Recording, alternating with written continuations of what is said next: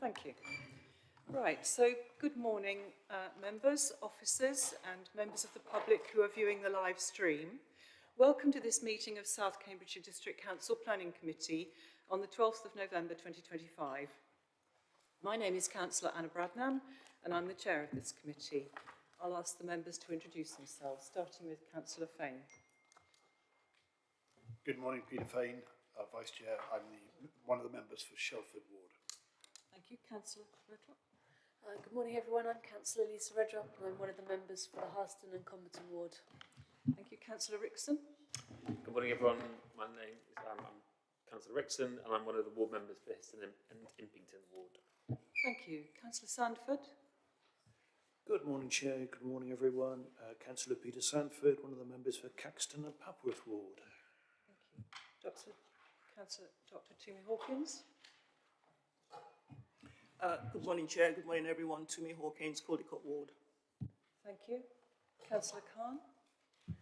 Good morning, everyone. I'm Councillor Ariel Khan. I'm one of the members for Harston and Comberton Ward.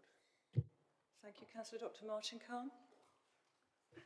Councillor Martin Khan, one of the members for Histon and Impington Ward. Thank you. Sorry, Councillor Eileen Wilson. Good morning, Councillor Eileen Wilson, one of the members for Cottenham Ward. Thank you. And Councillor Dr. Richard Williams. Good morning, Chair. Richard Williams, represent the Whittlesford Ward. Thank you. And Councillor Heather Williams. Thank you for the doctorate, but it wouldn't have been well earned. Good morning, members. Morning, everybody. Heather Williams, and I represent the Mordens Ward. Thank you. And I'm going to go through our officers from the far end. So, firstly, Councillor Philippa. Good morning, everyone. I'm Philippa Kelly. I'm the delivery manager for the Strategic Sites team at the Greater Cambridgeshire Planning Service. Thank you. We have some case officers who will introduce themselves at the time they're looking at the application. Our legal advisor.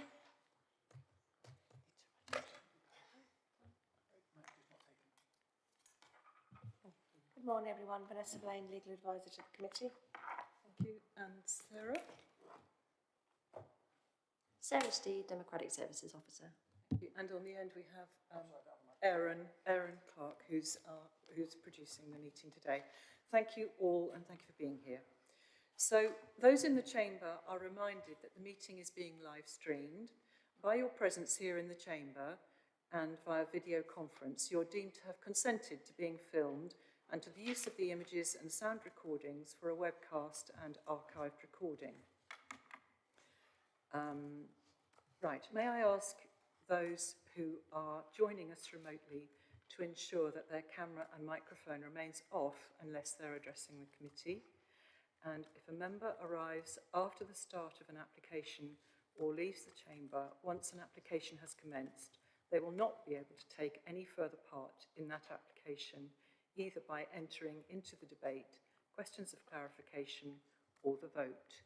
And I will just say here that later on in the meeting,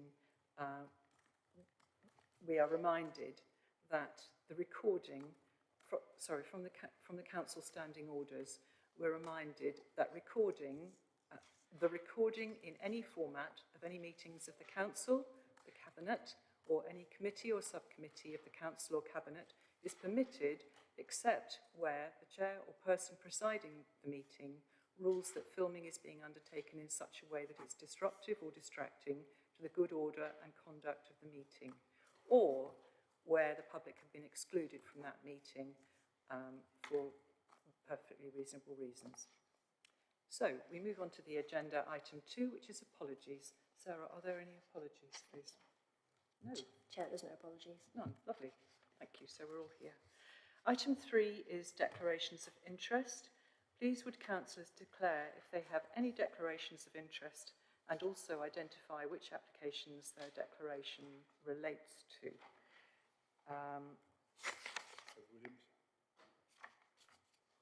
Thank you. Councillor Heather Williams. Thank you, Chair. I'm going to declare an interest in relation to all of the pre-app briefings that are proposed to be given today. As I just expressed to members, I do not agree that pre-app developer-led presentations should be at this committee. We are a planning committee to determine an application, Local members and parishes, of course, should be involved in the development of the application, but not planning committee. It puts us all as pre-exposed. And as the response, when I raised concerns of it earlier, was if you don't like it, you can leave and get out, is exactly what I'm going to do, Chair. Fine, okay, thank you very much. Can I just remind members that pre-application developer briefings give us a useful opportunity to express interests to or concerns to the developers who can then take them into account. But if you wish to leave, that's perfectly fine. I think that's what I was instructed to do, Chair. Not by me. Thank you. Okay, so agenda item 4 is the minutes of the previous meetings. So we have minutes of the meetings held on the 10th of September 2025 and the 8th of October 2025, and these have been submitted to the meeting for approval. If there are any matters of accuracy, please could members raise them now, otherwise the minutes will be approved as a correct record. So do members have any? Thank you, Councillor Sandford. Can you just tell me which set of minutes you're referring to? It's the minutes for the 8th of October, page 20 in our pack, roughly halfway down the page. Apparently someone called Peter Sanders voted. So please correct my name. Sorry, page 8 in our pack. No, it's 8th of October. Yes, minutes. what page? Page 20. Page 20. Okay, sorry, I was looking at the minutes. Okay, where are we, Peter? 2/3 of the way down the page, just above the heading that says compliance report, the names of the members who voted. I think Sarah's already spotted the error. Oh, it's spelt your name incorrectly. It says Sanders instead of Sandford. Okay. Indeed, thank you. Thank you very much. Was there anything else that members wish to raise? Okay, so I'm going to take that as that the 8th of October minutes are okay. Councillor Khan? I will abstain on the September meeting. Okay, so I'm going to sign off the minutes for the 8th. Oh, Councillor Wilson? Thank you. I will abstain on the 8th of October minutes because I wasn't there for that one either. Okay, I'll let Sarah note that. Okay, thank you.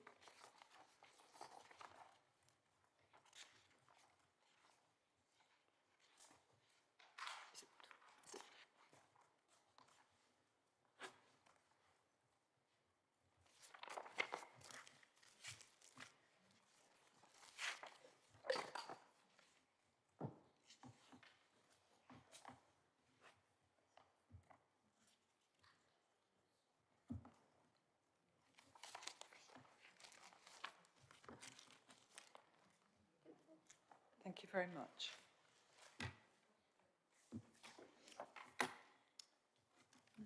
Right, can I just clarify that you've received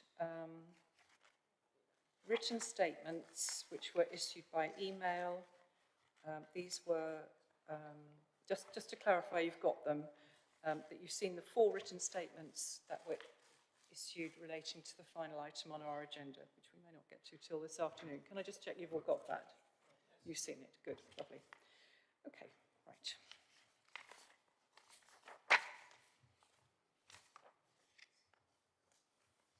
So, we have 3 pre-application developer briefings this morning, and the format for the consideration of pre-application developer briefings is as follows. The developers are invited to present their proposals for up to 20 minutes. Then members of the committee are invited to ask questions or seek clarification on the developer's presentation, but are respectfully reminded that they should not express any opinions on the presentation or proposals which might suggest or imply a closed mind. And I'm going to be circumspect about the amount of time we allow for these. So the first one we're looking at is agenda item 5, which is land southwest of the A14, Boxworth, Cambridge.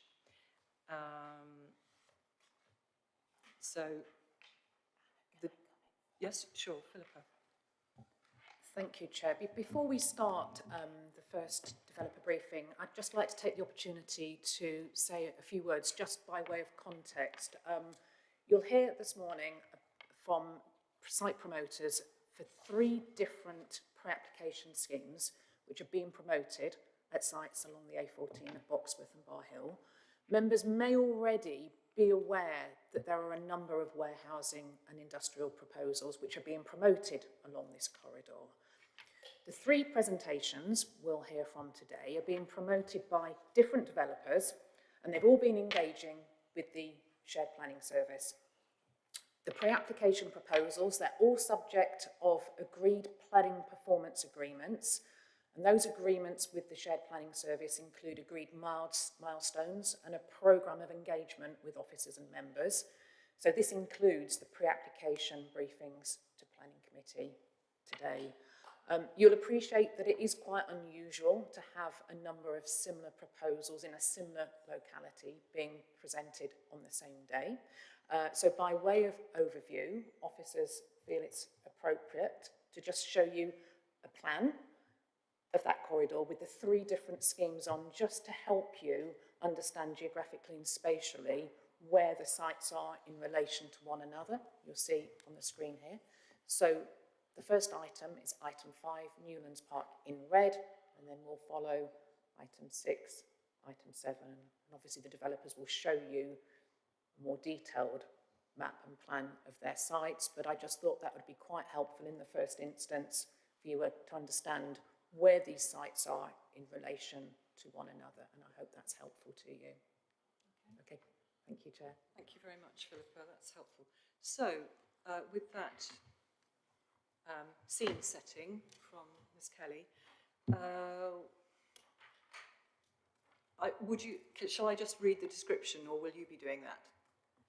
I'll read the description, you're hesitating. So the description of the proposed development is outline planning application with all matters reserved aside from access for up to 150,000 square metres of storage and distribution floor space, use class B8, and an employee amenity hub, the proposed development, with access arrangements provided in detail, a new electricity substation, foul water treatment facility, country park and associated landscaping, amenity space and associated works and infrastructure.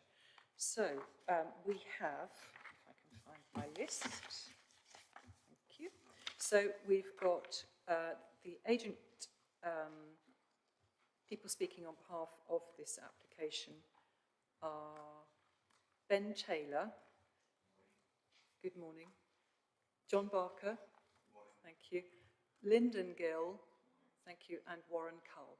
Thank you very much. So, gentlemen, you have 20 minutes from now, which takes us 10:14, so that will take us to 10:34-ish. Thank you very much. Do go ahead. Good morning, Chair and committee members. Thank you ever so much for the opportunity to present to you this morning. I'm John Barker. I'm the Senior Development Director at Newlands. We have a presentation to give, which hopefully you can all see on the screen. So without further ado, we'll press through that. Just very briefly, who are Newlands? Newlands, we're a specialist industrial logistics developer. We've been operating across the UK for many decades. We've delivered up to about 30 million square feet of development over the last 20 years, a number of those schemes being in the Midlands and East Midlands. An important point to note is we are a long-term stewardship owner of these assets. We are not a land promoter, so it will be us that put the infrastructure in, deliver the buildings, and retain these as income-producing assets. So we therefore have a vested interest in ensuring that these developments are not just fit for purpose today, but for many years into the future. Like most developers, we take our responsibility towards environmental, social and governance very seriously, and hopefully through this presentation you'll see some of the initiatives we're looking to adopt across these proposals in that regard. These are just some of the projects we've been involved with over the last few years within that sort of Oxford-Cambridge arc. I won't dwell on those for the purpose of this morning and time. Good morning all. We see the logistics sector as critical national infrastructure. From the parcels we expect on the same day or next day, to the vital components that are delivered to manufacturers, to the rollout of vaccines across the country, or to the holiday photos, cloud storage, or the streaming of Teams photos. It pretty much underpins everything we do in modern life. So it's ubiquitous, and the diagram just shows all of the linkages associated with our sector. What does that look like in terms of figures? Well, some of these are just from a BPF report that was published a few years ago. 3.8 million people employed in INL, that's Industrial and Logistics in England. We're anticipating 29% productivity increase between now and 2039. It is a contributor to the economy of about 14%. That equates to 232 billion of GVA. And as you can see from the chart on the bottom left-hand side, over a decade, it's outperformed all of the sectors in terms of job growth, and importantly, is a highly resilient sector, particularly through the recessionary periods, and was one of the only sectors that was employing people through the recent COVID issues. So as the sector evolves and becomes, there's more robotics, automation, what we're seeing is we're seeing a plethora of more opportunities, different types of professions coming into the mix, which sort of overcomes those misconceptions of what this sector was like historically 20 years ago. So we're seeing lots of different entry paths. So you could be someone who comes out of education with little or no qualifications and carve out a career. We see that around about 2/3 of managers in the logistics sector don't have a university degree. But equally, we're seeing that a lot of university courses are evolving to take account of this sector. So you can go into IT, engineering, and the highly technological nature of the sector. So what does that mean from a local perspective? Well, your evidence base has calculated that there's a need for 317,000 square metres. We have done our own number crunching. We actually think that there is probably about another 100,000 square metres to add on top of that over the forthcoming plan period. There are a number of market indicators that suggest that this particular locality is supply constrained. So typically from an industry perspective, we see a healthy market typically has an 8% vacancy rate, where typically it's in balance, but there's a bit of contingency for expansion of businesses. It's currently around about 5%, and has been in Greater Cambridge for a prolonged period of time. So set against that is a significant amount of unsatisfied demand. So 13.3 million square foot is what our market agent's telling is floating around there unsatisfied. But when you look at the stock on the ground, there are no options available in terms of units over 100,000 square foot, which is driving the economy forward. So we're seeing this huge amount of demand, not a lot of supply. So through sites such as ourselves, we can see there's a lot of investment and growth potential that can be harnessed by providing the supply and capturing all of the good stuff that comes along with these developments.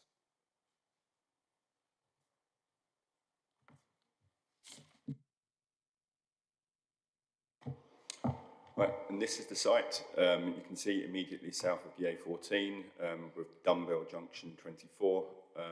You can see in the northeast corner the area of the National Highways compound area, which is still an area of hard standing associated with that, and the planting which runs along the north of that, adjacent to the junction, with Cambridge Services just beyond, Buckingway Business Park to the north as well. It's representing an established location to some extent already from a logistics and industrial perspective. It's important to note as well that this is a site which is in single ownership and therefore can be delivered accordingly by the developer. Next slide. Key for this and logistics is whether or not you can create free and accessible movement for freight. We believe this site is extremely well located for that. It's just sufficiently far enough removed from the urban areas to avoid what we believe is the worst areas of congestion. And the key is being when you've got large HGVs and large vehicles accessing the network, you want to be able to get them onto the strategic network as soon as possible so that they do not conflict with residential areas. They don't necessarily get caught up in the wider traffic of the area. And we think this site is particularly well located for that, just as I say, sufficiently far away from the urban area of Cambridge. One of the key things about it as well is its proximity to areas of significant growth, particularly Cambourne, And in terms of Northstowe, you've got in the regions, as I've highlighted there, about 30,000 new homes associated with coming forward in this area. And whilst not every job, obviously, within Greater Cambridge is going to be within life science, there are a large number of jobs as well which are already associated with the sectors of retail, manufacturing. Many of those are at this moment in time declining or being pushed out of Cambridge, and this represents an opportunity to provide and capture a number of those jobs. So this timeline just sets out some of the officer and political engagement that we've had on this site dating back to 2019. I won't go through each of these points individually, but the point I really want to make is that the proposals you see before you have already gone through a lot of design evolution over this time, and we can touch on that in a bit more detail. In terms of more recently this year, we've obviously been engaging with Boxworth and Swavesey Parish Councils. We've had some meetings with the Mayor and the IDB, and more recently we've been meeting with the local MP. In terms of community engagement, it's something that we take very seriously, and it's something that we felt was really important to start that process as soon as possible with our proposals. So we held public exhibitions at Boxworth, at Bar Hill and Swavesey throughout the month of July, and a lot of the changes that we've made, most recent changes to our proposals, really encapsulate some of the comments and observations that we had back through those exhibition events. So before you, this is the current illustrative master plan of how we think the scheme could look. And there are some important points that I really want to pull out of this. So one of the key aspects of discussions with Boxworth Parish Council in particular was over road congestion. And what we wanted to ensure is that our proposals do not exacerbate an already existing problem. And as a direct consequence of that, we have now relocated our access into the site coming off the southern dumbbell. And this has the benefit of not increasing traffic flows through the MSA service roundabout, which we know is a problem, and also in terms of the eastern arm of the southern dumbbell. We've already had initial meetings with National Highways and Cambridgeshire County Council, and they are in principle very supportive of these changes that we've made to our application. We are therefore no longer looking at any form of access from the Boxworth Road, which we think is really important. The second change that we've made is with regards to HGVs. Again, something that came out through the public consultation events was concern from residents in terms of HGV parking. So we're now incorporating within our proposals, in addition to the more than ample HGV parking spaces that will be dedicated to each individual unit, we will have a third-party area. It's not particularly clear on the quality, I'm afraid, but which is down here on the north and eastern side of our proposals, which we think, again, is something that will be very well received by local residents in terms of getting those HGVs off side roads, etc. In terms of our proposals themselves, as you can see from this drawing, we are proposing a significant amount of land to green and blue infrastructure. We are proposing a substantial country park, which you can see to the south of the site, and there will be very sufficient road and cycle and footpath connectivity across the site, which will feed into some of the already established links nearby. The final thing to mention really from this plan, and it was alluded to in the description of development, we are proposing there to be a community hub as part of these proposals, and that is something that we see will benefit not just the occupiers on site, but also something that can be used for the wider benefit of the local community. And we've had successes doing this elsewhere on other projects. Again, just another plan sort of illustrating some of those changes we've made from a highways perspective. So just picking up on some of the other changes that we've made, we've referred to the HGV parking. Another key thing and theme that really came out of the consultation was around flood flood resilience, flooding issues in the area. So we've engaged positively with the IDB, and we're very comfortable, and they seem to be very comfortable with some of the processes and things that we're adopting across our site in terms of, again, not exacerbating problems that are identified locally. One of the other points is that, as you'll have seen from the previous drawing, is that we are aware there are some challenges and issues here with landscaping following the rerouting of the A14. And our proposals will enable some of that planting that perhaps hasn't been established as much as it should have been to really be brought forward. Talked about the active travel. Probably a slightly more minor change is that we have changed the name of our scheme. There was a lot of resistance locally to the use of Boxworth Gateway, so we have rebranded. And again, I think a really key point, just going back to this access, is that it's clear, particularly from the residents in Boxworth, of their concerns around traffic. So by the changes we've made, it's clearly going to provide a betterment for them in terms of getting in and out of Boxworth. Thank you. Picking up the point before about the location with regard to HGVs, the site is also extremely well located to be able to tap into the growth of where residential populations are going to be, and to provide direct links by sustainable and active travel to those existing and emerging residential areas. Next slide, please. This slide highlights where the particular areas of growth are. Those two most directly located to the site being to the north of Camborne, where the East-West Rail proposal is coming forward, and North Stowe and the other residential areas which are being developed out along the A14 and the A428 linking up to Huntingdon. The strategic location of this allows a number of people to be able to get to this site, and what we want to be able to do is, through a piece of work which has been undertaken by agents to identify where our pool of workers will come from, we would look to do specific interventions through shuttle buses or direct improvements to public transport that would link up to, for example, Camborne Railway Station, to the park and ride facilities and to the guided busway locations to ensure that we can enhance accessibility by public transport. But not only that, the site is well connected onto the existing cycle routes. And one of the key interventions that came out of the discussions with the Boxworth residents was the opportunity to provide a new dedicated cycle or pedestrian route into Boxworth, which has to date not been funded despite being planned for.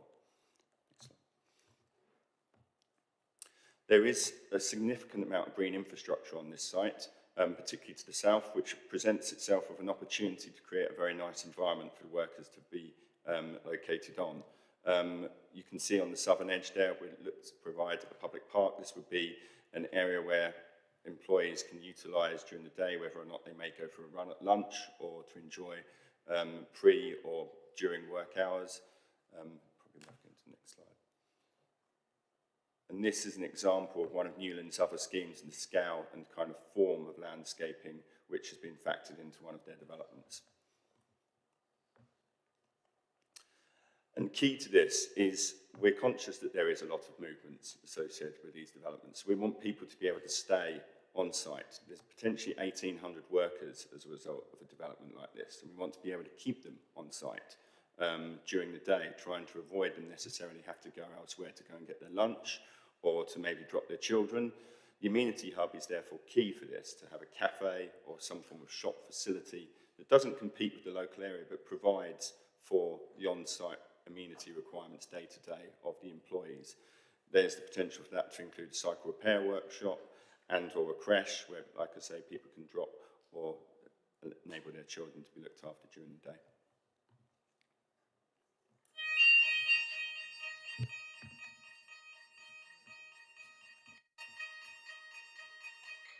Sorry, members, this is normal. This is the fire test. Just the lights continue to flash for a bit, but everything's fine. Thank you. Yeah, as John mentioned on one of the earlier slides, we do take ESG very seriously. We published our sustainability and ESG strategy a couple of years back, and this slide is just to show that we are pushing the boundaries, way above policy to ensure that this development has the green credentials and sustainability characteristics such as 25% B&G as a minimum, looking at BREEAM excellent as a minimum, and a number of other things that are built into our base build specification to ensure it's market-leading, very highly sustainable development. And the social value aspects, we understand as developers that it's not a one-size-fits-all in terms of social value. We like to engage partners in the local area. We'll be doing some social value workshops in the new year. What we want to do is understand what the local issues are and tailor our strategy around that. And we're committed as a business to having employment and skills plans, both as part of the construction stage, but also as part of the end user stage, so that those benefits do percolate to the local communities in which we embed. And then we just sought to capture that based on the 3 pillars in the MPPF: economic, social and environmental benefits that accrue from this important development. So you'll see, significant amount of full-time jobs that are created, business rates, employment floor space, supply chain benefits. We've talked about the HGV parking, social value gateway. We want to engage with those people who may be marginalised from redevelopment in the city, where life sciences and other uses are pushing out those more traditional uses. Where do those people then gain employment, and how can we help them through their career paths? And as I mentioned, environmental principles that we're instilling in the development. You have 2 minutes left if you have anything further to say. So I think we're done there, so we're ready for some questions. Thank you. Lovely, thank you very much for keeping it within time. So, members, can I just remind you that we're encouraged to ask questions or seek clarification from the developer's presentation, but I respectfully remind you and me that we should not express any opinions on the presentation or proposals which might suggest or imply a closed mind. And I'm going to allow a further 20 minutes for this. Thank you. So, yes, Councillor Khan and then Councillor Wilson. Martin Khan, do go ahead. Simply, I just wanted you talk about it being close to Camborne as being an attraction to the site, but the road, how would you envisage, what sort of traffic would you envisage coming from Camborne to the site, and what route would you envision them taking? Well, I'll hold my hands up and confess that I'm not a transport consultant, but we would envisage quite significant numbers coming from Camborne. We're talking about 1,800 to 2,000 employees in this location, and that will likely be spread across a significant part of what we would call Greater Cambridge. We envisage the vast majority of employees would come from those areas. There might be some from outside towards Peterborough, etc., and towards St Neots. But the intention would be to, like I said, there's a piece of work which we have undertaken to inform the development as to where we believe people will come from. And that is a piece of work which is still evolving at the moment, and we want to identify specifically where the larger numbers of people will come from. The initial work that we've undertaken that identifies that is Camborne, North Stowe, the edges of Cambridge, and along the A14 towards Peterborough. And we would want to provide direct interventions, be that shuttle buses or enhancements to local public transport that facilitate those people getting to and from the site. So you view it in terms of people coming to the site to work rather than distribution from the site to logistics distribution? Yes, that would be in terms of linking people to work to the site. In terms of logistics distribution, that's why the location of the A14 is so key, because it's a direct link out to the ports of Felixstowe and Harwich and out to the Midlands. Yes, thank you. But you're not talking about logistics from the site to Camborne? No. Okay. So while we're talking about transport, I'm going to ask you a question. Other questions, I have the list. Can you just confirm that you have thought about, you mentioned in your presentation about your HGVs not going through Boxworth, but on the plan you showed a route towards the Camborne new railway station. Can I just ask that you can establish a route that would not go through Boxworth? Yeah, I mean, I think the plan that you're referring to, Chair, is showing the connectivity between the employees that we anticipate working on site and getting to site. We don't foresee any scenario where HGVs are going to be using any routes other than the A14 as the access to and from site.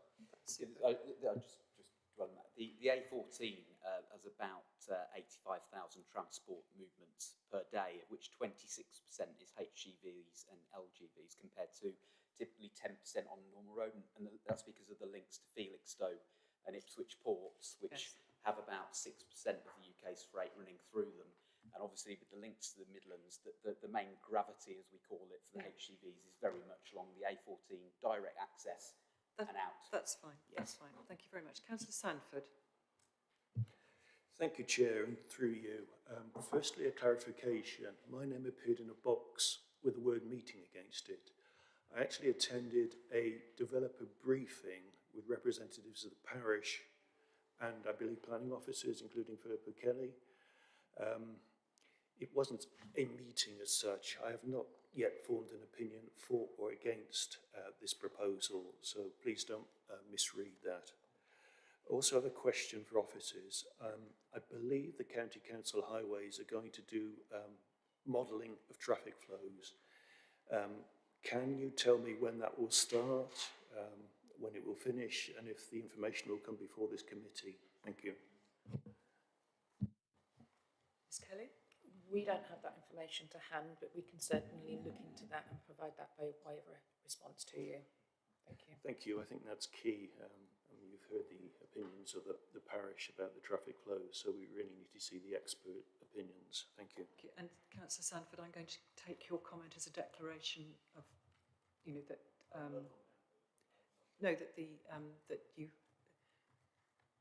that you are unencumbered for any further consideration. Yes, thank you.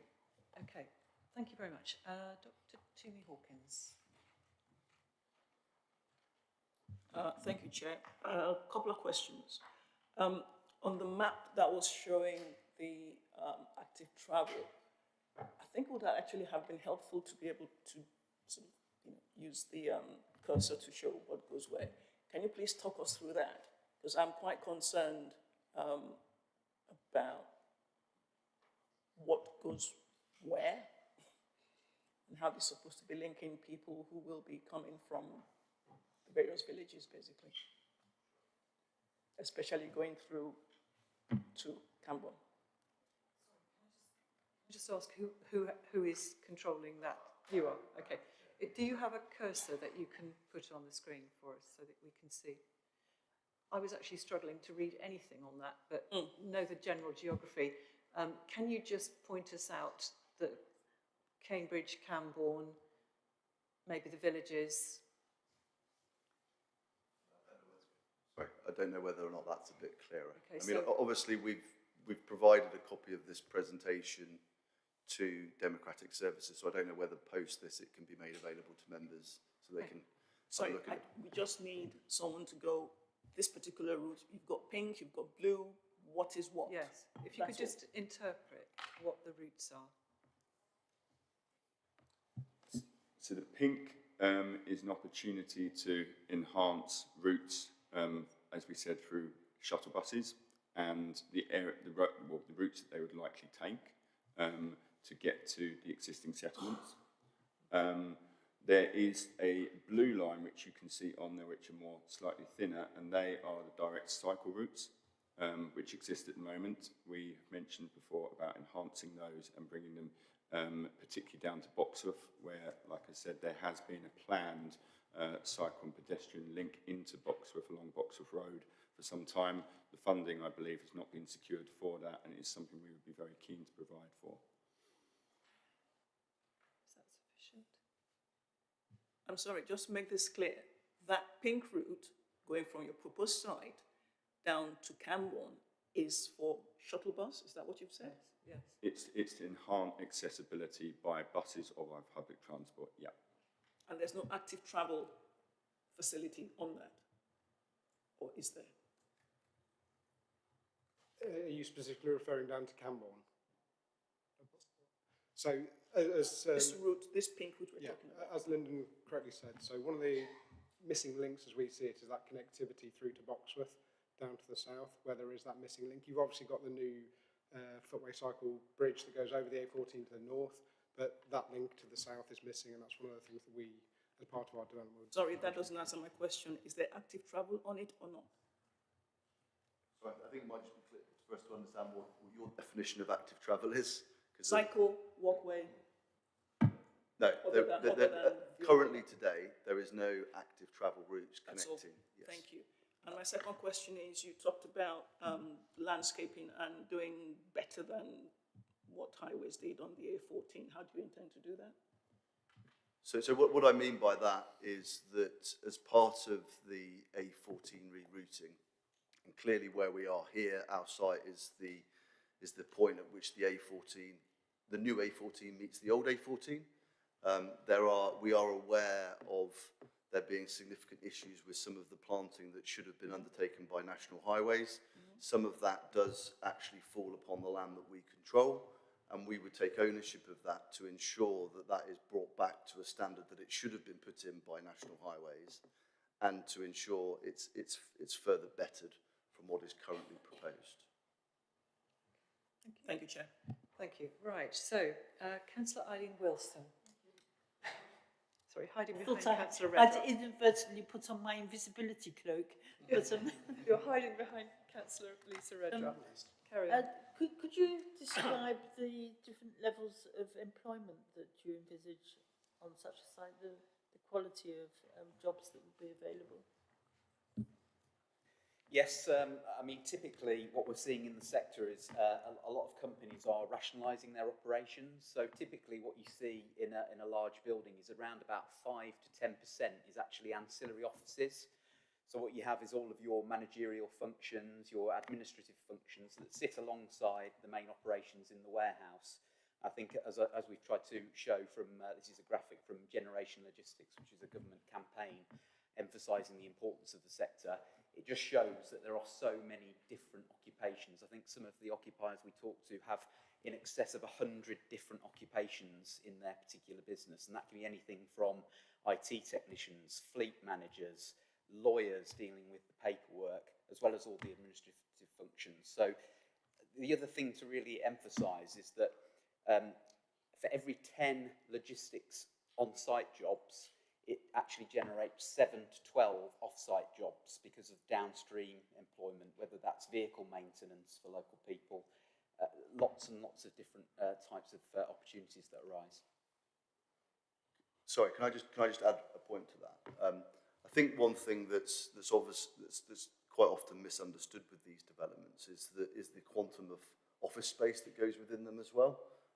So, typically for a scheme of this sort of size, you would expect the office content to be somewhere between 5 to 10%. So we're talking, sort of circa 100,000 square feet of dedicated office space within the buildings. And that's driven really by the fact that the way that businesses operate now have changed. So typically, 10 years ago, a business might have 3 separate sites, one for the offices, one for manufacturing, one for logistics, or whatever it may be. Now what you're seeing is that those operations are all being co-located under one building and one roof, and therefore there's a substantial amount more of office space and the sort of job functions that come within these buildings, and that's why we're seeing the level of employment being created. And to give you an example, one of the slides I put up on previously is a scheme that one of our most successful schemes at Peterborough. Whoever's phone, could they turn their phone off to silent, please? Thank you. Sorry, thank you. Do carry on. That's okay. You've got just a couple of minutes left. One of our most successful schemes of late is up at Peterborough, where we delivered 4.5 million square feet of development. But as part of that scheme, it's created 4,500 full-time jobs on site. So that really gives you a sense of the amount and opportunity and wide-ranging jobs that these developments create. Thank you. Yes, could. So would there be a place, do you envisage any sort of upskilling or apprenticeships arising out of this sort of development? Yeah, absolutely. We work with a partner called Fusion 21 who deal with all of our employment and skills plans, all the upskilling. So effectively what we look at is quotas for that sort of thing. So we look at work experience placements, visits for schools, we go into schools, and we've had some really good outcomes recently whereby the benchmarks that we've been set, we've actually gone way beyond that in Northamptonshire. We're actually working with University of Northampton running a career module for their students on the supply chain course. We've got a partnership with Bedford College, and we'll be looking to roll that out in Cambridgeshire as well. So we've got some really good outcomes there, and people who have been taken on from our contractors as well, and they've carved out a career in the construction industry off the back of our projects. Okay, thank you very much. Councillor Fane. Thank you, Chair. I just wanted to follow up what you said about sustainability, in particular in relation to energy use and indeed energy generation on the site.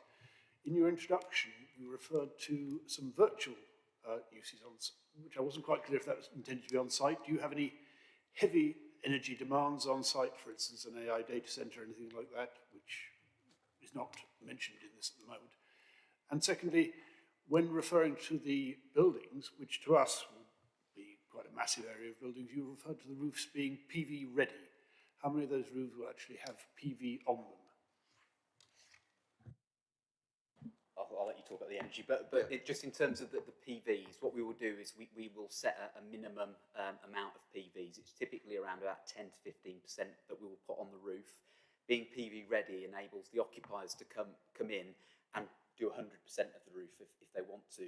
The issue that we have as an industry is when you generate the energy, it's where you store it, and the cost of actually exporting that back into the grid, the infrastructure just isn't there to do that, and it runs into millions and tens of millions of pounds to do that. Should I just answer the question around power, and data? So I think just to be clarified, we're not proposing data centres here. That was really just an example of the types of businesses that can go into these facilities. In terms of power usage on site, this is to be a logistics scheme. We've secured a point of connection for the power, which we think is more than adequate for what the occupiers will need. And clearly, as Ben's alluded to, green power generation is something that we take very seriously, but it's also something that occupiers take very seriously. So whilst there's always going to need to be, for the time being, until the technology is there, a connection to the grid, a lot of power can be generated, particularly from the roof spaces of these sorts of developments. And we are seeing that now across our schemes. Great. And the other end of things, which is you've mentioned in your description that you'll have not only an electricity substation but foul water treatment. And I know this is. I'd just like to ask, what provision will you be making for foul water treatment before, presumably, you will be sending that to the Uttons Drove treatment works? So we're currently in the process of fully exploring this in more detail at the actual technical side of things, but we have done this elsewhere. We have on-site treatment works for our developments. Because of the nature of the works for being a logistics scheme, and we know some of the challenges around the area from a foul water treatment perspective, we've taken the view on this site to actually treat the foul water on site to agreed discharge levels that we'd agree with the EA as part of that permitting process. We've had initial discussions with the IDB about that as well.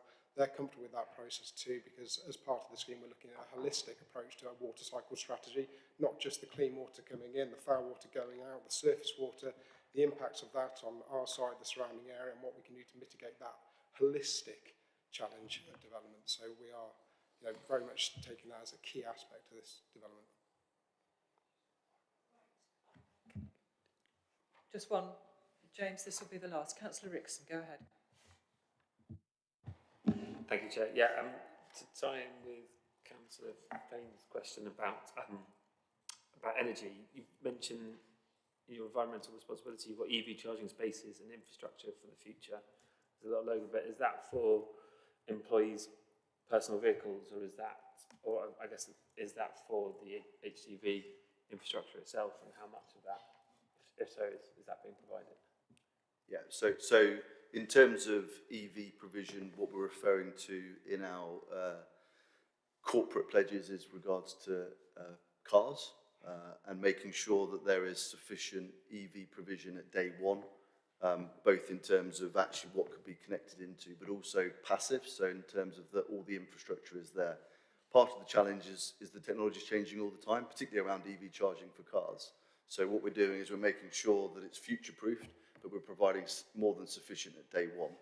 With regards to your question around HGVs, and there's obviously been a lot of discussion over many years in terms of whether you're going to see fleets of HGVs be converted to electric. I think there are only really a small example of businesses that are doing that. I think alternative fuel sources are probably more likely to be a sustainable way of doing that. But there will be more than ample power coming to site and be generated through our green initiatives to enable that to happen as and when occupiers want to do it. Thank you very much. Gentlemen, you've answered our questions very helpfully, and I'd like to thank you for coming today. So I'll draw that to a close, and that was useful. And I hope from our questions you will understand the things that members are concerned about for our local area. So thank you very much indeed. Thank you, Chair. Shall we take just a couple of minutes break while we swap over? So can we just have 5 minutes break while we rearrange the people presenting to us? Thank you very much.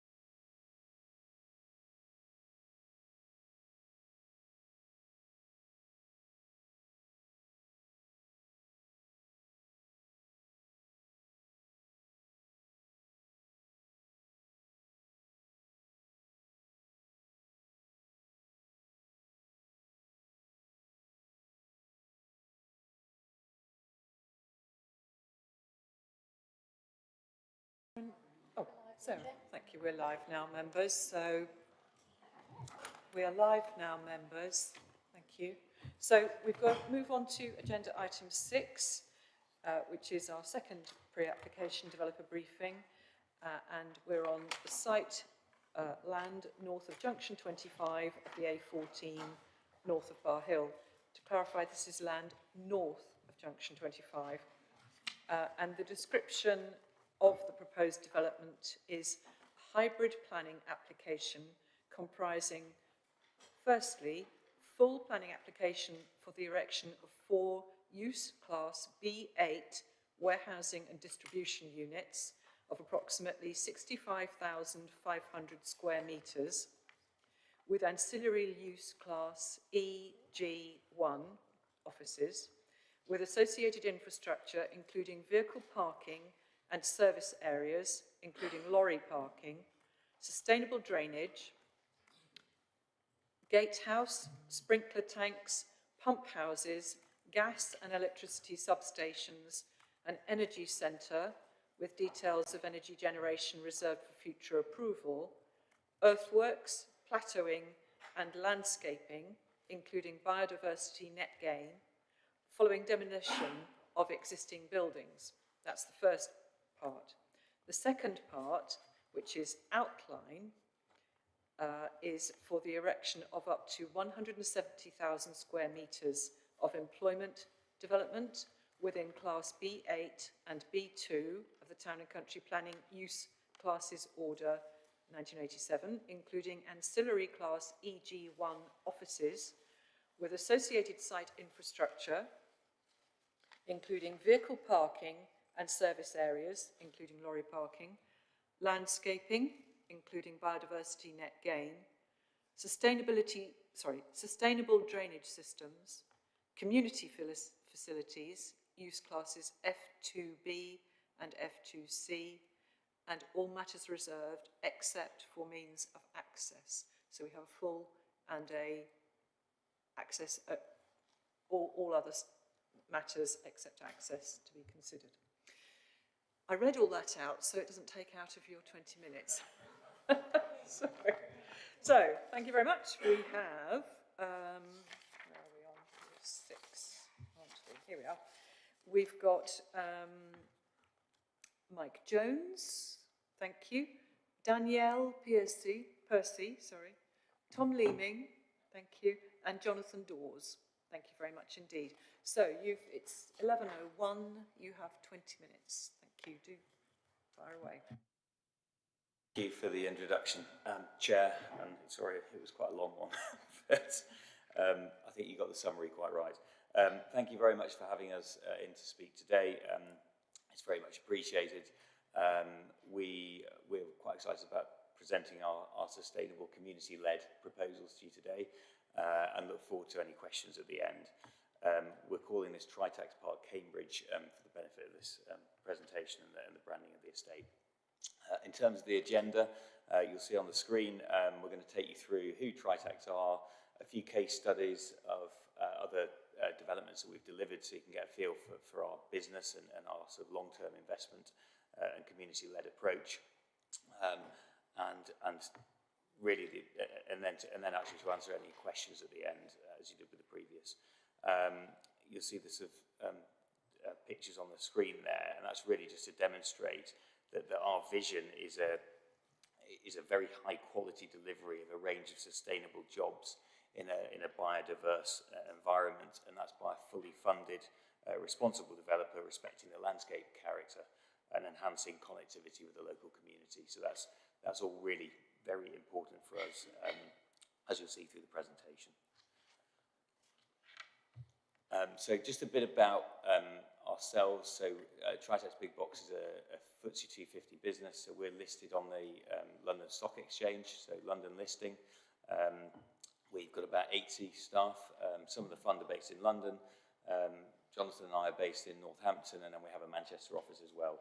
And we effectively promote employment land throughout the UK, and the development own over 100 of these sort of parks and warehouses and advanced manufacturing facilities around the UK. with about 42 million square feet of these across the UK. So yeah, a very large number and a very experienced business. We pride ourselves on long-term ownership of these assets, which feeds into the community-led development aspect of the developments. You know, we'll come on to things such as the Community Benefit Fund, which we generate, which effectively puts money into the local communities for charities, play areas, etc., which I'll come on to later on. And we want to have a positive impact. We want to integrate and be part of the community and have a very positive impact on the towns and villages and the companies and the people that work in these parks. I think there's also just worth mentioning that we've got various charitable initiatives. So we have Charities of the Year. So currently our charity is Mind. We've sponsored a chap to row the Atlantic, which is a slightly mad thing to do in our view, but anyway, he did that for Mind, and you know, we encourage our parks to get involved with fundraising for those as well. We also have a 5-year plan as a fund with a social impact plan, which is effectively trying to have a positive impact on over 250,000 young people over a 5-year period through things like school readers and going into schools to read and encourage children to read as well. We recognise the importance of creating a really high quality environment to, you know, with trim trails and outdoor gyms and amenity facilities and games areas, etc., as well as the design of the buildings that will come on to create a place. You know, we recognise that the businesses that occupy, our clients that occupy these buildings, want to recruit and retain the very highest quality staff. So very important that the environment and the buildings respect that. I'm going to talk now about a couple of case studies. The first one is a case study about Siemens Healthineers at Tritex Park, Oxford. Sorry, probably a dirty word here, the O word, but I won't mention it again. We engaged with Siemens back in 2020, and they were looking in the wider area for an MRI scanner magnet production and R&D facility. So we work with them, with central government, with local government, and with the community around the area of the park to promote that use and this building through planning. We've actually just delivered that to Siemens, so it's 370,000 square feet. There's 100,000 square feet of offices and R&D on the front end of that building, and again, that is, you know, that will be employing cryogen experts, physicists, finance teams, marketing teams, highly qualified production staff, etc. And they'll make about 3,000 to 4,000 MRI scanner magnets from that facility, which is why it's a long building, because it effectively moves through the production process. The magnet pops out the other end, and they're transported to Germany by road, and then put in the MRI machine, and then exported globally. So it's a really, really important homegrown industry, if you will, for the UK. They chose us because of our, one, we're internally funded. We don't need to go out for external funding.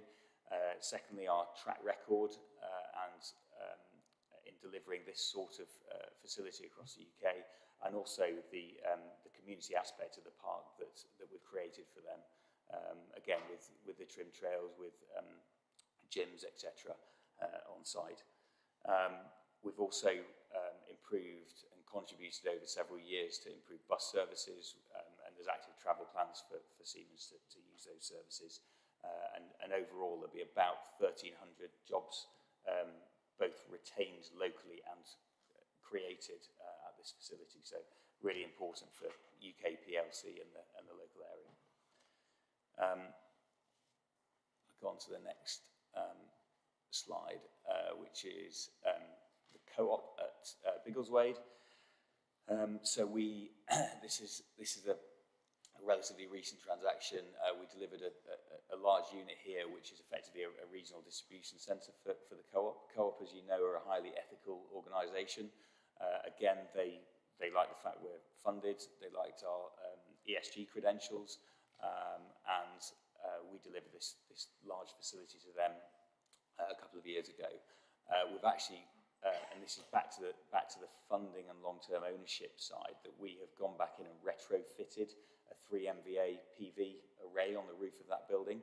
And what's really exciting about the Biggleswade site is that due to the constraints of the grid, we've actually invested over the last probably 7 or 8 years in what we call energy centres with a specialist company. So we've got an energy centre on site, and that effectively is a very clever box of tricks that mix sustainable power coming in from the grid along with PV from the roofs. There are battery storage facilities in there, and then if all else fails, there's some backup generation as well on site. But it's, you know, there's a colossal investment in time, energy, and money from us. But we now roll that out onto all of our sites. So you'll see in our site plans that is developing here at Cambridge. The other thing, just to mention, is that through the Community Benefit Fund that we've developed, we've supported the Kitelands project, which is a new playground for local children. And so we've already contributed about £60,000 to the first phase of that, and there's another £80,000 to go with the latest phase of development. And I think it's worth saying as well that Biggleswade Town Council we engage closely with, and actually I was there last night presenting to them, and they actually spoke in support of our latest application there, because we are at one with the community, and we're a large investor with them, both socially and in monetary terms. Danny?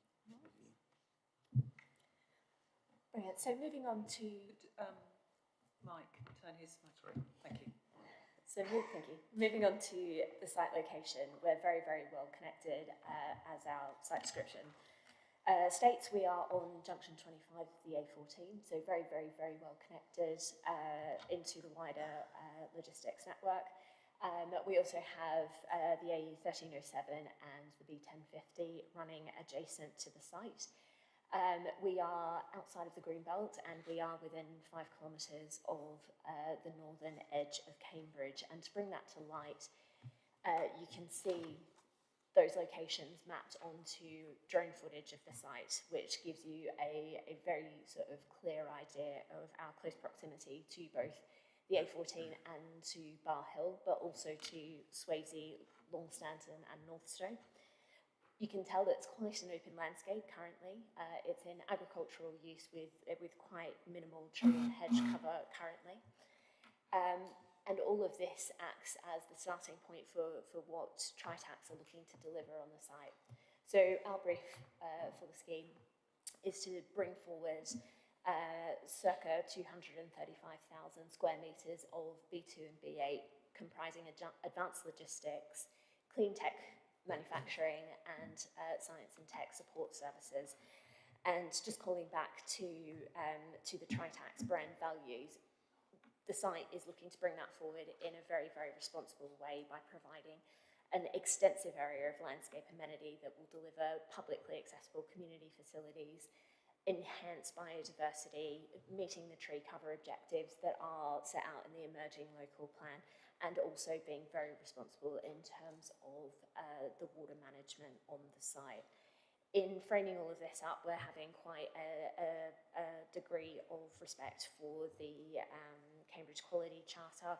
Tritax are very keen, as you've heard today, to create a place with purpose, and that's very much our brief in bringing this site forward. So the site itself, as you will have seen on that drone image, is in quite an open landscape, and so we have landscape and historic views that we are taking into consideration and are very, very well aware of. Preliminary investigations show an area of archaeological interest, which we think is a massive opportunity. We can safeguard that and bring that forward as part of community interpretation and the community facilities that Tritax will be providing to the local community. That interpretation space will also be accompanied by community space. The exact form of what that is at the moment is something that we are testing through our ongoing consultation. Preliminarily, at minimum, we're looking at some sort of pavilion building, sports facilities, so make sure that we're inviting the community in and they know that that park is there for them to be used. We have public rights of way located within the wider landscape, but none within the site itself. There are excellent onward active travel links that we will touch on. But the other main thing to draw attention to is the fact that we have a substantial opportunity to deliver benefits in terms of flood risk and ecology on the site. So what you can see here is the existing active travel network. We have some very good committed and funded routes linking Bar Hill and Longstanton and Northstowe, which the site does benefit from, and there is then the potential as well that we may deliver further improvements alongside this. Moving on to vehicular access, you've heard a lot today about the wider network itself, but in terms of the site itself, we're looking for something that's very straightforward, with access off the B1050 and emergency access only off of the 1307. There would also be sustainable walking routes that would link the entire site as well, so it could become part of a recreational cycle and walking route in itself. In terms of that access from the B1050, our preliminary designs are trying to link together the desire to really enhance biodiversity, ecology, and create a very, very strong landscape setting for the scheme, which you can see here alongside the signalised junction, that will be created on the 1050 itself.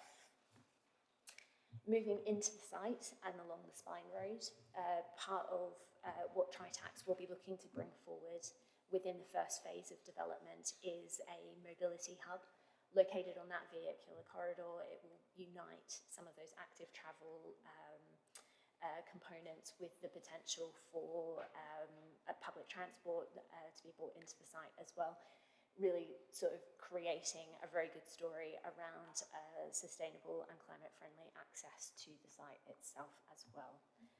So moving on to nature and community benefit, we have a very large component of green space as part of what we're bringing forward. It's approximately 40% of the site, which gives us a significant opportunity to deliver enhanced biodiversity net gain. At the moment, we're targeting a minimum of 25% uplift, and also to provide some pretty significant water management benefits on the site itself. That green landscape will also host community spaces. There'll be the potential to create areas that are active, that will allow us to create, through the scheme itself, a workplace where community and nature sit side by side, and both are valued and are able to work together with a lot of things that you've heard us touch on already, but some additional elements of community benefit that we're looking to achieve include things like park runs, those community and sport facilities that we've already touched on, and amenity space for both workers and the community alike.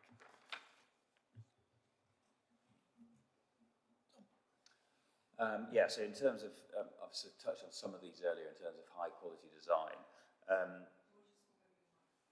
Sorry, I keep forgetting that.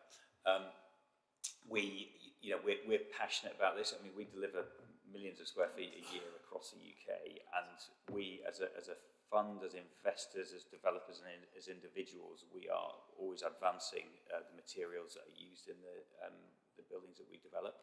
I mean, one thing, just to give you an idea, is we're undertaking a concrete trial down at Biggleswade at the moment, down the road, to look at different types of concrete and their embedded carbon, to see how they wear versus standard concretes to try and reduce the carbon. So it's quite, it's all quite advanced engineering, but we are investing in that now to better the product. The other thing I've mentioned is creating a space, which Dan has sort of touched on sort of externally within the park, but actually within the building. These are effectively HQ office R&D buildings with production or manufacturing or storage facilities attached.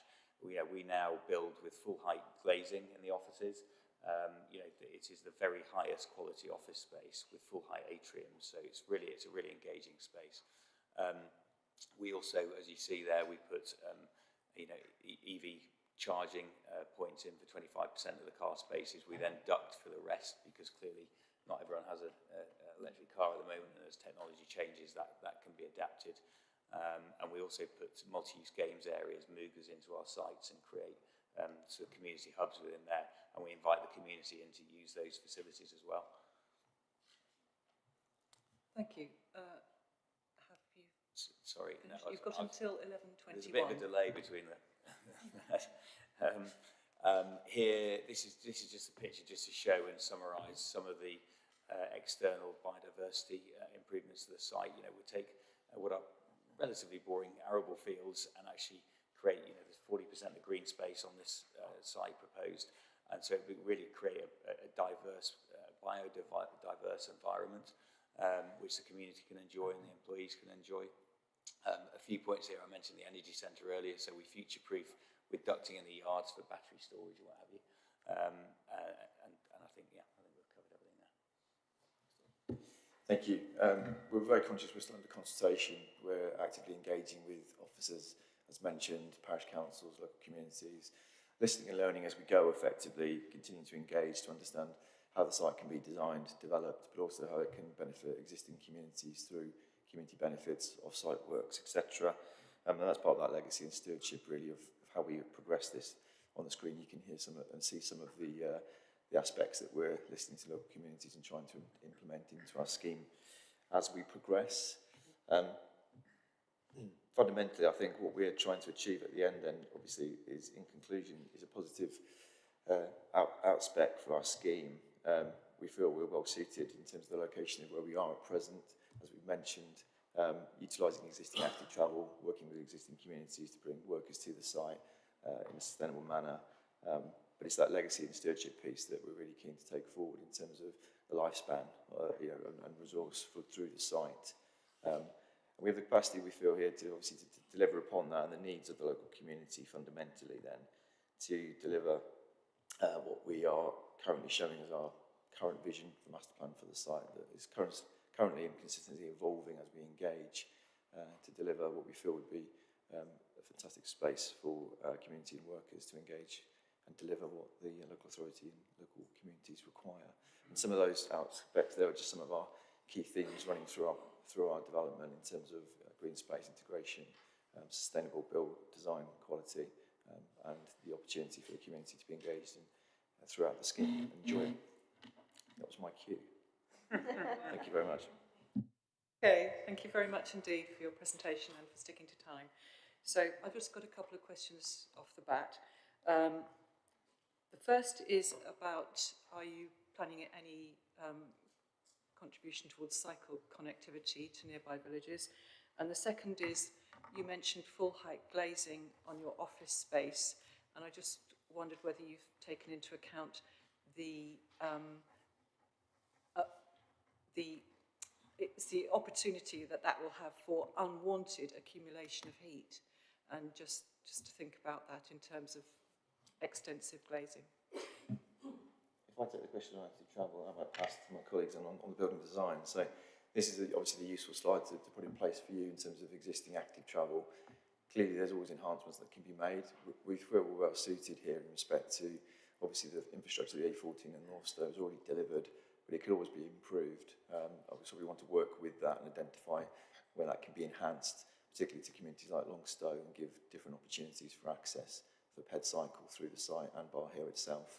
But we are blessed with that. But we do realise we have to evolve with the continuing evolvement of development around us, as well as Northstowe grows as it delivers and it changes, and listening to those effects really and taking stock of that so that we can do the same with it. Tom? Just in terms of the full height glazing point, completely understand that. These buildings have to hit design standards, building regulations. We have brise-soleil on the exterior of the offices for any solar gain to be reduced and minimised. We only use Pilkington glass because it's the highest quality glass and it's slightly tinted as well to manage that solar gain. I think the other point is that we've undertaken extensive studies also in the sort of production warehouse storage areas as well. So we put 10% roof lights in to optimise the amount of light going into the space. It's amazing, you walk into an unlit space today and it's very, very bright, which is great. But it also optimises the amount of roof space allowed for our PV on the roof, because we get planning for 100% PV on the usable roof area. And it just enables us to maximise the amount of energy generated on site sustainably. Thank you very much. So again, members, remember, we're just asking questions of clarification. So, Councillor Dr. Toomey Hawkins. Thank you, Chair. I must say I didn't hear anything about community engagement until towards the end. Which communities have you engaged with, and when? And what sort of feedback have you had? And have you used any of that feedback in what you've presented to us today? Second question is to do with the access. Sorry, go back to the access. No, not that one. Keep going. Keep going. That one. That one. Right. Now, I know that road. Your access is kind of like halfway between the roundabout going to Bar Hill and the roundabout that goes off Long Stanton and then North Stowe.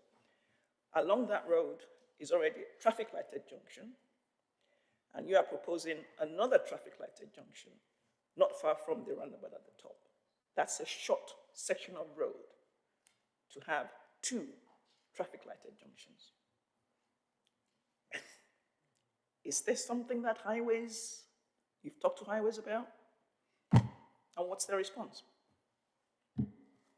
Thank you. If I can cover this the public engagement piece first, and then we'll come back to the access point. If Jonathan, you want to come in at that point. As I said, we're actively in consultation now. Fundamentally, we've had a parish roadshow where we've met all the local parish councils.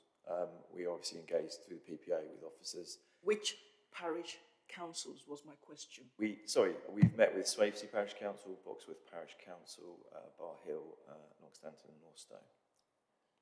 And we are currently engaging in public exhibitions. Some of those have already taken place, some of them are taking place this week. So feel free to come along to those by all means. And then similarly, we're continuing that consultation then throughout the back of those. So we have active open dialogue now with those, as well as the stakeholders involved, such as the IDB, Environment Agency, and we're actively engaged as well with the County Council and National Highways as well. And obviously these are some of the issues that have been raised. So interestingly, some of the parish councils have raised aspects of benefits that the scheme might be able to deliver to mitigate or and help mitigate some of the issues that they've had through the A14 work, such as noise. Obviously, surface water flooding locally is a key issue, particularly for Swavesey. So looking at additional attenuation and how we can help mitigate existing issues not exacerbated by this form of development.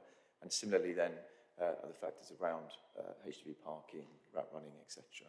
So we're continuing those conversations, listening and building those into our proposals as we go. Jonathan, did you want to come in? And a matter about access. Yes, we're coming on the access.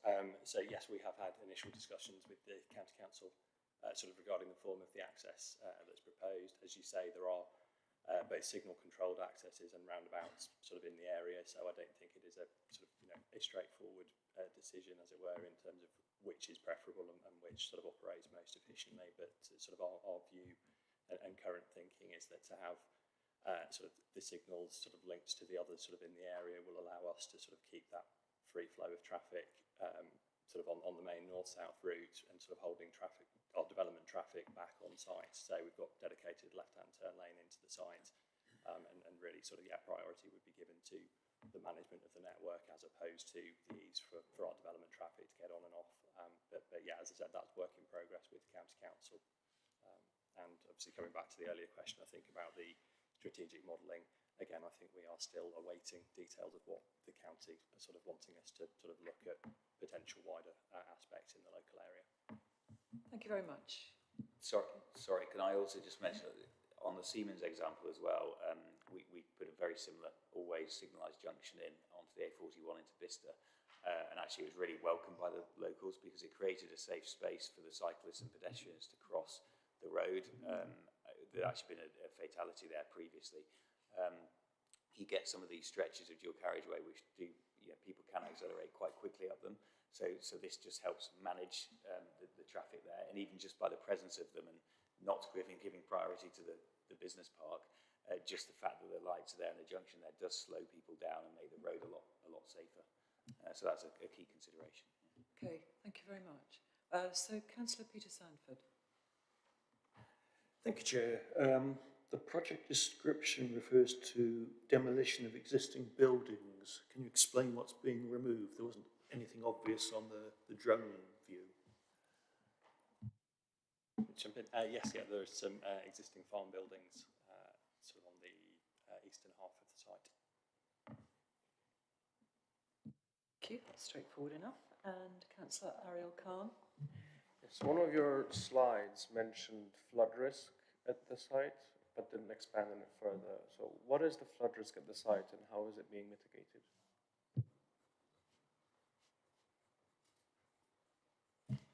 Yeah, so there's in the eastern part of the site, there is an existing ditch and culvert which runs through the former farm. So it's managing and understanding that in situ, but fundamentally, obviously, then completely remodelling the site in terms of its nature so that we can attenuate. So obviously agricultural land is quite difficult when it's for production. So turning that obviously into a more greenfield site with attenuation ponds, we can store a lot more water on site, do so more naturally with BNG, reduce and limit then the runoff water to the levels that the IDB and the Environment Agency will want us to do. But similarly, in addition to that, there are obviously existing ongoing issues with the River Ouse and the Swavesey IDB basin. So our understanding of that is where we can incorporate additional potential capacity beyond what a normal planning application might require to hold some of that water back and obviously aid and help some of those issues that are ongoing effectively.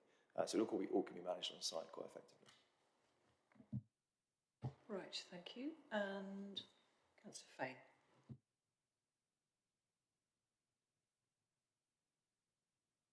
Thank you, Chair. Yes, two questions, if I may. One, Daniel Percy, you mentioned both community and interpretation space. Perhaps you could just expand on that a little. In relation to PV, you've stressed throughout your commitment to sustainable energy, and you mentioned retrofitting a large area of PV on behalf of one client. Do you see these buildings being PV ready, or will installation of PV be a subsequent decision for occupiers, the first of whom you've already identified, I think? Thanks, Councillor. Yeah, all buildings, I think probably most developers deliver buildings to be PV ready. We certainly deliver them to be absolutely PV ready. I think I mentioned in my presentation that we get planning for 100% of the usable roof area to be to have PV on it. We also put ducts in the yards.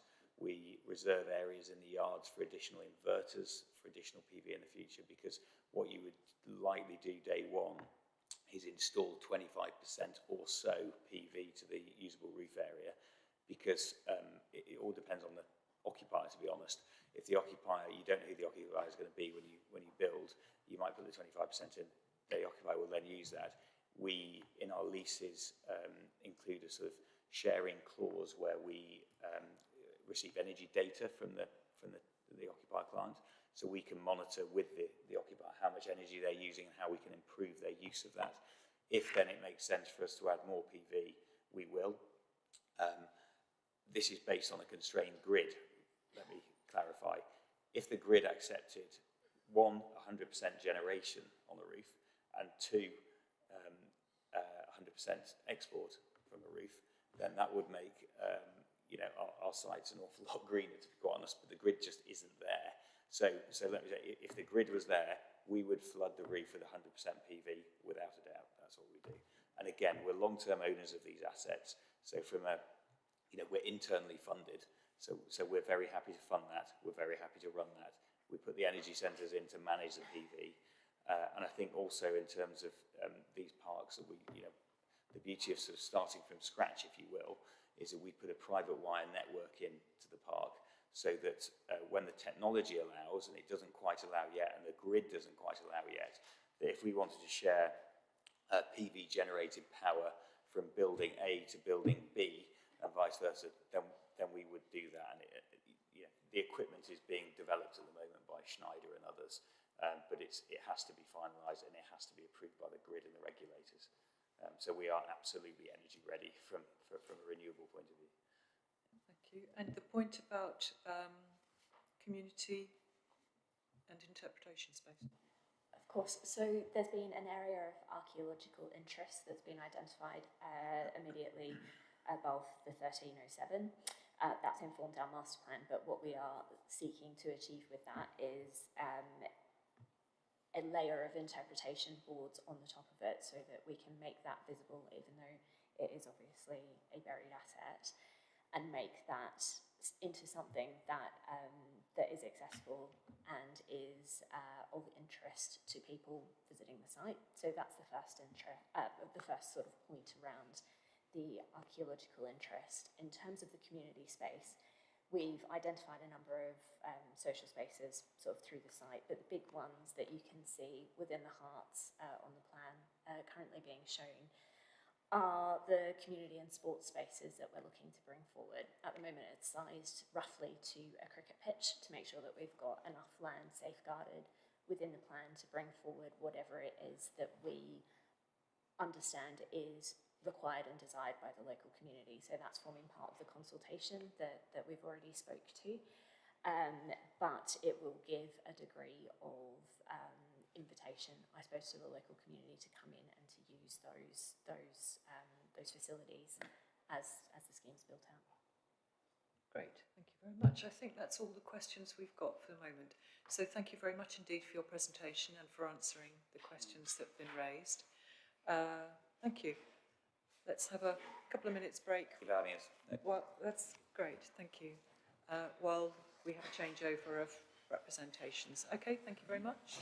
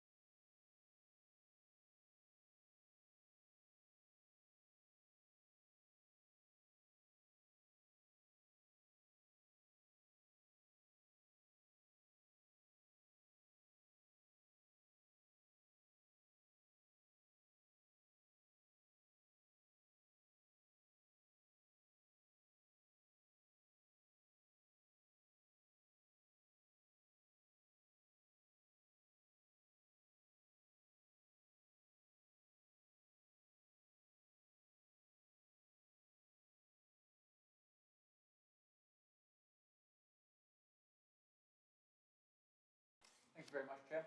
You're now live. Okay, thank you. So members, we're back again.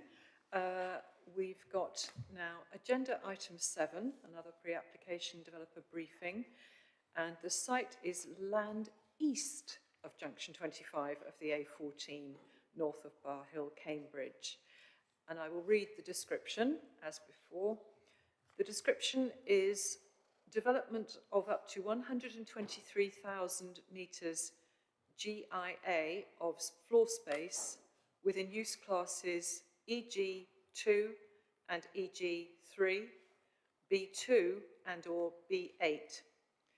Service yards and parking areas, up to 2,000 metres squared GIA of supporting community and amenity space, use classes F2, EA and EB, formation of primary means of access with associated landscaping, earthworks, drainage and other associated works, nature park, outline all matters reserved except for the principal means of vehicular access to the site. Could someone just clarify, is that last sentence outline all matters reserved except for the principal means of vehicular access to the site only relating to the nature park or to the whole development? The whole development. Great, lovely, thank you very much. So it's 11:44 and I will give you till 12:04. Thank you. Do go ahead. I should just say, before we start, not in your time, we have with us today, thank you very much for waiting, Graham Cosgrove from Lulworth Developments, who is the applicant, Robert Barnes, thank you, Planning Prospects Limited, who's the planning consultant, Stephen Butterworth from Lichfields, another planning consultant, Stuart Morse, thank you, from KMC, the transport consultant, and Clive White from Chetwoods, who is the architect. So thank you very much, gentlemen, and let's hear from you now. We'll have a little bit longer. Thank you. Thank you, Councillor. On behalf of the Lulworth team, can I say that we're delighted to be here, and we look forward to taking you through our vision and plans for Cambridge 25. I'll hand over to the team shortly in terms of the specific agenda items. As you see, we've got a bit of a relay going on, so there's quite a few members of the team here. But by way of background, for the benefit of councillors, we've been promoting this site for a landscape-led employment park development since 2019, and we've done our level best to keep all councillors informed of our proposals during that time period. And in advance of engaging in the pre-app and PPA process, we held 4 public exhibition events at Bar Hill, Northstowe, Longstanton and Oakington.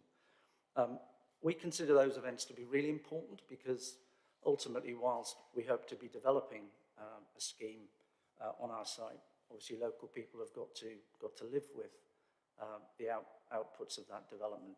And so it's always important in any development that we do that we make sure we receive feedback, both positive and negative, from local people, to understand what the key issues are, and also to help inform our development proposals, because we don't have the monopoly on truth on these things. There are things that we won't necessarily be aware of, and so as part of our evolving scheme design, we try to make sure that we listen to people, and we include elements or we exclude elements that people are particularly concerned about. So I think that's a really, really important thing just to start off, and goes to the point that Councillor Hawkins made earlier before. If I can now hand over to Stuart, who deals with highway matters. Thanks, Graham. So the location of the site is really one of the key components for what makes Cambridge 25 the ideal location to help meet the needs of the emerging local plan. It's immediately accessible to the strategic road network via junctions 24 and 25 of the A14, and you've heard about how important those strategic roads are to the future logistics needs of the site.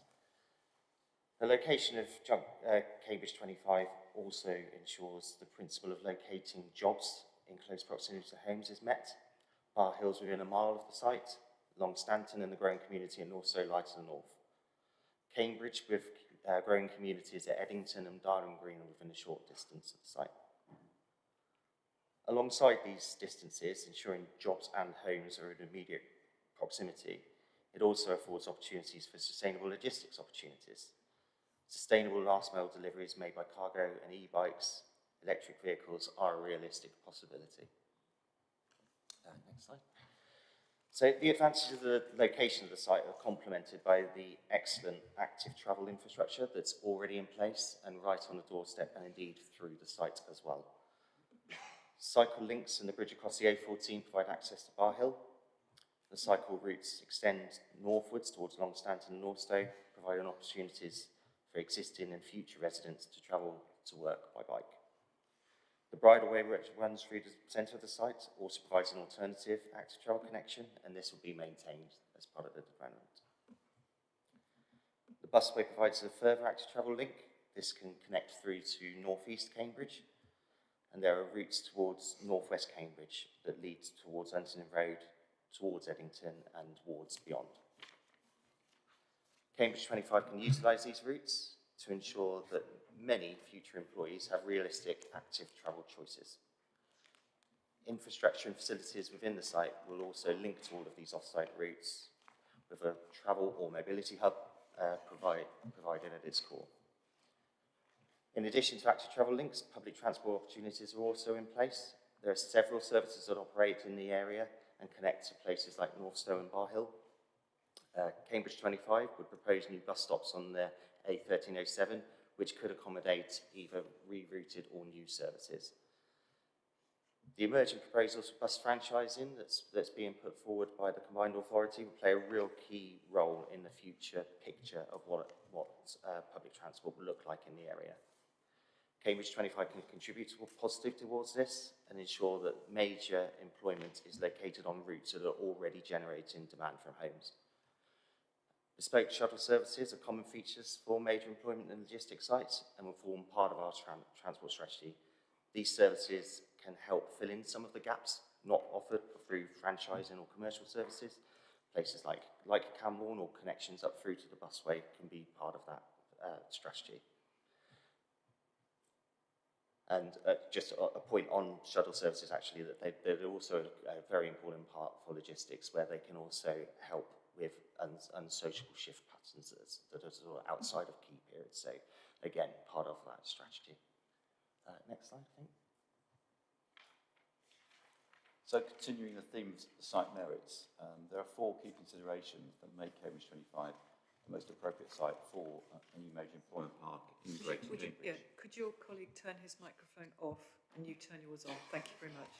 First, you've just seen the site is the closest to the city, located beyond the green belt you see in this image to the north, as well as being close to the growing North Stowe and surrounding villages of Bar Hill, Oakington and Long Stanton. This proximity to settlements and to the existing local pedestrian and cycle network provides active travel opportunities. The site therefore lies in the most sustainable location for employee commuting, local visitors and last mile deliveries, optimising potential for cargo bikes. Second, the site benefits from the excellent strategic road network connectivity at junction 25, the upgrade A14 you can see on this image. This location with access gained off the A1307 to the junction enables efficient movement of goods and avoids use of local roads. Third, these first 2 considerations mean the site lies in the best location in Greater Cambridge to meet the preferences of the industrial and logistics sectors, and at 100 hectares in size is large enough to accommodate a flexible range of commercial unit sizes. Fourth, the site contains lines of trees and hedgerows and small woodlands which provide a mature landscape setting and landscape structure for employment park development. These 4 considerations form the heart of your selection of the Cambridge 25 site, including State Hall Farm, as the new major employment park allocation opposite Bar Hill. That draft allocation proposes a range of B8 logistics units to serve Greater Cambridge's needs. B2 general industrial and advanced manufacturing use and supporting staff amenities, identifying approximately 220,000 square metres of development on the site. The spatial framework for the allocation, which you see on the screen from the draft plan, requires a landscape-led master plan to frame the development parcels, focusing built development in the northern and central parts of the site and substantial green infrastructure, biodiversity and water management in the south. The Slate Hall farm buildings and the existing Oakington Brook woodland comprise a non-developable area, you can see on the plan. The main vehicular access is indicatively shown off the A1307 with existing accesses also shown. The movement focus, though, is on using and enhancing the existing active travel infrastructure and providing a mobility hub on site. So that's it in summary from the allocation. How do our plans compare to your vision for the spatial framework? Rob. Thank you, Stephen. And so, as Stephen said, I've forgotten as well. we'll get the hang of it by the end. So, yeah, thank you, Stephen. As Stephen says, the spatial framework for the allocation requires a landscape-led master plan to frame the development. You know, when we say our proposals are landscape-led, we really mean it. So before even considering built development on this site, what we've tried to establish is a really extensive landscape framework first for it to be located within. So just on this drawing, which looks at the site as a whole, if you look at sort of the left-hand side of the developable area and the horizontal and vertical green areas there, the dark green is existing tree belts, it's existing hedgerow belts, and those are there to be worked around and not replaced. If you look at the darker green on the right-hand side, that is woodland. It's a tree belt alongside the existing watercourse that's there. So again, working with and retaining existing green infrastructure on the site and building around it. And we see that as a real unique benefit of our site. And what we're doing is embedding development within, working with, enhancing the existing landscape, rather than clearing it and starting again, and that's consistent with what the emerging local plan is looking for. And what that really then delivers is a series of landscape and ecology benefits here. We've already completed a really extensive survey effort to make sure our proposals respond to ecology. There's a great opportunity on our site to create a real variety of habitats. It's going to be a diverse area, so it's got the trees, it's got the hedges, it's got the grasslands, it's also got ponds and wetlands, so it's a real diverse locality. We'll have no difficulty at all in achieving at least 20% BNG, and we will exceed 20% BNG. So we understand this and we present this really as a critical resource for the site, the landscape and the ecology. It's about creating the right, excuse me, it's about creating the right environment for the workforce, but also as a public resource. This is going to be a nature park that we're creating that was on the previous slide for local people as well as the workforce. So it's about creating an attractive and sustainable location for employees and businesses and putting that front and centre of the scheme really as a real public asset. If we look at this, which is the illustrative master plan for the first phase of the development, again, the built development is coming after the landscape framework, working within it in a manner that's consistent with the draft allocation. The current thinking, as shown on this as an illustrative master plan, shows about 1.4 million square feet of floor space consistent with the draft allocation, industrial manufacturing uses, as well as just logistics, a variety of occupiers. Smaller units presented to the front, with the larger ones to the rear, which will be less visible and better screened. Entirely self-sufficient in terms of its parking provision, and providing employment community hubs at the centre, so making sure this is an attractive and sustainable location for employees and businesses alike.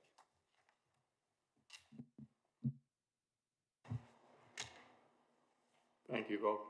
It always makes it a bit easier for a designer when you've got some fantastic parameters to work with on site, and it most definitely has that with the type of quality of the landscape and the setting. So the brief from the client has been to achieve that balance by optimising the site, because we need to use land well and once, but at the same time creating a sense of place. So the objective of the team is to provide a choice of building typologies and building sizes. So the building sizes range from 10,000 square feet on this proposed illustrative master plan up to just over 300,000 square feet. So small to medium, size units on the site, all framed within a landscape setting, as the rest of the team have said so far. The idea is that we will be looking to win awards with this scheme, to be the best out there, and not to be shy about championing the qualities of this and doing things a bit differently. Not wholeheartedly differently, but just incrementally differently. And I'll come on to that a bit later. So Rob's mentioned about the buffers and the way we've located and orientated the small units and the large units to make sure they sit and work well within their setting. We're also, as a minimum, and we will go beyond the minimum of a BREEAM Excellent, we will get to BREEAM Outstanding when we're talking about rainwater harvesting in terms of the mitigation on attenuation and flooding and how we're going to manage the water on site. So I'm pretty confident that we will get to outstanding. We are doing that on other schemes of this quality. Rob's mentioned about the BNG as a minimum 20%, because we've got some fantastic characters and unique qualities of the site to build on. And it's about an inclusive scheme. So it does not turn its back on the public. It's an engaging scheme. So a network of green spaces and walkways, the nature park.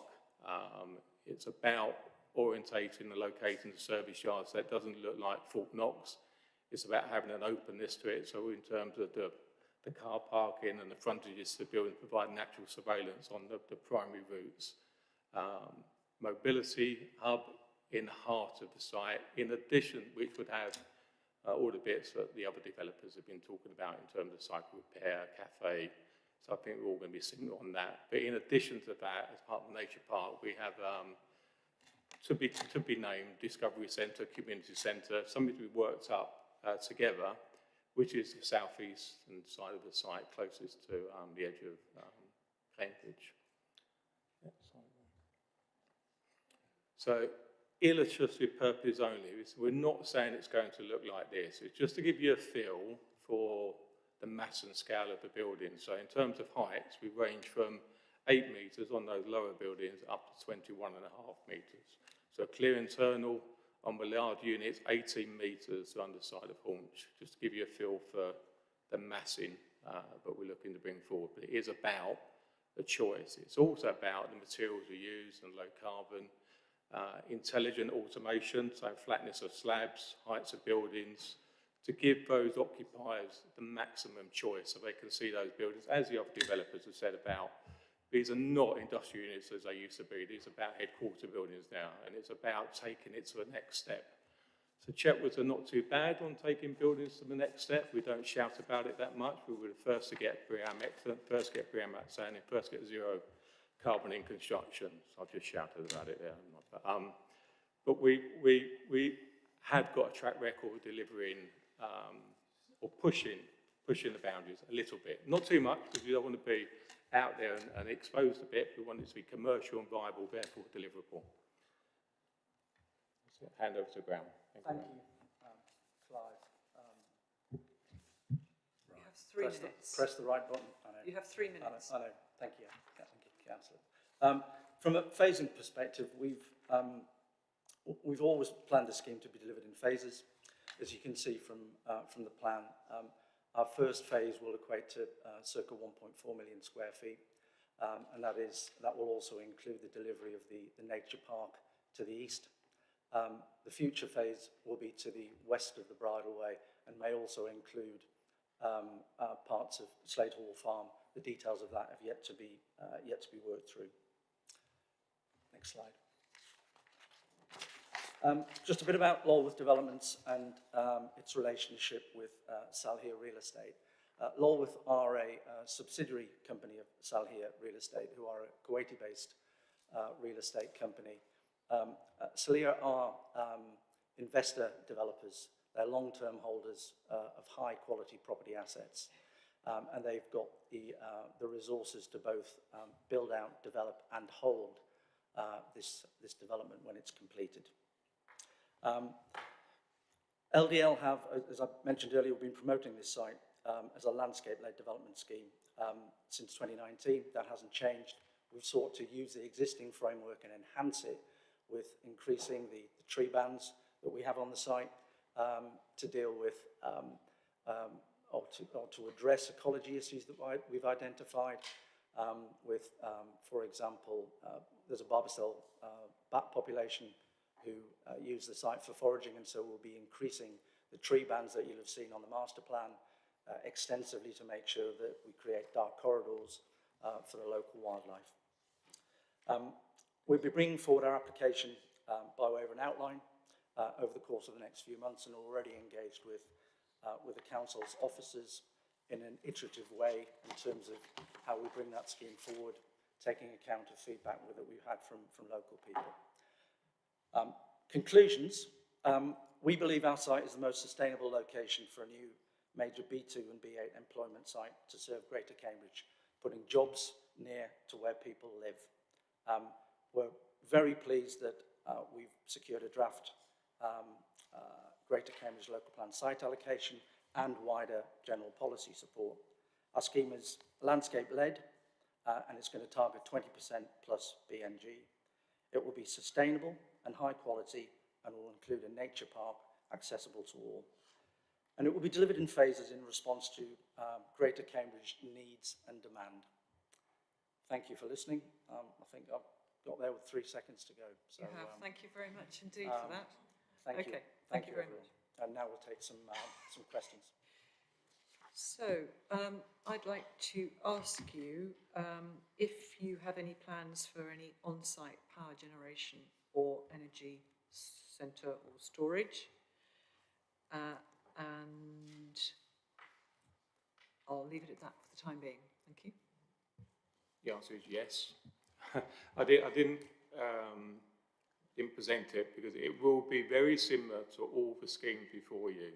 So we will provide PVs or make it PV ready for 100% of the available roofscape, 10% roof lights, and we may be a bit different. We will provide battery storage facilities to encourage that behavioural change. We will be 25% for electric charging cars with ducting to all the other units. We will provide ducting and future-proofing for HGVs should the tenant require it. So I think it's all going to be very similar. There might be incremental bits difference between the proposals. And secondly, have you engaged in any public engagement?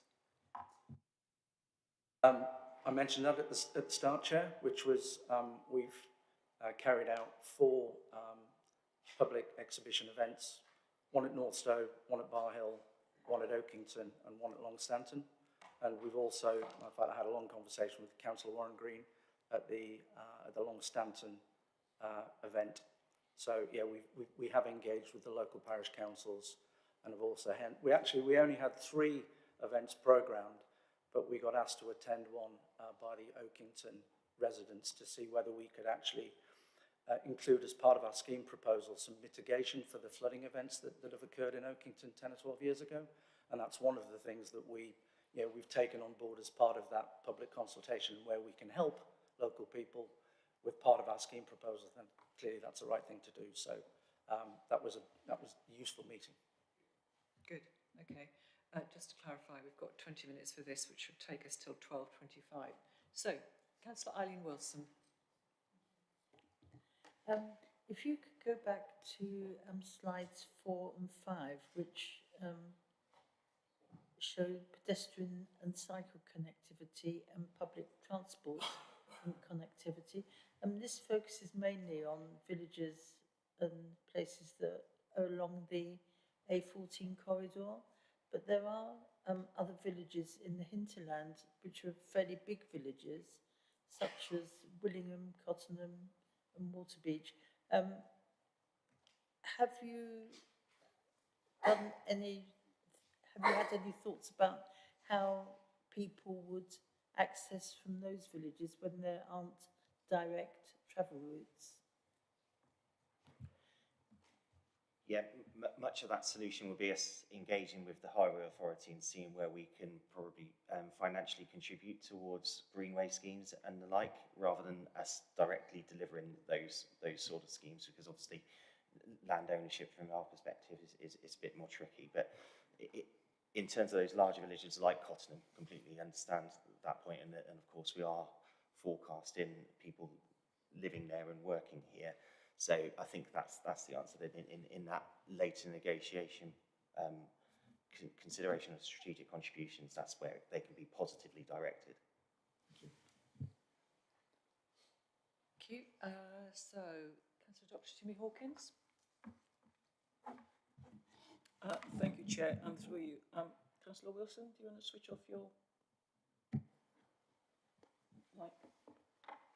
Mike, Councillor Wilson. Oh, sorry. Right, sorry, mine is on transport again. If you can go to the slide that's got your landscape structure, please. I think that's the clearest one. Yeah, that one. Now, I note that you seem to have the main entrance, your red line actually crosses that road. The secondary road that's parallel to the A14. Your red line seems to... 1307. Yeah, that one. And that's where you seem to be taking your main entrance from. Am I correct? Did you consider taking it from the road going up the other way to Oakington? Because you have something there on the east side. Yeah, the road going to Oakington. Again, the reason I'm pointing this out is because where you're proposing your entrance is close to another traffic lighted junction on that road. And that, for me, is a concern. Thank you. I'll answer the question around the primary access. So it is proposed as traffic signal control, which is obviously consistent with the junction to the west. There's about 400 metres distance between the two, so it's pretty significant distance. Nonetheless, they will and can be coordinated as well, with obviously timings wise and have you. We've got localised modelling that incorporates that, so they're all operating together, and obviously those discussions with the county are ongoing in terms of those approvals. May I come back, please, Chair? Has any of the residents, or through your consultations, actually mentioned anything about this? Because I use the road, I don't live there, but I use it regularly enough, and there are times when the traffic is heavy on it. Yeah, absolutely. So I attended the consultation events and had some really interesting conversations, obviously, with locals there. One of the concerns that we're able to look at is the limited right turn lane, for instance, as you turn right off of there. We've got a solution to that. We can enhance that, and we've taken it. I mean, we were going to do it anyway, but it was great to be able to say to them that we're already thinking about it. Okay, thank you. Thank you very much. Sorry, Chair, just on Councillor Hawkins' other point about the access off Dry Drayton Road. Sorry, can we just be clear? Is Dry Drayton Road the road on the right-hand side? It is. It's the road on the right-hand Yep, side. okay. So I think Councillor Hawkins was talking about that access in there. that's not part of our land ownership, which is why that's not included. That goes through to Slate Hall Farm. Clear that you are not proposing access from the roundabout at the top left of this diagram, which says to Long Stanton? No. Because there is an access that goes to Hazelwell Court, isn't there, there? Yes, there is, But you're not planning your access at that point. It's coming off the that's A1307. correct, that's correct, Chair. Okay, thank you very much. Councillor Peter Fane. Thank you, Chair.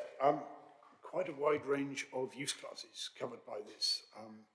F2 community uses as well as a number of uses within EU class, but to focus on B2 and B8 distribution, you have emphasised last mile distribution, sustainable last mile distribution in your presentation, including the use of cargo bikes. I don't know, you may even have robots in mind, as in Milton Keynes or whatever, and you stress the links to the local cycle network, perhaps I should say NMU network, but you know what I mean.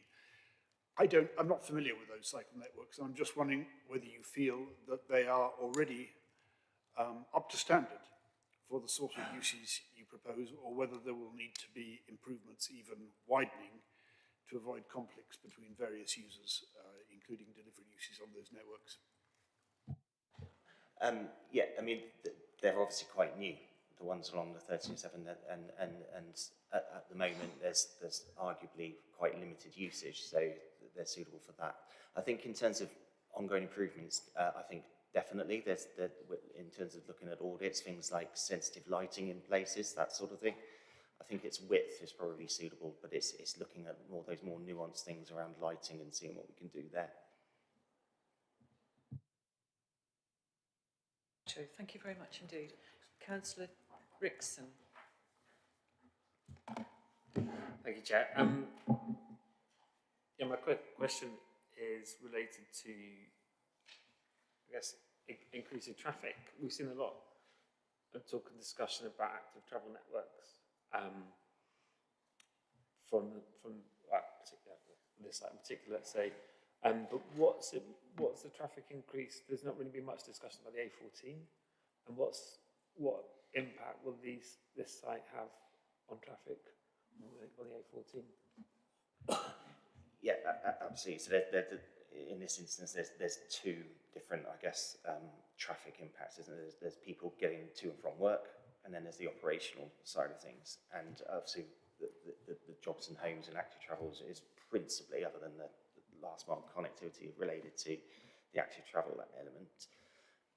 In terms of logistics, those shift patterns generally occur outside of the busiest periods. I appreciate that it's busy a lot of the day, but of course it's more acute in peak hours. So those sort of things can be avoided. There will be more traffic, of course, and we've got modelling that we've produced, and we believe there's a solution with some improvements around that. But of course, we've got to go through that journey with the higher authorities to make sure that the impact's acceptable. But again, even with logistics, that if this was to be a sort of last mile sort of delivery piece, they're just not going to send out their vehicles into the back of a queue. They will adjust their operation accordingly. So there's an element of that, but appreciate absolutely there's forecasts that we're making. We're agreeing that, and we'll work within obviously tried and trusted sort of methodologies in Cambridge around trip budgets and agreeing those with authorities so that flexible uses and later phases can work within that context. Sorry, thank you very much indeed. That's great, and I can't see any more questions for you. Oh, so Councillor Khan. You talked about latest types of manufacturing as well as logistic uses. What sort of proportion, what sort of balance do you see between the different uses on site? We see this site as responding to your own assessment and our own work and what's the need in Greater Cambridge and what's demand, and it will change over time. So we do see it being, predominantly logistics and industrial, the larger units for advanced manufacturing, but also some of the R&D on the frontage, which is why we've got a mix. And given the sort of lifetime on this project so far, it's already changed over time. So we very much, hence our first phase, responding to our understanding what the demand is now, and the second phase allows for a mix. So we don't have a predetermined mix. It's about the mix at the time that this comes on the market to be occupied. Right, thank you. Sorry, could I just very briefly add to that, and what Stephen was saying there in our first phase is really important. It's shown on this slide. What we're trying to do is make sure that businesses at all scales to serve that local market can be accommodated here. So if you are a small business, you'd be able to occupy the pairs of units at the front left-hand side of the site there, all the way through to larger businesses to the rear. So the point is giving businesses opportunity, whether you are a manufacturer, your logistics, your local, or a new business or an inward investor, you get the opportunity to take some space at this site, sort of close to Cambridge. So thank you very much indeed. Thank you for your presentation. Thank you for all coming. Thank you for keeping to time, and thank you, members, for your questions. Now, two things. The committee is going to take a break for lunch now. So firstly, I want to give you some warning of when we will reconvene to consider the matters item 8. But can I just make sure that anybody who needs a seat at the back, if anybody, I'm looking at the lady in red, if anybody needs a seat, there are some seats that you can use along the back row if you wish to. If you don't wish to, that's absolutely fine. So, members, we're going to take a break now. I'm going to take a break until 1:15. But please would you make sure you're back by 1:15. This is 3/4 of an hour for the officers and indeed us. So please would everybody be back and ready to start at 1:15. Thank you very much indeed, and we'll stop the live stream here. Thank you. Chair.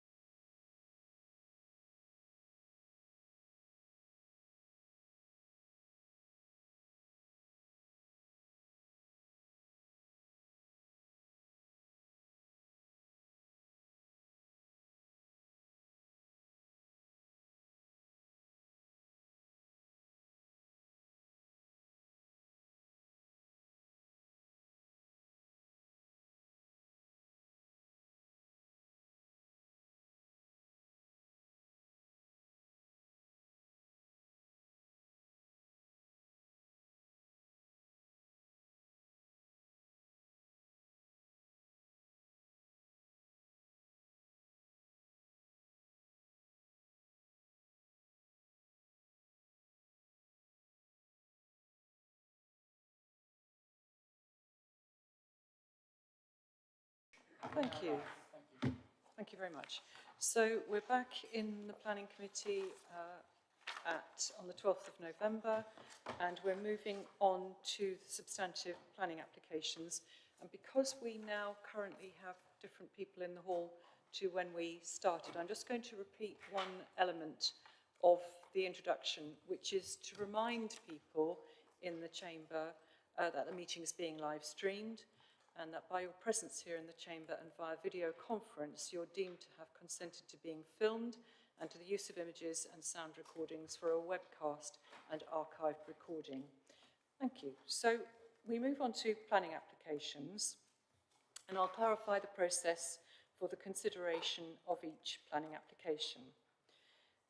Firstly, the case officer will give a brief introduction to the report. The committee may then ask questions of clarification of the case officer. Then, registered public speakers will be invited to speak, and they will have 3 minutes each. The committee may then ask questions of clarification of the case officer. And then the committee will debate the item.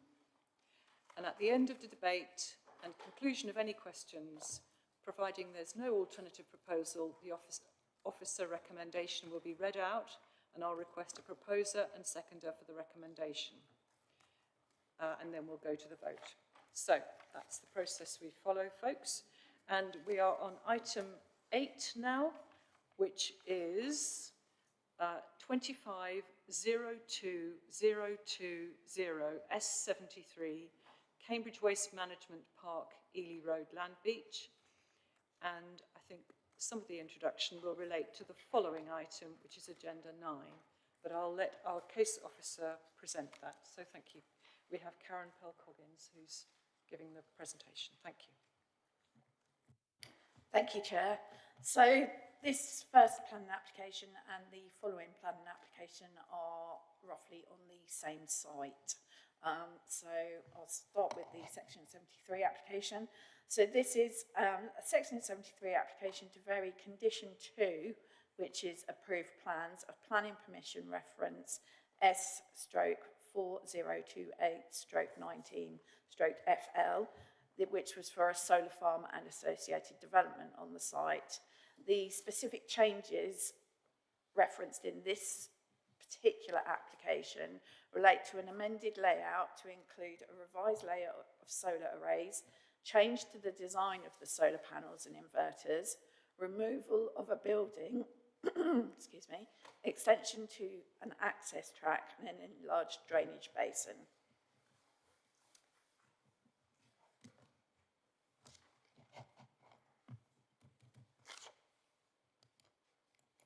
Bear with me.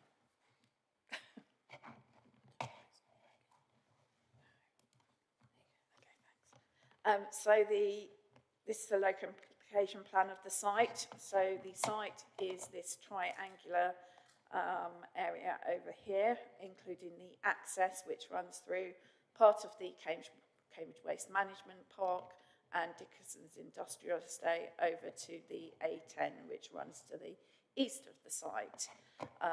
You have Cambridge Research Park, which is just over here. The main access to the Cambridge Waste Management site is just up the A10 a little bit further over here. And then you have this road here is Long Drove, which forms part of a road to the south of Cottenham.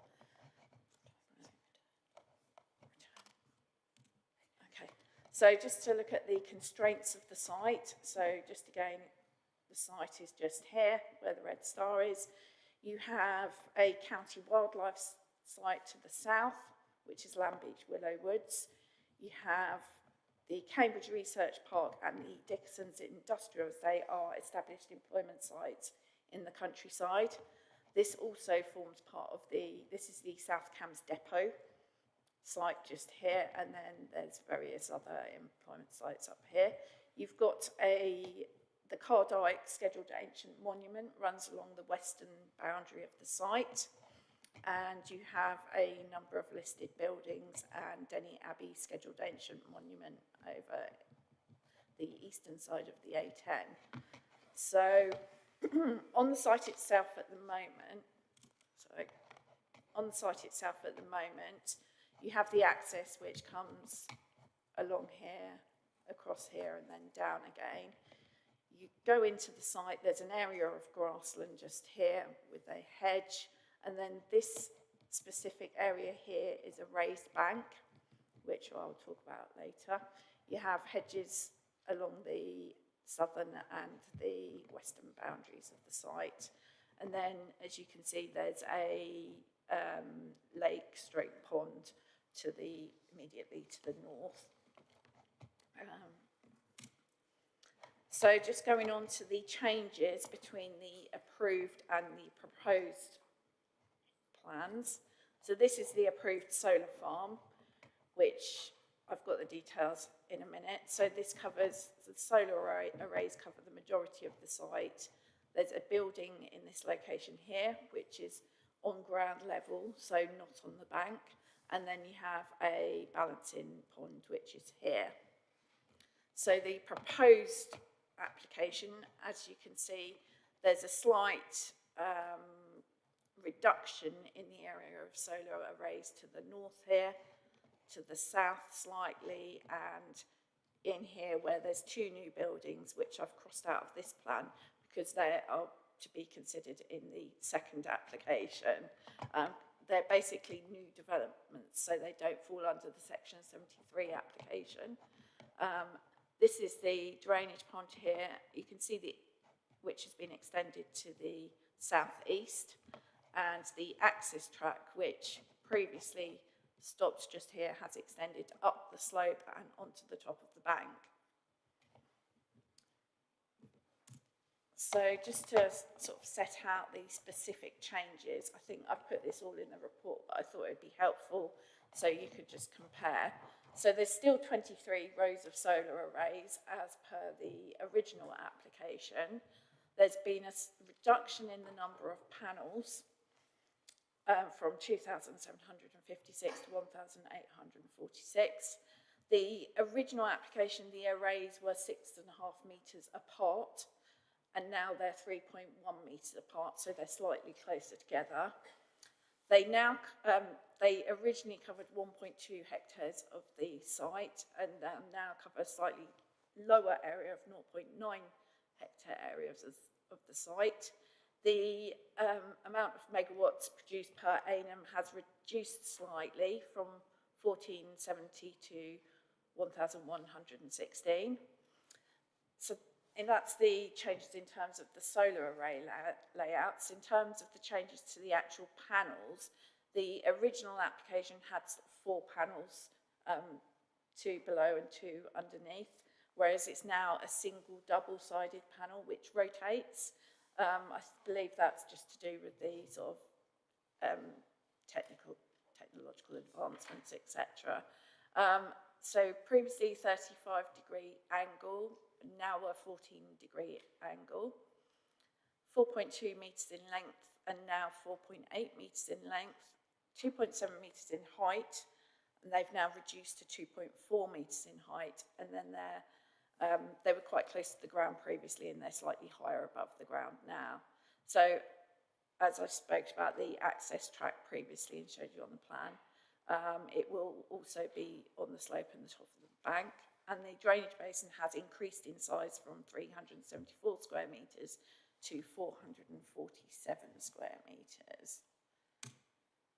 So that's just the detail that I was talking about previously. So the building, just to reference, the building which was previously down here has been removed. And that's the details of the approved and the proposed solar panels. So you can just see the difference that these are a steeper angle, lower to the ground, whereas these are a shallower angle and slightly closer to the ground, slightly lower in height. And that's just a visual of the previous solar panels.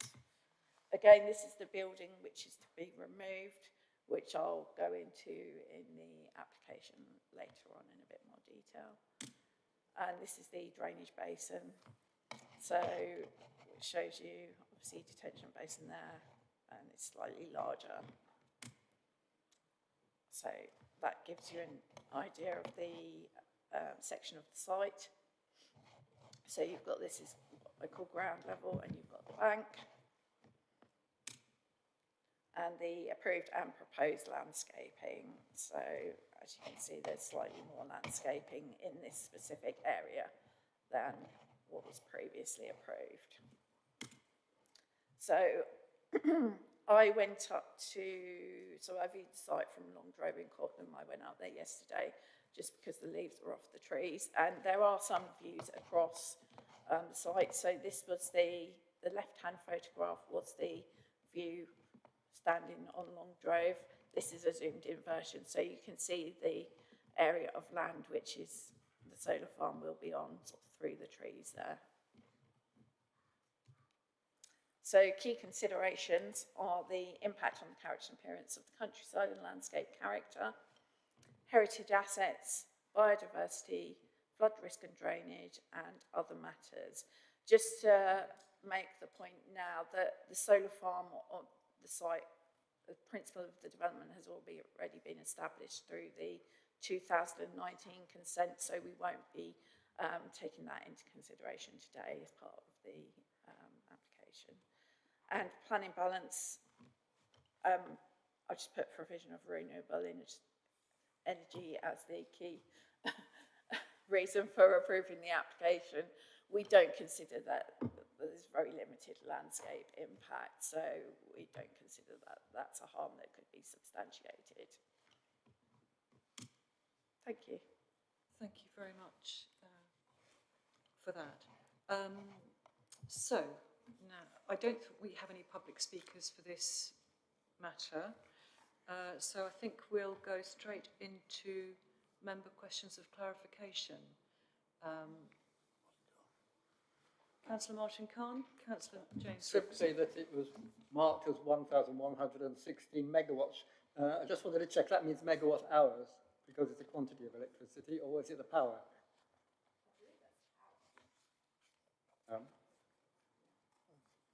That seems a lot of megawatts for, for a solar farm, a small solar farm. I think it's in the officer report. Councillor Khan?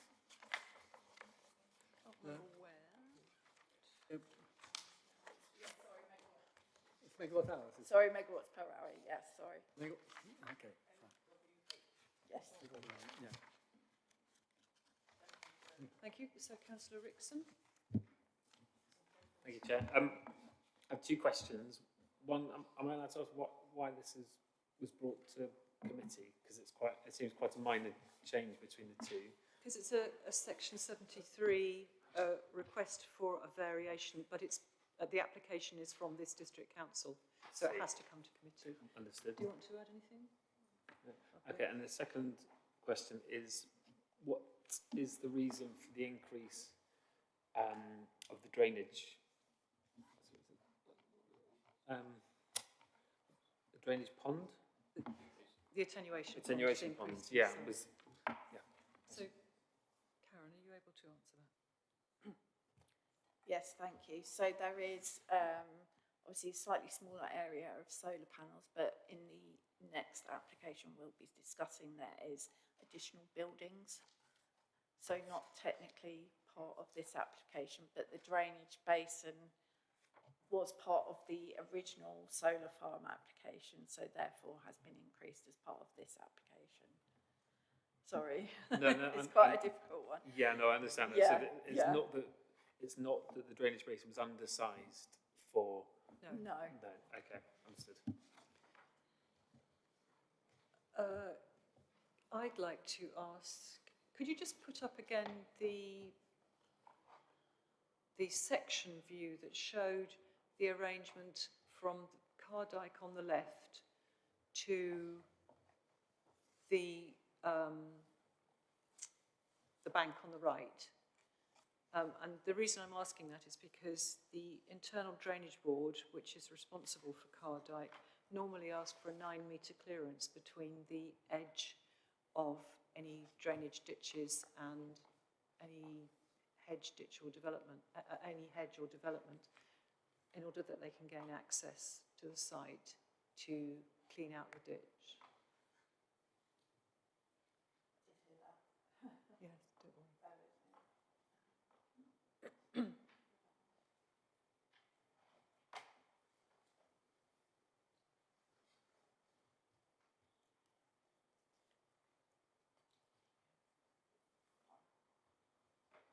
That's the one.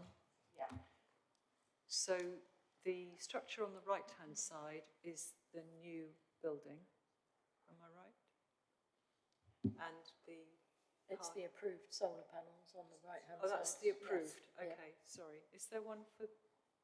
So, in principle, it doesn't really matter whether it's the approved or proposed because there's no suggestion of change to this, but I just wanted to check that the... sorry, can you go back to the section? It was just that the... Yes. Is there sufficient width between, obviously these are established trees anyway, but I just wanted to check that there is 9 metres, or whether the IDB has approved the dimensions of the space between Cardyke and the trees. I know they're there already, but did they make a comment on that? They haven't commented on that. The ditch along the western boundary where the Cardyke is not an IDB drain. No, okay. The IDB drain is to the south of the, is Beach Ditch, which is not on the southern boundary, but to the south of the county wildlife site. Yeah. That's great. Thank you for clarifying that there's actually 2 ditches involved, aren't there? The Yes, is not the same one. yes, there is, yeah. That's really helpful.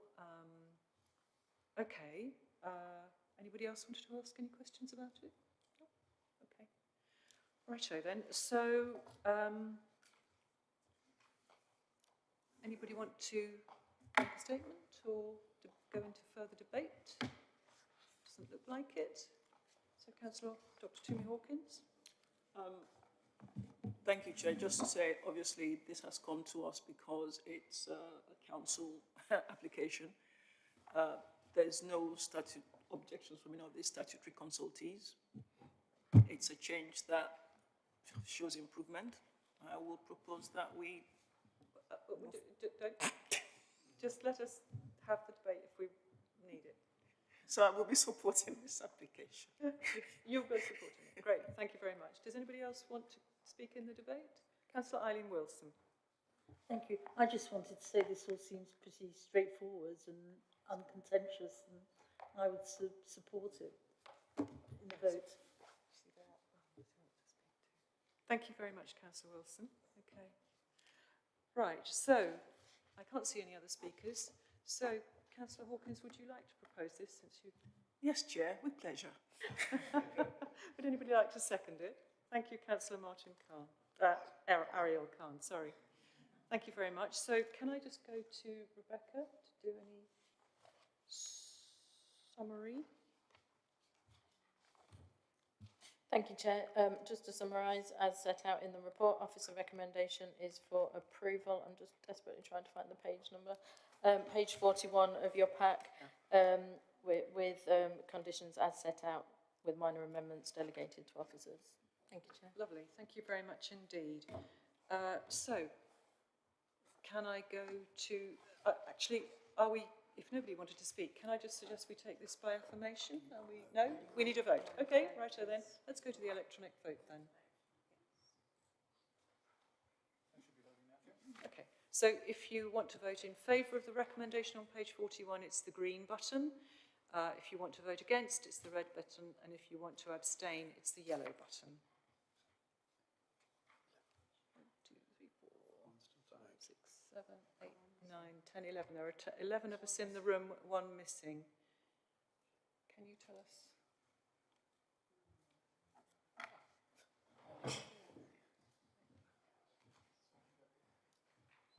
Joys of technology.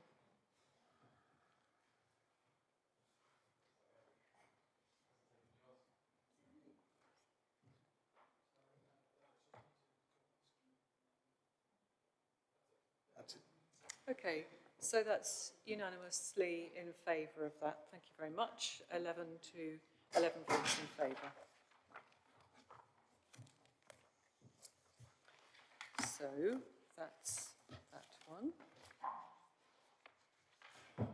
So, if we move on to item 9, which is 25-02021/FUL, This is for installation of battery storage, amended distribution substation enclosure and a firewall associated with the earlier planning permission. So Karen, would you like to take us through that, please?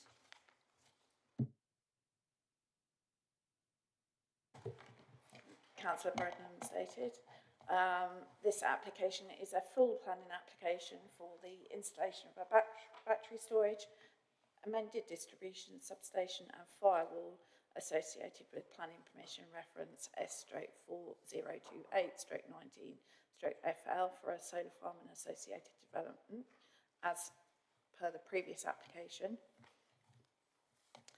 So just to point out the differences with this application. So the location plan for the approved solar farm is on the left-hand side there. And as the previous section 73 application, that covers the whole of the triangular area of the site and the access down to the A10. This application, if you can see the red line here, covers only the areas of the buildings and the area for biodiversity net gain and the access as part of the application. So the site plan, what you've got previously, this is the detention basin, the revised solar arrays, and this is the position of the buildings. So the two pink buildings are the battery storage buildings, and the red building is the district substation enclosure with the firewall along the western side of the battery buildings. So just sort of further details of the buildings. So the previous building was about 5 metres in length, 3 metres in width and 2.5 metres in height. These buildings are slightly bigger, so they will be, bear with me, 12 metres by 2.5 metres and 3.1 metres in height.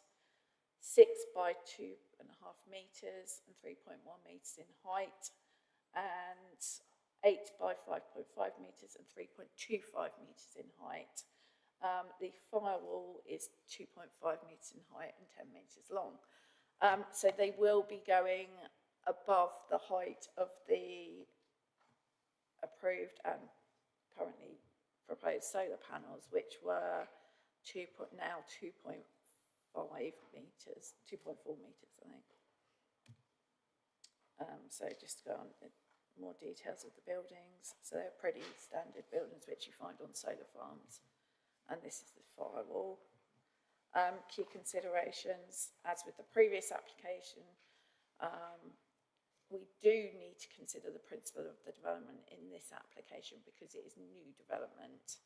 So also the character and appearance of the countryside and landscape character, heritage assets, biodiversity, flood risk and drainage, and then other matters such as highway safety and amenity. So again, key material considerations, provision of renewable energy. And as before, whilst the buildings are slightly higher, we don't consider there to be significant landscape harm. So recommendation is approval. Thank you. Thank you very much indeed. Could I just ask you, maybe with the use of a drawing, if you could just remind us where the firewall will go? Is it between the buildings and the rest of the waste site, or is it between the buildings and something else? Between the buildings and the solar panels, just here where my pointer is. Okay, right. Thank you very much. Okay, so any other questions of clarification? Councillor Dr. Jimmy Hawkins. Thank you, Chair. Just the height that you've quoted for the buildings, 3.25, I think. Maximum. So that's effectively a single story in house terms. Thanks. Yes, that's correct. Okay. Okay, I can't see any other questions of clarification. So I'm going to suggest we move on into debate. Can't see any. So this seems to be not an unreasonable suggestion, and I will be supporting it. And I think it's good that we're installing battery storage as well as solar panels so that that generation can be managed. So, would anybody else like to propose this? Councillor Fane? Just to follow your lead, Chair, I mean, this is an uncontroversial proposal for a facility that I think we would want to support within the existing approved site. And therefore I think we should support it. And I think I'm seconding your, Thank you. your motion on that, yes. Okay, that's lovely. So, Rebecca, would you like to summarise for us, please?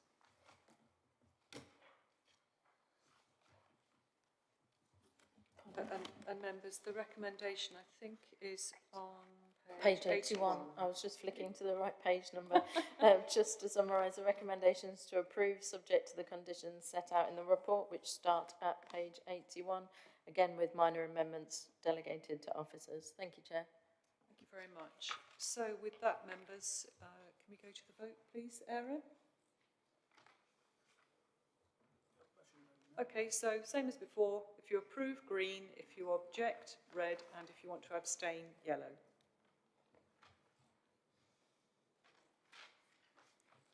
We're waiting for one. Oh, we're all there. Lovely. So that's unanimous. Thank you very much indeed, members. Right, okay. So with that, thank you very much. Yes, we'll just take a pause to swap people over. So 5 minutes or a couple of minutes? Okay. We'll just pause for a moment.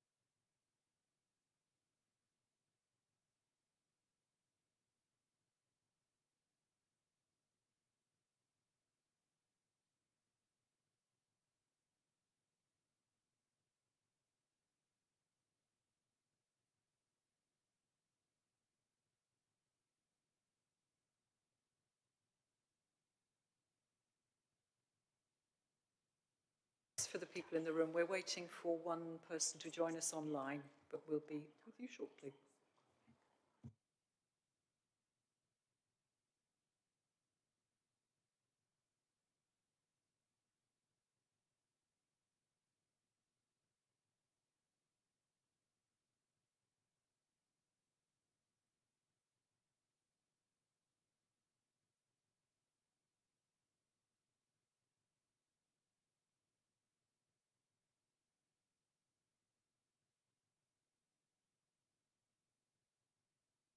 While we're waiting, members,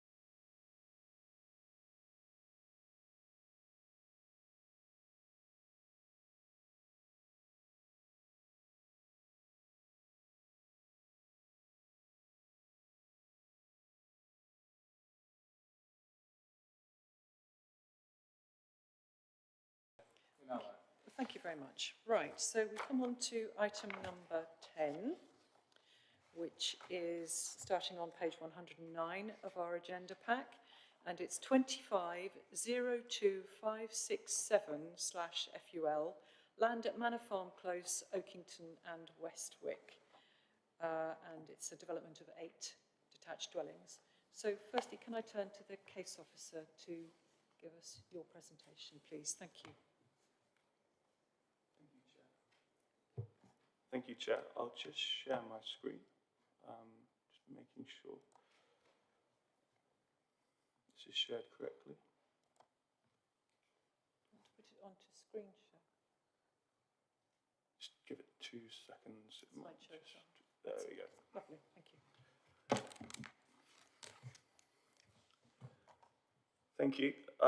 So this is a full planning permission application at the land at Manor Farm Close, Oakington and Westwick, Cambridgeshire. The application is seeking planning permission for the development of 8 detached dwellings. The officer's recommendation is for approval.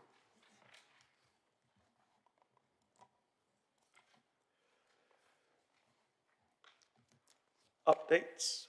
So I would like to say that since the drafting of the report, we have also received advice from Anglia Water. Under paragraphs 19.5 to 19.20 of the officer report discusses foul water and Anglia Water's objection. Under section 106 of the Water Industry Act 1991, all water and sewage companies have a legal obligation to provide developers with the right to connect to a public sewer. The duty imposed by section 94 of the 1991 Act requires these companies to deal with any discharge that is made into the sewers. It is noted that Anglia Water do not have the statutory power to hold a holding direction or directly prevent the local planning authority from determining the planning application. Anglia Water Services Limited are not directly consulted on minor development proposal by Greater Cambridgeshire Planning. Where Anglia Water Services Limited unilaterally object or seek to recommend a gramping condition to restrict development occupation of minor development in respect of waste recycling centre, which is operating over capacity. Neither the imposition of a gramping condition or the refusal of planning permission are likely to be appropriate. The availability of treatment capacity at Utton's Waste Recycling Centre and any environmental or amenity harm caused by the increased discharges from storm overflows associated with the applications proposes is a material planning consideration in the assessment of this planning application. The weight to be attached to this matter is for the decision maker and has been addressed in the foul water section and the planning balance within the report. This is considered to be a disproportionate response to the environmental significance of the effects of the development. I also wanted to clarify on paragraph 11.5. Several representations received have raised concerns that the proposal does not accord with policy S7 of the local plan, as located outside the development framework. Further, that the proposal would erode a green landscape buffer between the village of Oakington and the North Stowe development.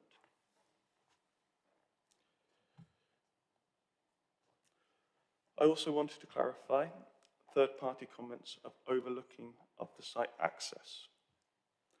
The proposed 8 dwellings will be accessed via an existing field from Manor Farm Close. The access would pass close to these properties as well as the rear garden areas. Neither properties contain... Sorry, are you intending to be on screen slideshow presentation? Yes, I am. I will go. I'm just reading the updates thing, and then. Okay, yeah. righto, that's fine. Sorry. Yeah. The inspector. Okay. The access would pass close to these properties, as well as a number of vehicle limits would be relatively limited given the scale of the proposed development. The access is not considered to lead to overlooking impacts to the neighbouring properties, and this reason was assessed under previous applications. So, what is a key consideration of this application is the planning history. So recently, there was a planning application submitted in 2024 for an outline application comprising of 8 dwellings, with all matters reserved except for access. This was refused and then consequently dismissed at appeal. The dismissal was in June of this year, 2025. Prior to that, there was also an application validated in 2023, an outline application for self-build, custom-build development, comprising of 9 service plots of all matters reserved, except for access. This was also refused.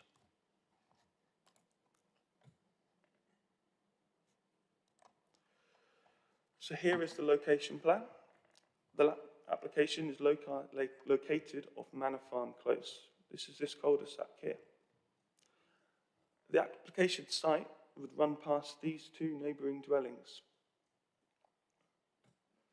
The application site would go into a bend, and this is an undeveloped field located here.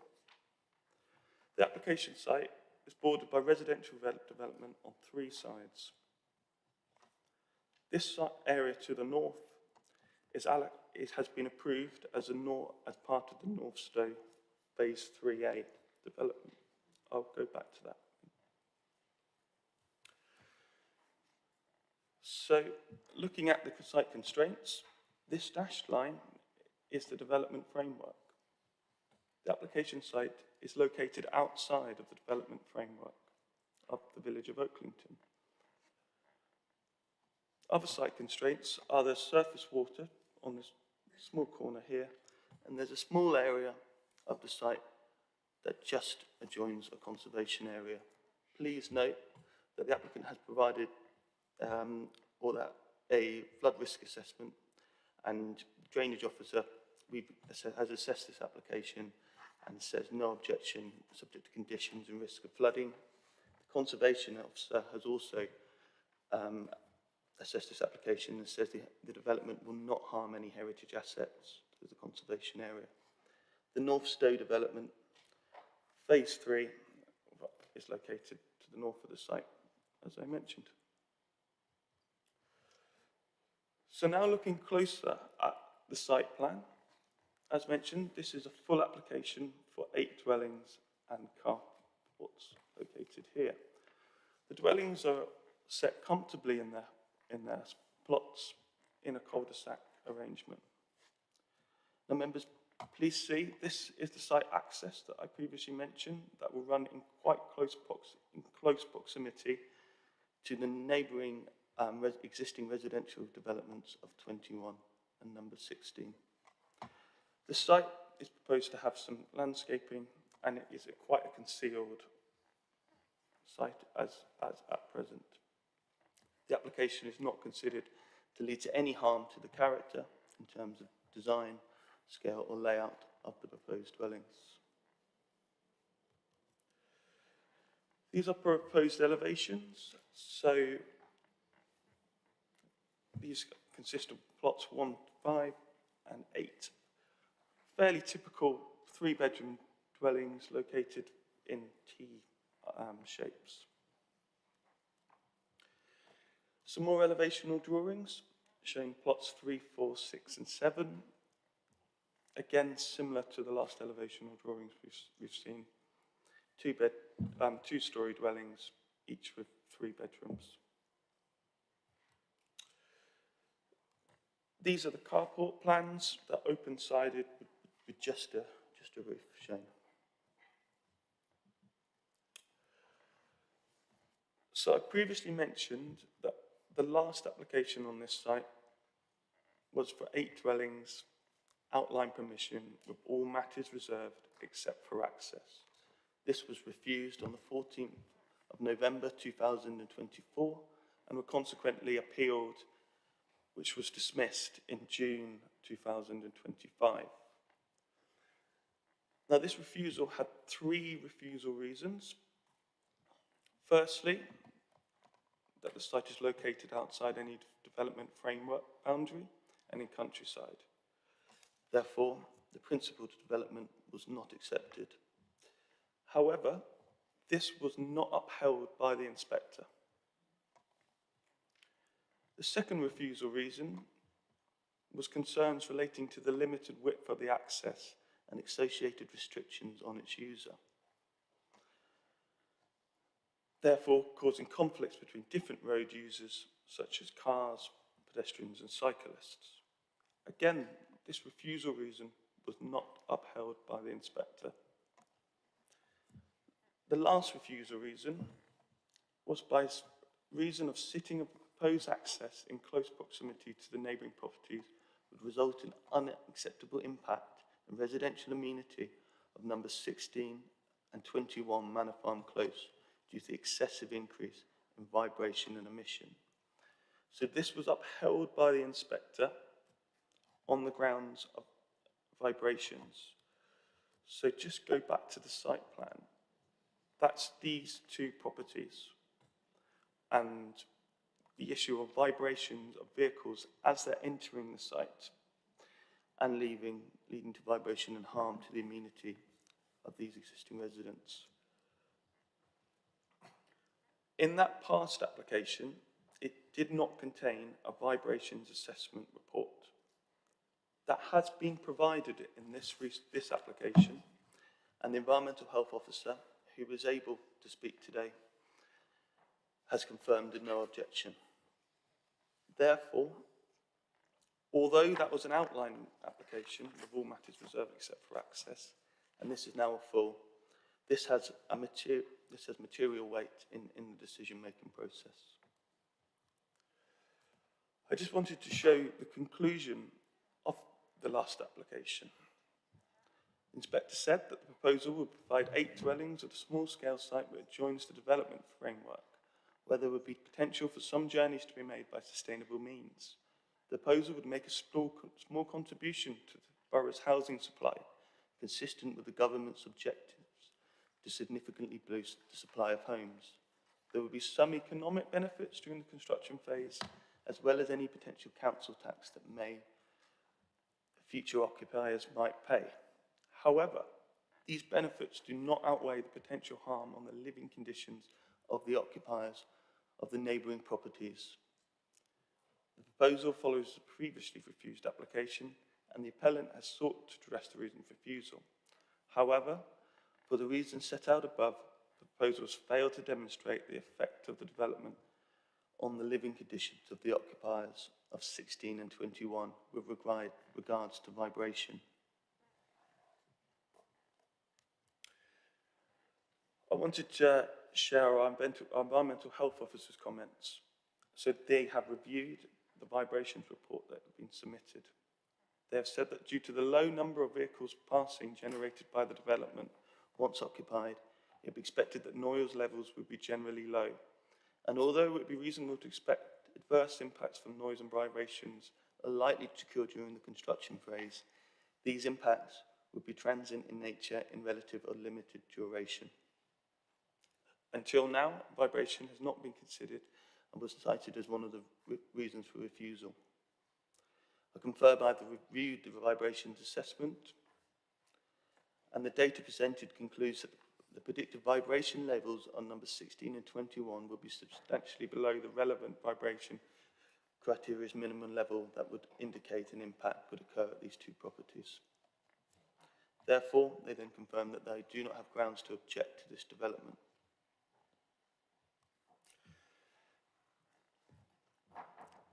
This application and this plan shows a parameter plan of the North Stowe Phase 3 of up to 4,000 homes located to the north of the site.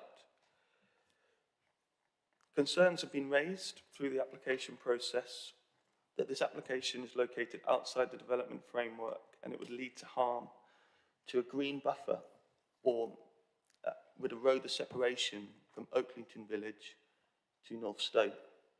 I've included this parameter plan because this is what the inspector concluded, that there is sufficient green buffer in the parameter plan shown here between the village of Oaklington and the North Stowe development. I've also included the site access arrangement. I just draw members that this is approximately 4.02 metres at the end here and up to 4.07 metres. Start here. It also includes a 1.5 width virtual footway here. Traffic signs are proposed to be located here. Now, in past refusal, we refused it on the width and the conflicting nature between pedestrians, vehicle transport, and cyclists. However, the highway safety and the width of the access was not upheld at appeal by the inspector. I would like to show members some photographs of the access, what is being proposed. Access currently is an agricultural style farm track here. These are the two properties that would be most impacted by this. This is now walking through the access and looking behind.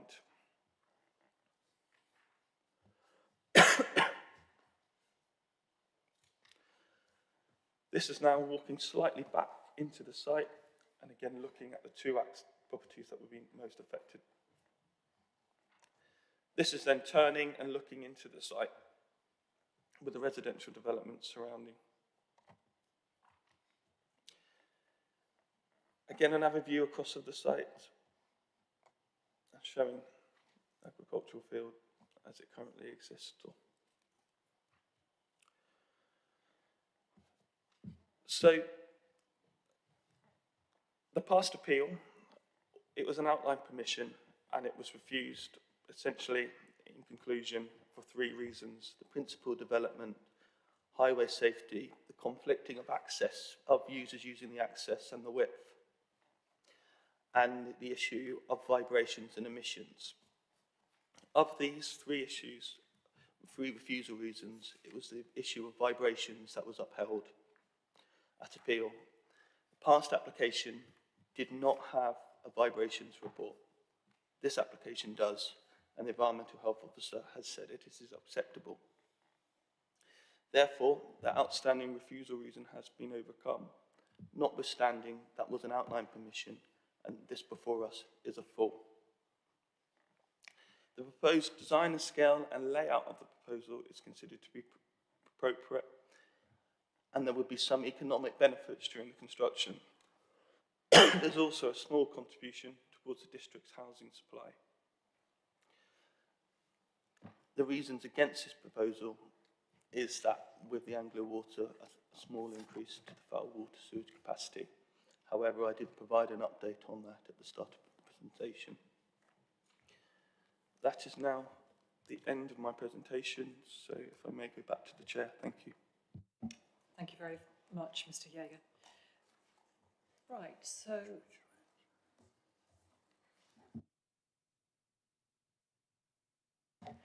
thank you.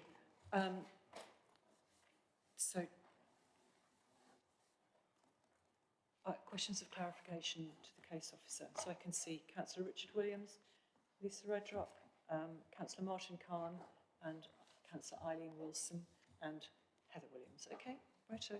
So let's go around the room, actually. So, Councillor Dr. Richard Williams. Okay, thank you very much, Chair. I understand why the officer's presentation focused on the appeal, but I am a little concerned that, as you said, this is a full, and that was an outline. I don't really feel I've had much detail on what's actually proposed in terms of the layout of the site. And I slightly worry that we might be focusing only on those reasons for refusal of the appeal. So I was wondering if the officer could say more about the design, the layout of the site, because as a full application, we should be looking at all of it. That's fair enough. I don't know whether you'll have the information to do that. Yes, do you want to go through that then? I can go back and immediately answer that Yeah, to show sure. more Thank you. clarity.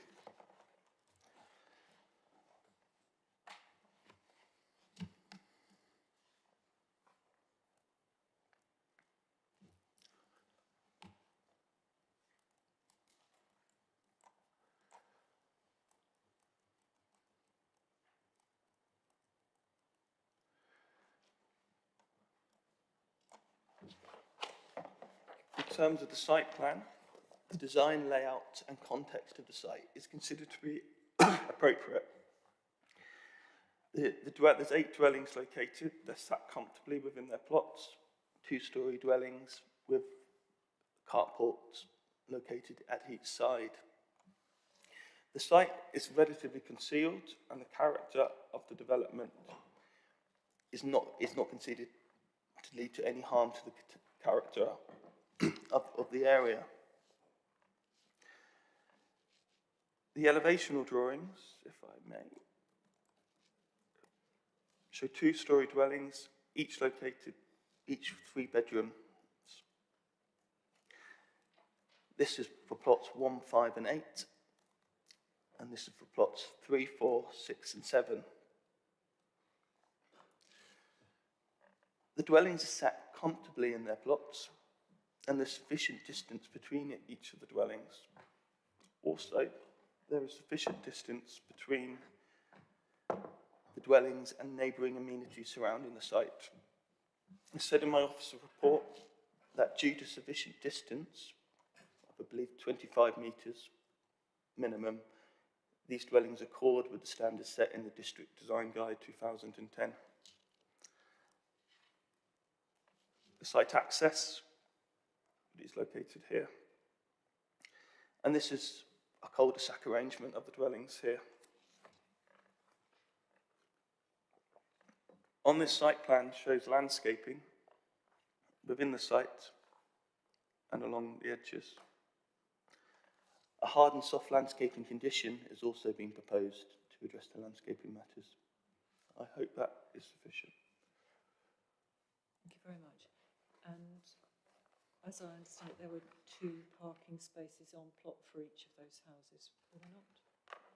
So each house would be served by 2 parking spaces, and there's also a cart lodge as well. Yeah. Sorry, that was it. It was a cart lodge. Right. Okay. Sorry, Councillor Eileen Wilson. Thank you. Could we go back to the slide with the access from the existing dwellings?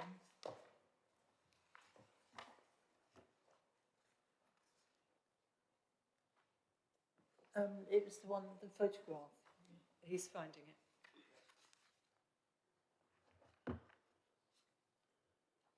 Yep, that's Right, the one, I think. okay. That looks rather narrow to me. Do we have any data on whether cars could pass each other and whether there would be the impact on pedestrians if there were cars accessing that?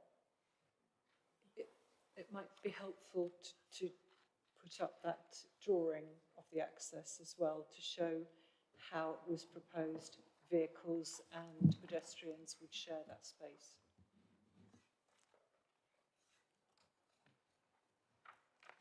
So here is a proposed site access arrangement showing the vehicle movements through a 4.07 metres at the entrance to 4.02 at the start with a 1.5 width virtual footway. I've also, if I may, I have got some swept analysis that was submitted by the applicant. Yes, please.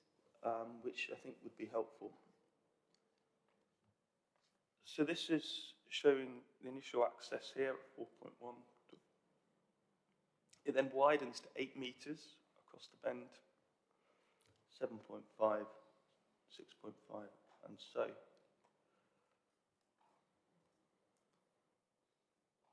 These diagrams are showing refuse or bin lorries and cars approaching and how the access would function. For example, if you follow my cursor, that's showing a car coming around to the bend and a bin lorry seeing it as it's approaching. This model's showing how a bin lorry would then pass next to a car, giving way to a car.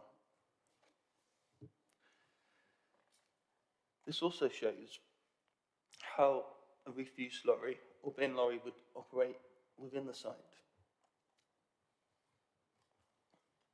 We've also been provided with more drawings and diagrams explaining various scenarios for where a bin lorry and cars may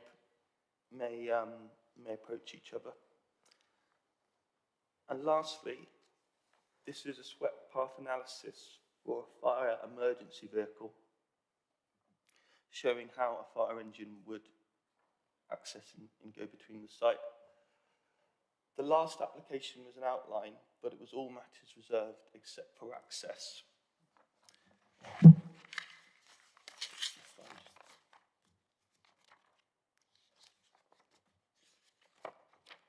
The inspector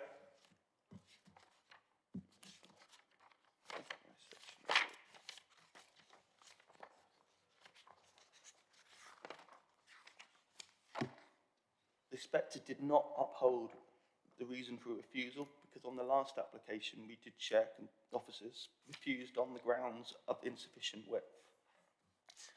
However, the inspector confirmed they were satisfied that the access arrangement would give sufficient priority to pedestrians and cyclists and would not increase the risk of accidents for vehicles or other road users using proposed access, which would constitute an unacceptable impact on the highway safety. Can I remind members that that paragraph is on page 169 of our agenda in the statement from the planning inspector under paragraph 16 and 17. So you can read that yourselves, members. So, and to assist, forgive me if you've already said this, paragraph 17, paragraph 16 talks about the width, and okay, and you've just described that. Thank you, Nick. So, next questions. Councillor Martin Khan. The question I was going to ask about bin lorries has, I think, already been answered. But secondly, I was going to ask about the fact that it's outside the development framework, even though the inspector has agreed that it's an area which you might accept development. There is the policy that outside the development framework, we normally require it to be social or affordable housing. Has the inspector precluded that being as a reason for a reason to consider in his assessment that it could be developed, or is that still a material consideration?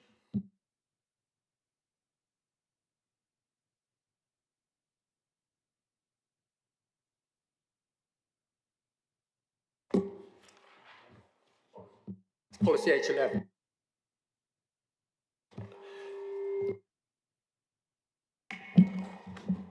Apologies, I was feeding back. If you turn to paragraph of my report, I cover about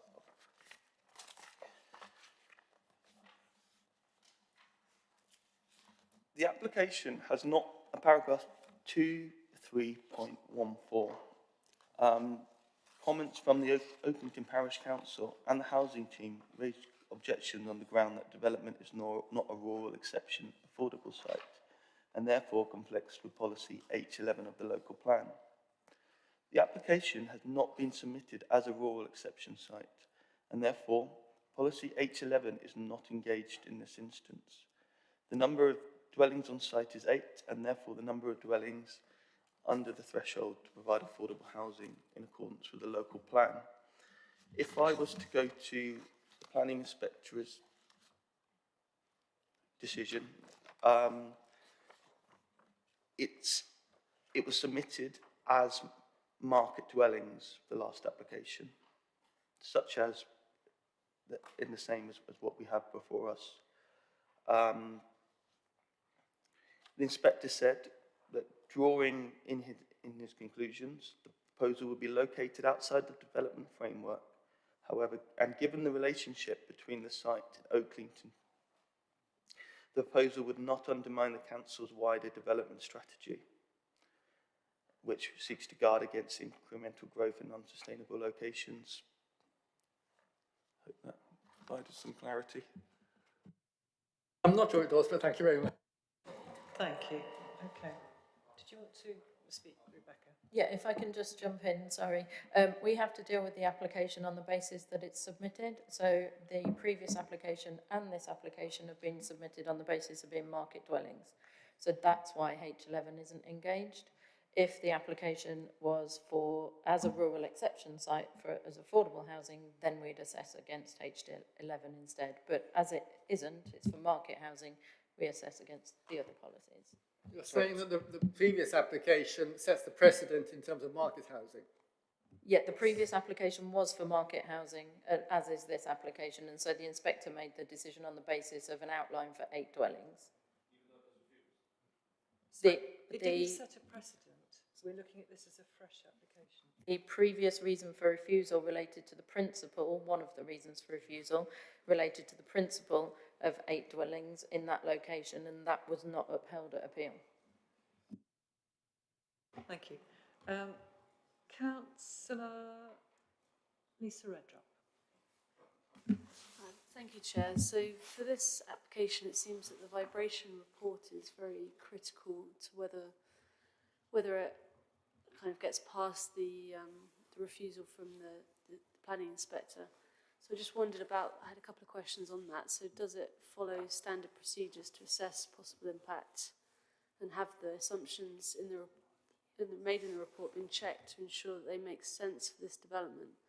So, for example, Appendix A mentions, in the vibration report, mentions 3 different factors that can affect how vibration affects properties. So, it's like what the ground's like, the foundations of the surrounding buildings, and floor design. But I didn't see anything in the report that suggests that those factors were taken into account. So I just wondered, how confident are we that there aren't likely to be impacts on vibrations on these houses and the people in them? And also, the vibration report on page 6, part 3, states that the access would be brought up to highway standards. The access road would be appropriately designed with a good surface, and ensuring vehicles using the access travel at low speeds to ensure vibration generation from passing vehicles is minimised. So my question on that is, are we confident that the plans and conditions that we have are sufficient to ensure that the access is of sufficient quality, with sufficient maintenance to retain that quality, and that the vehicles are travelling sufficiently slowly to minimise the vibrations? And we have Mr. Yeager, but we also have Peter Gibson, who's the Environmental Health Officer, who looked at this. So do you want to respond, Nick, or do you want to ask Mr. Gibson? Do you want to do a bit of both? Yeah, if possible, could we ask Peter Gibson from Environmental Health to help answer that point? Oh, great. We can see you now, and you're great. So, Peter, thank you very much. Could you respond to those questions from Councillor Redrup? Certainly not a problem. I think the general question really regards to how confident are we in the vibration assessment.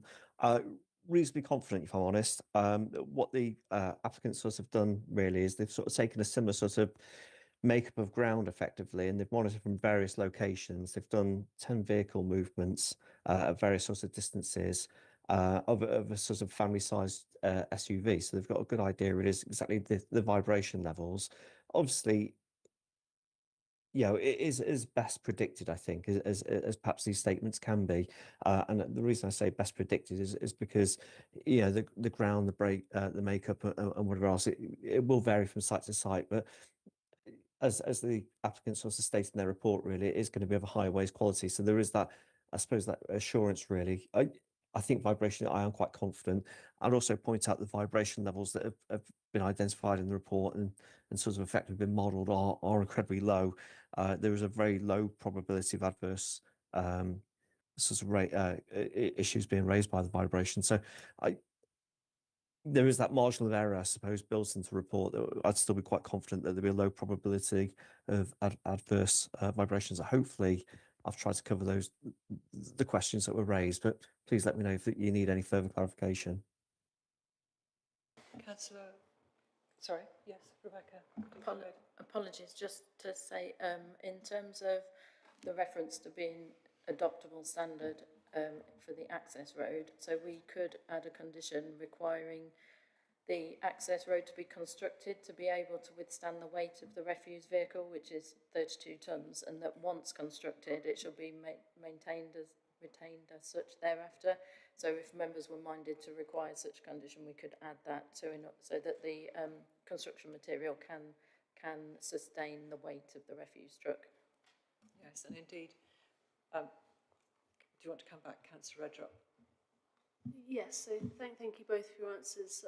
I would be grateful if we could consider that sort of condition, and I don't know if it's worth also adding that as a reason that it is to maintain amenity for the neighbouring properties by making sure that the surface is maintained to a suitable standard to minimise vibrations. Absolutely. Thank you. Okay, I'm just giving Rebecca a chance to write that down. I would also, on that same point, I wanted to just check, will there be something in the conditions that states that the maintenance, of the ongoing maintenance of that access road will fall to the residents of the development, or how do we, can we request that? How does that? That wouldn't be something that planning would get involved in terms of who's responsible for it. We can condition the requirement that it is able to withstand the weight of the refuse truck and that it should be retained as such thereafter, but not who is responsible for paying for it. Okay, right. I'm just concerned that sometimes we, for example, when we're talking about developments with water retention ponds in them, we seek ongoing maintenance of those facilities. Yes. Okay, right, fine. Thank you. Thank you very much. Okay, so Councillor Rickson. Thank you, Chair. I had a further query regarding the vibration assessment as well. This, as Councillor Redrup has said, I think it's clearly very important. I'm a little concerned that the assessment only looks at the vibration caused by a medium-sized family car. That's, I think it's got the make and model in there, but it doesn't assess the vibration and noise impacts of any vehicles larger than that, which there clearly will be because we've seen swept path analysis of refuse vehicles. So there clearly will be refuse vehicles on the site. So we've not seen any information to say, well, to demonstrate that there won't be an impact there. And then I guess all of the vehicles in between the size of a refuse vehicle and a medium-sized family car, because I'm imagining they won't be restricted from entering the site. So what would their impact be? And I guess why hasn't that been presented or considered in this assessment? If I may refer again to my colleague Peter on those points. Mr. Gibson, can you answer that? Thank you. Yes, sorry, not a problem. Just slight delays, I think, in allowing our camera to come back on. Obviously, you've asked the question in regards to larger vehicles, and I think, again, I think the report makes a reasonably good attempt, actually, in terms of the sort of medium-sized SUV. Yes, sometimes ideally larger vehicles might be preferential, but then of course it depends on what the consultant can get their hands on. I mean, unfortunately, refuse trucks aren't necessarily readily available where they can undertake monitoring. The other thing, of course, we're making the assumption that a larger vehicle will probably add to more vibration, and that can sometimes be the case, or sometimes it can't be. It depends on the sort of makeup of the vehicle. Most refuse trucks, for example, normally have sort of wider tyres that sort of absorbs a lot of the sort of the weight effectively fairly well and gives it a reasonable distribution. I mean, it comes into a more sort of complex science the more questions that you raise, and obviously you're right to raise those questions, but it is very difficult really to sort of robustly challenge everything really. I think we come down to practicality, and again I'll go back to the report. Of course, it is saying that there's that low probability of adverse risk effectively of vibration being an issue, and actually if you really look at the figures, you know, the calculations suggest that the highest vibration level will be 0.0031 millimeters per second, and of course when we go back to the guidance it's saying 0.2, and there is quite a significant difference there between those two values that they're giving. Even still, the 0.2 is still a sort of low probability of adverse risk of vibration occurring. So it does feel like it's, and of course, you know, those vehicles won't be going up all, you know, all day, every day, and that sort of thing. I think really looking at the report and looking at it on its merits, I think it probably is justified. And I think the condition that's been recommended with regards to making sure it's suitable for highways, it will probably be sufficient there to try and address that vibration concern. Thank you. Right. Can't see any other questions of clarification. Councillor Ariel Khan.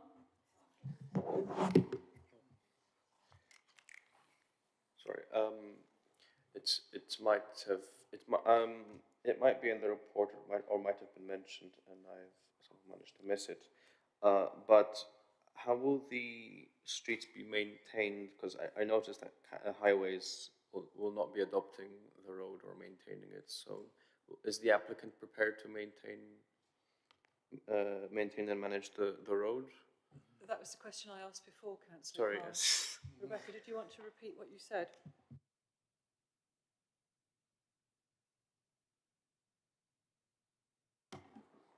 Thank you, Chair.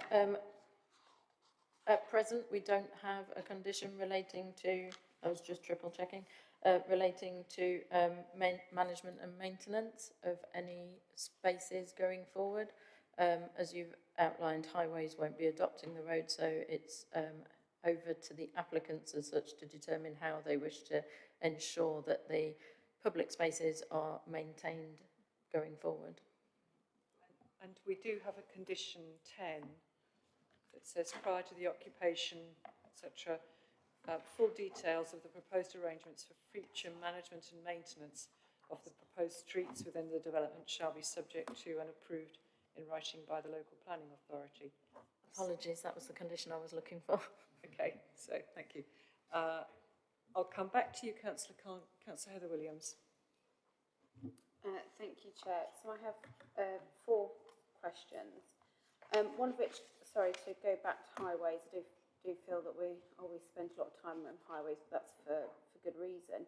So on page 119, paragraph 6.5, it said, whilst the local highway authority has reservations, my reading of this is that, so this is not highway saying that they are happy, it's just because of where the road meets. So just want to have that clarified, because it sort of says no objection. That's not quite how I read this. I see this as we're not able to give a view, but they do in itself say that they have reservations. The other question is on page 122, paragraph 6.22. There seems to be a lot of discussion around section 106 and the measurements. So have that been settled now? Does everybody know where that lies and that 106 is required because of the carports? Because what I wasn't clear, it was clear from it that there was a difference of opinion, but not necessarily what the outcome of that difference of opinion was. Page 127, paragraph 13.2. It refers to sort of grade 3 agricultural land. And then it goes on to say nearby fields are classed as non-agricultural. I just want to make sure, is that planning-wise are classed as non-agricultural, or is it that they're not currently being used? And so it's whether that is planning terminology for the permissions that are on there, or whether it's just based on current use, because sometimes we've had where it's not currently being used for agriculture. As we've said, that it's whether it has the potential for agricultural use rather than whether it is actually being used. Otherwise, everybody could just down their harvesters and have, you know, land aplenty for building. And lastly, on page 134, paragraph 19.12, I did try to keep up with your Anglian Water update. So if you did cover it, I did my best to make my notes as I go. But it says about no direct evidence has been provided by Anglian Water to substantiate their position that the treatment on Uttons Grove, off the top of my head, currently lacks capacity.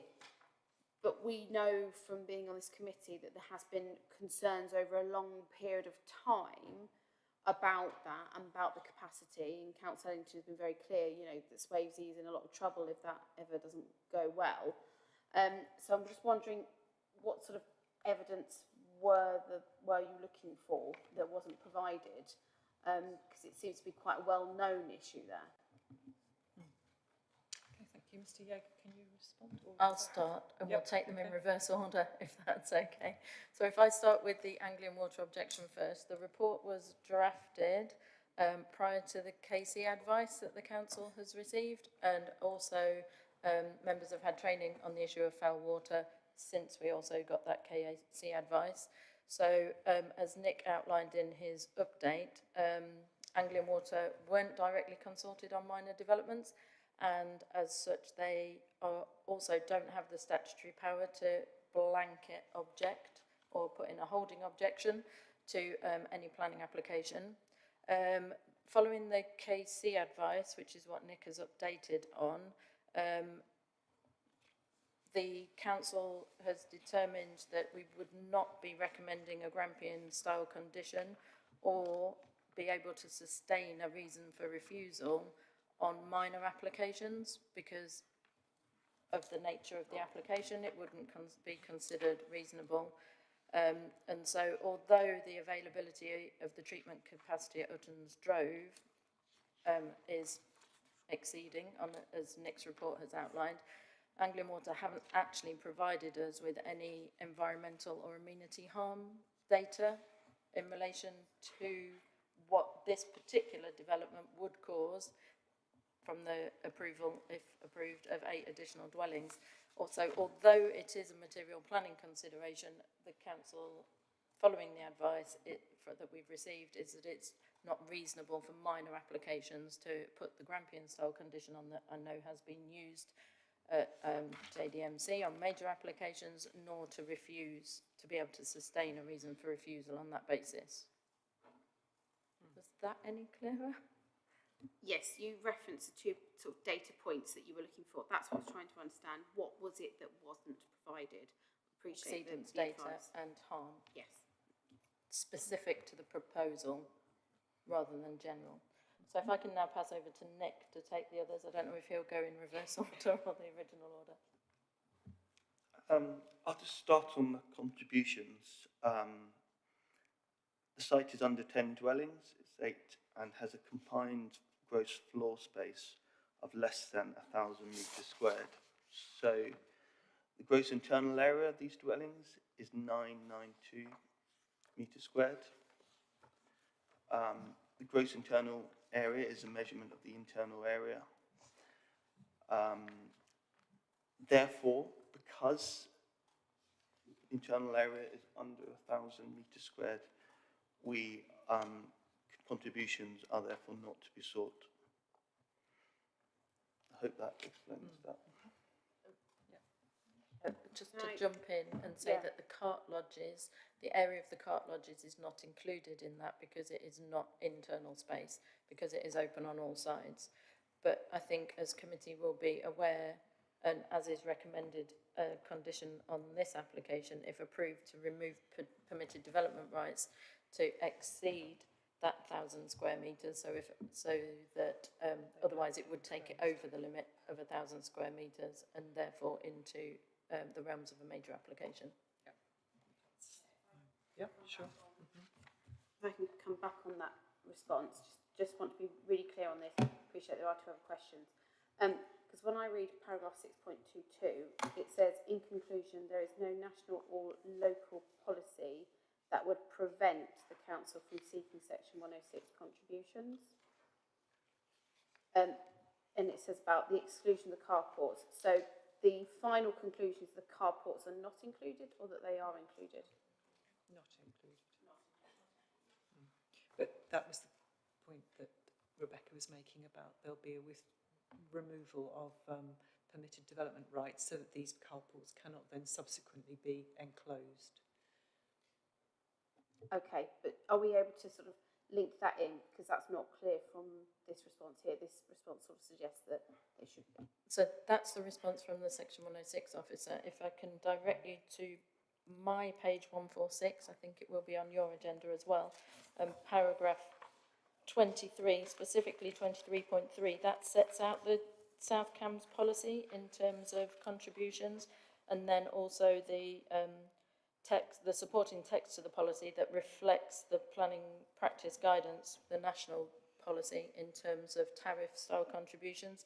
So that's where then the measurement of 992 for the gross internal area has been referenced to, and that internal area doesn't include the cart lodges because they are not enclosed internal space. What I'm asking is, can we loop this back and can a conversation happen? It is our 106 officer. Yes. So we have officers giving different advice through the report to make sure that that's being addressed. It has been and will be going forward. Thank you. Back to Councillor Martin. I think there was also a question on reference to non-agricultural land. I believe I was referring to the north of the site is the North Stowe development and the outline permissions. So, yeah, as such, that has been granted for the, as mentioned, the North Stowe development for 4,000 homes. So its land use has changed from being previously agricultural to the North for the North Stowe development. I think there was also a question on the Highway Authority and their comments. The Highway Authority, I've mentioned that they won't be adopting this access, but they have also said no objection to the access in terms of how it connects to the public adopted area. 6.5 and 6.6. And yeah, I'm reserved about that as well. Yeah, what might help, which we've had in the past, I don't know if you're able to display the access map and just clearly show what part of that the highways are specifically referring to, because we've also had in the past what we would naturally think of it during the highway doesn't always marry up with what, so is it possible for you to just sort of use the cursor to explain the exact point that they're referring to? Because we do have, whilst the local has reservations in respect to the proposed development in relation to site access, it gets a bit murky. I think the point is that they're only concerned about an effect on the point where the access road joins the currently adopted public highway, which is the edge of Manor Farm Close between the properties of 16 and 21. So if you were able to put that up, that would be great, Nick. My observation is that, like Councillor Heather Williams, they have refrained from commenting on the access because it is outside the adopted highway area. Not that they've actually not objected. In fact, they have said it's a substandard nature of an access. So. That's the one. Just while Nick's finding that, we do ask consultees when they comment to either object, not object, or make comments, if that makes sense. So that's why the titles always say object or no objection.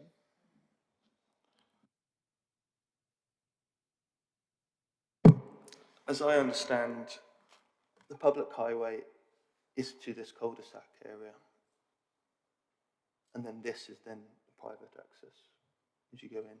I think if I go, oh, excuse me, here, I can get on to one of the photos here. So that public highway, and then you can see the pavement, and then that's the private access. I hope that explains. Can I say thank you? The reason that is because we've had it before where actually the cul-de-sac that it's coming off isn't adopted. So actually the point that's being judged can be a significant distance away. So thank you for that.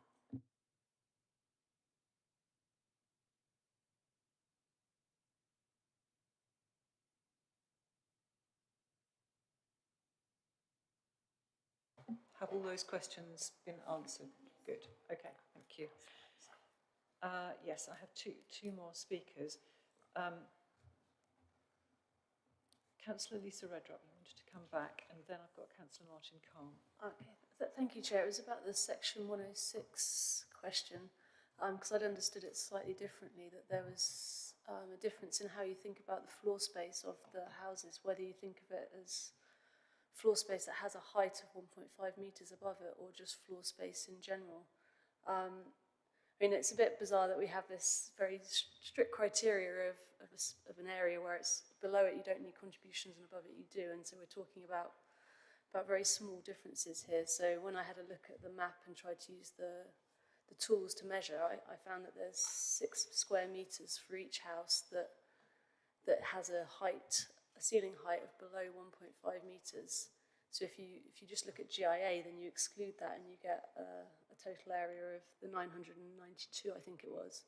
But if you take that into account, then you get up to 1,040 square metres. So it seems to be what definition we use to consider floor space. And I think the Section 106 officer's argument was that it's just floor space, whereas the developer's argument is that it's floor space with a height of 1.5. So I don't know which way we would like to go as a committee, but that was just my understanding. So I just wanted to check if I'm correct on that and raise that just in case it has an impact on how we want to go. Thank you. Just to check I'm understanding you correctly, are you referring to the cart lodges when you're saying that it's floor space? No, you're referring I'm not. to I'm only else. thinking about internal space. I've not thought about the size of the walls, the thickness of the walls, just the internal space using the tools. So if I've made an error on that, my apologies, but it looked good. Okay, so do you want to respond on that? I can, and I might ask Vanessa to jump in if I've said anything incorrect. So in terms of what's reflected in the National Planning Practice Guidance and then also the supporting text for our local policy, it relates to either sites with under 10 dwellings or that have a combined gross floor space of no more than 1,000 square metres. So essentially the definition of a major application. So it helpfully says floor space. It doesn't say gross internal floor space. It doesn't say gross external floor space. It just says floor space. However, when you look at a definition of what floor space is, it refers to the internal area. It doesn't relate to height above anything. It refers to the internal floor space generally if you're talking about floor space. So we have taken the gross internal area of the dwellings to be 992 square metres, excluding the cart lodges, hence why it's falling below the 1,000 square metres for a major application. However, as I explained before, contributions aren't sought if it's below 1,000 square metres or below 10 dwellings because it doesn't meet the definition of a major application. However, if at any point in time the properties were to be extended, that would take them over the 1,000 square metres, which we have had here previously, I think last year, on an outline application where we conditioned each individual dwelling to be a certain size. Here we're suggesting that we remove permitted development rights so that it doesn't trigger the floor space to be over 1,000 square metres. This wouldn't obviously mean that if a property came in, a future occupier came in and wanted to extend, we would go, oh, and now you hit the 1,000 square metres and we want some Section 106 money from you. We're just trying to control that going forward. Vanessa, anything you wanted to members, add? just to be aware, we're still on members' questions of clarification. We've all got the public speakers to speak as well. So I just, before we go into debate, so can I just, I'll come to you second. Councillor Martin Carr. Coming back again to this issue of the maintenance of the access road, the narrow part of the access road, you found the existing proposed amendment, condition, which talked about providing a plan for maintenance, and the amended condition, the other condition that you suggested, talked about it being requiring them to maintain it to a certain time. Which would you recommend preferably, and how easy is it to enforce maintenance if you have a condition? Because we're all aware of examples of where we've had requirement to provide a plan, which then is very difficult to enforce. Once the plan's been provided, the actual implementation of it is very difficult to enforce if it doesn't come. I just wanted to make sure that there's a condition which is enforceable to maintain about the maintenance. And for how many years would that last as well? So, and just before you answer that, can you add in, because condition 10 says the terms about how it shall be managed, and then the street shall thereafter be maintained in accordance with the approved management and maintenance details until such time as an agreement has been entered into under section 38 of the Highways Act 1980, or a private management and maintenance company has been established. Now we know that the County Council has said that they're not going to adopt the roads, which is the section 38 bit. So we need to make sure that there is a plan that can be enforced to make sure that private management is undertaken appropriately. So if I can come back on that, just to clarify, I would, rather than put a separate condition on, if members were minded to deal with the issue that I mentioned previously about the weight capacity, that the amount of the 32-ton refuse truck, I would actually amend condition 10 to make reference to that, so that then you've only got one condition. And the wording of condition 10 does actually say that it has to be carried out in accordance with those details until such time something else takes over. So until, for example, Highways change their mind and adopt the road, or until, until something further takes over, that it has to be carried out in accordance with those details. So that is a reasonably worded enforceable condition, in my opinion. Thank you very much. Just that it's enforceable after you've got a management company. Sorry, is it enforceable if you have a management company? Yes. Yes, it's enforceable on the management company should it take place. Yes, that's all I wanted to say. Because the condition would apply to any management company. Okay. Lee. Rebecca, do you want to respond? I think it would need to be wording that's transferred into a private management and maintenance company.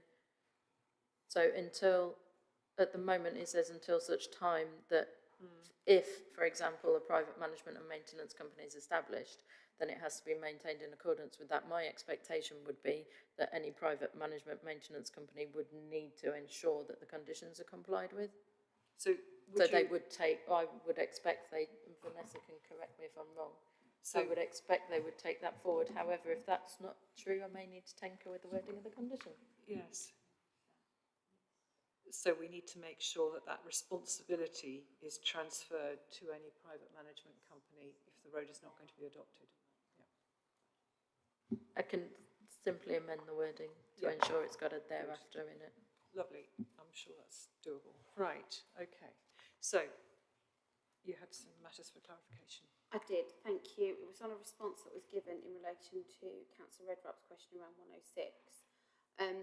As you said about taking away the permitted development rights, which I understand and we have done previously, but you said once an application come along for conversion or extension and it went over, that didn't automatically mean the B106. So what is the recourse for 106 if removing permitted development rights isn't sufficient? How does the council put in or condition for a clawback if the development was to go, what we're talking about, 8 metres more? Or is the answer we can't? I mean, that could be the answer. So in which case, why are we removing permitted development rights? Does that meet the reasonable test if it makes no effect at all to the 106? We're looking at condition 26, aren't we? and it refers, this is on page 159, and it says, the carport's hereby permitted.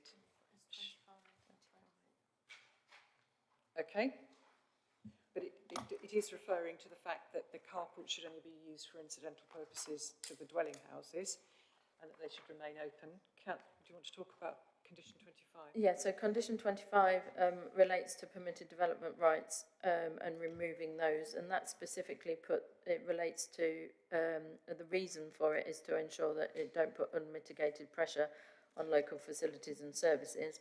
If, as set out in the report, there is no option for us to be able to claw back if one of the houses went over by 8 square metres. So, can I ask, if that's not possible, which I didn't think it was, hence I asked the question, what are we actually seeking to achieve, and how does it meet the reasonable test to remove permitted development rights? Because all we're saying is they have to put in a planning application to do that, but it has no consequence.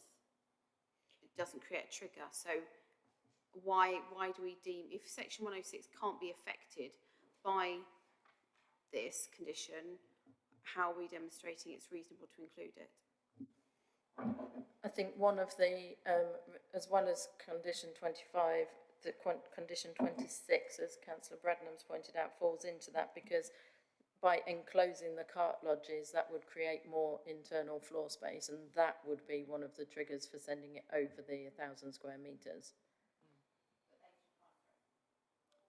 They would have to apply to remove that condition.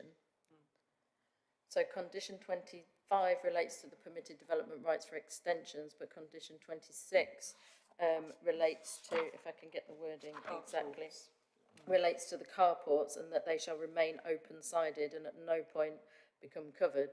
So they would have to apply to remove that condition rather than apply simply for an extension. Now, I think that makes sense. What I'm not sure makes sense is around the removal of permitted development rights. I can understand if there was a possibility of it went over to be able to claw back, but there's no clawback. But we have no.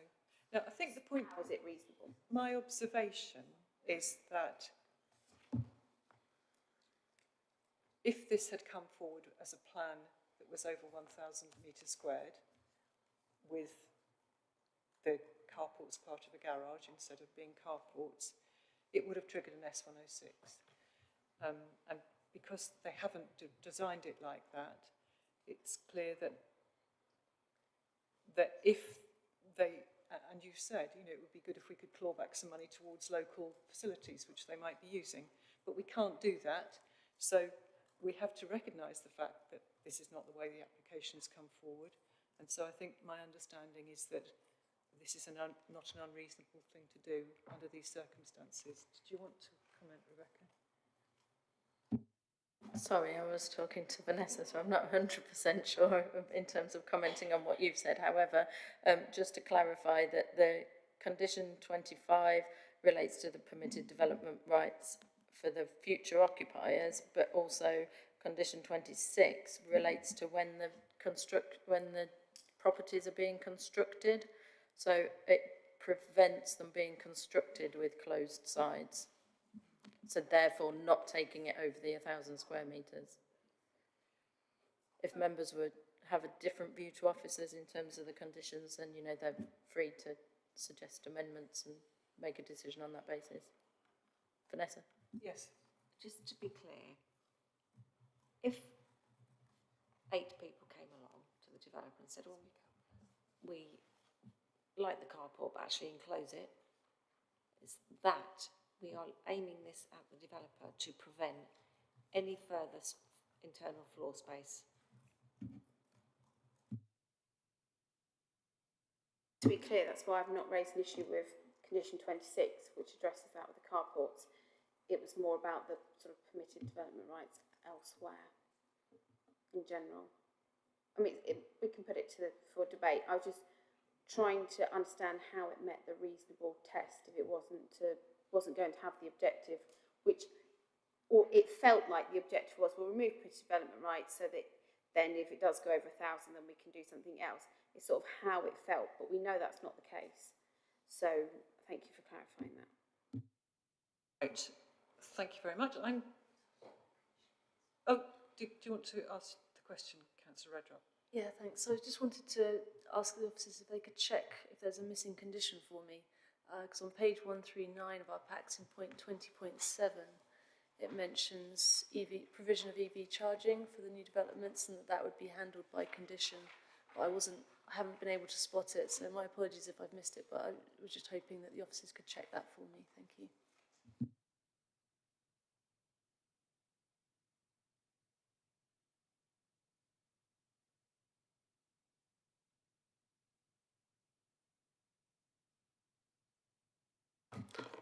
Thank you for drawing that to our attention. We can add a condition on EV charging if members are minded to approve.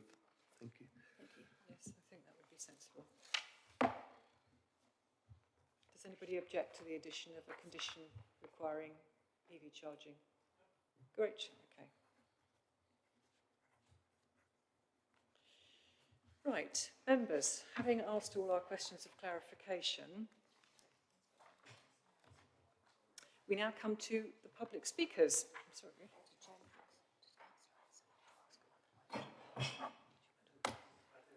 Oh, sorry, Councillor Rickson, did you want to ask one further question? Yeah, it is very small, I promise. It's back to the highway, to the access.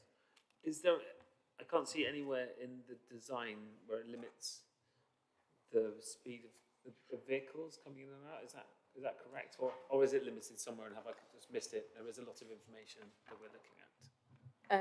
If I can take that one, Chair. That would be included as part of condition 10, where it's full details of the arrangement for future management and maintenance of the streets. So the management of the streets would include any signage, for example. Okay. Right. And we don't need to, that's for highways to determine what sort of speed might be suitable for that access, is it? Or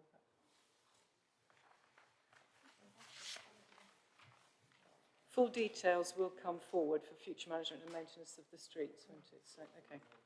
Right, okay. So that will come to officers as part of that condition. Thank you. Right, so now we come to, just one moment.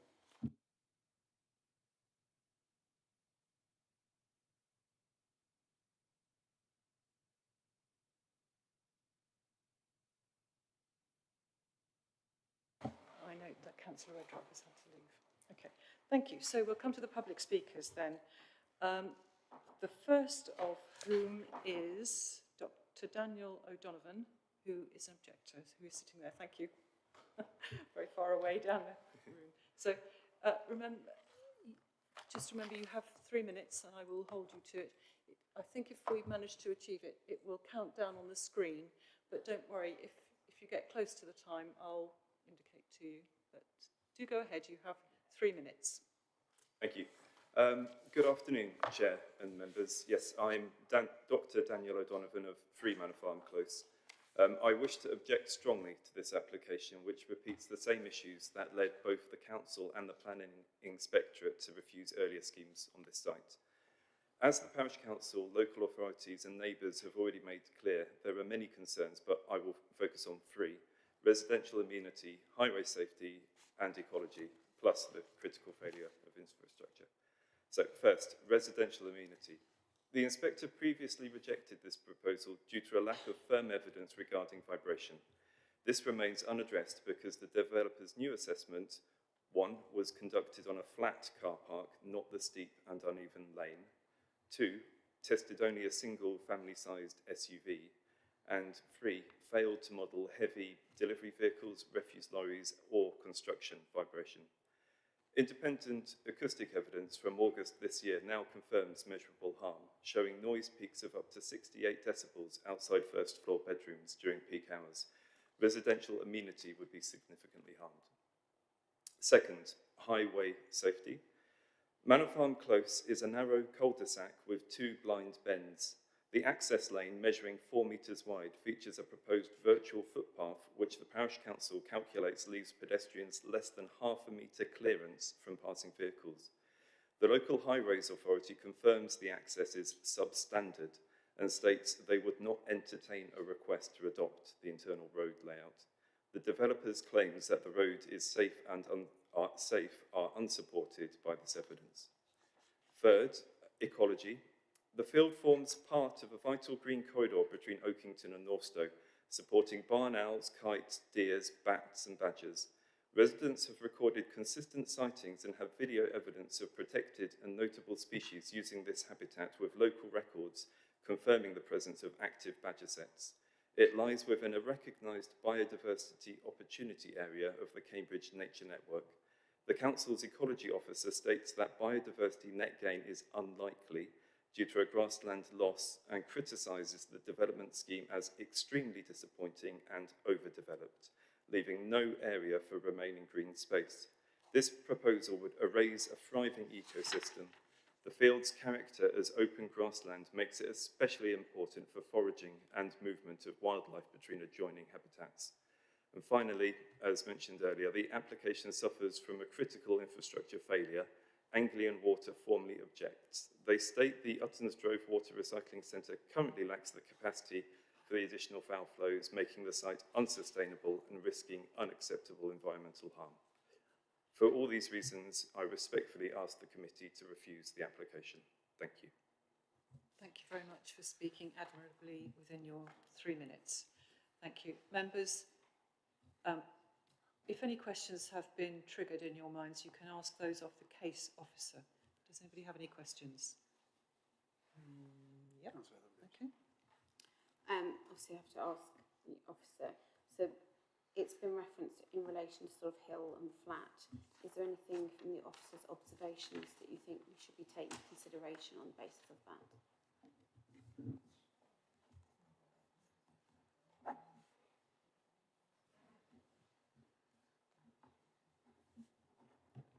Peter, is there any chance you can come in? Oh, I think you... Yeah, thanks, Peter. Hi there. Apologies. I assume that's in relation to the comment regards to vibration.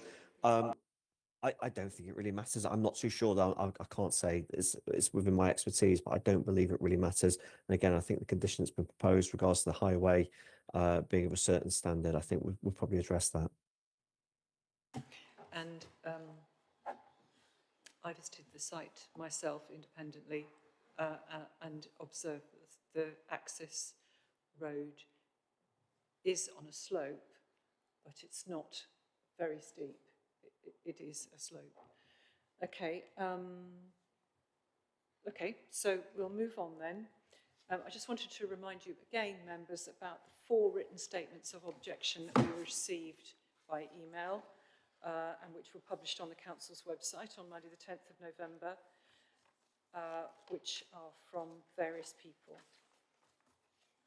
And I'm sure you've read. So the next public speaker we have is Ben Lowry, who is a supporter and applicant.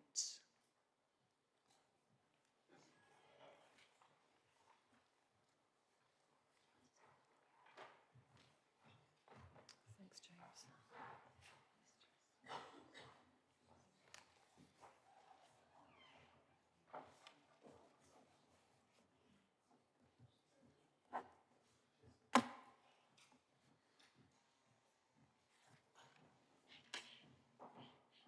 So, Mr. Lowry, are you ready? Yes, thank you. So just to remind you that you have 3 minutes, and I'll call you if it looks as if you're likely to overrun. Thank you very much. Thank you. Over to you. So, firstly, we wouldn't be of the opinion the access is steep.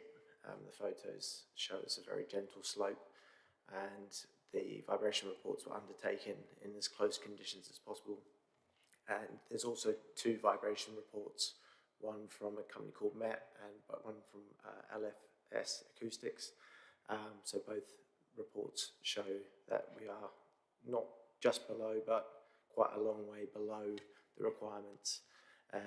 We accept the condition of building it to adoptable standards. That road structure is designed for a highway, and with only 8 houses going across it, it will last a long, long time, longer than probably I will be alive. And so the maintenance of that road would be very, very low.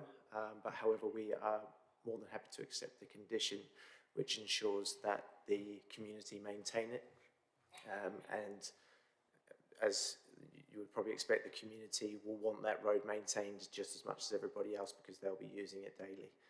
So that's the first couple of points.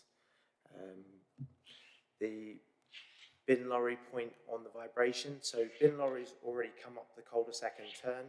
They are already in close proximity to those properties, and the difference between the front of the property and the side of the property, not a lot of difference, and it is once a week during the day. So the vibration reports typically don't cover very unique scenarios.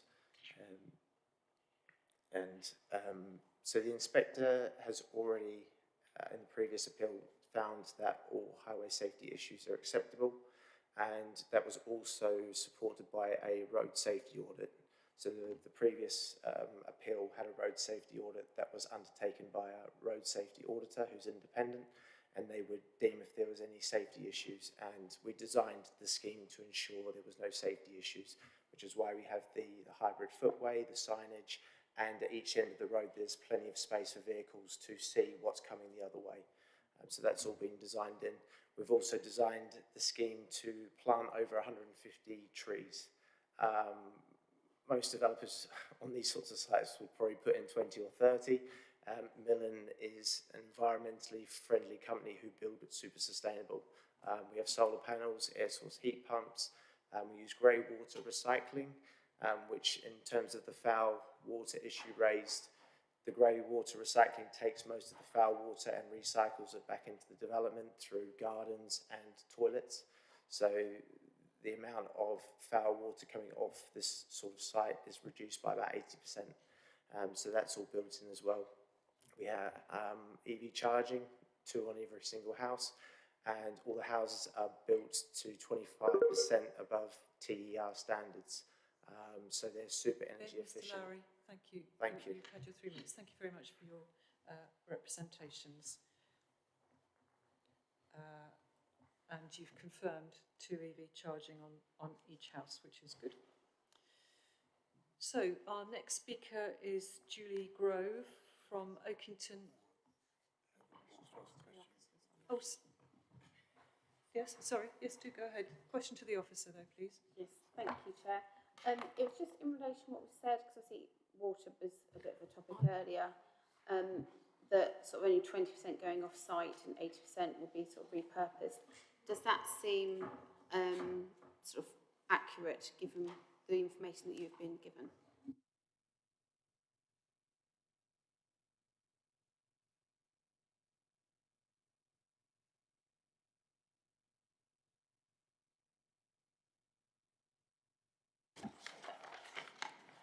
If I can come back on that, in Nick's report, he does make an assessment of the sustainable design, and there are conditions recommended requiring the submission of a carbon reduction statement and a water efficiency specification. So I think we would get further details on that as part of that condition.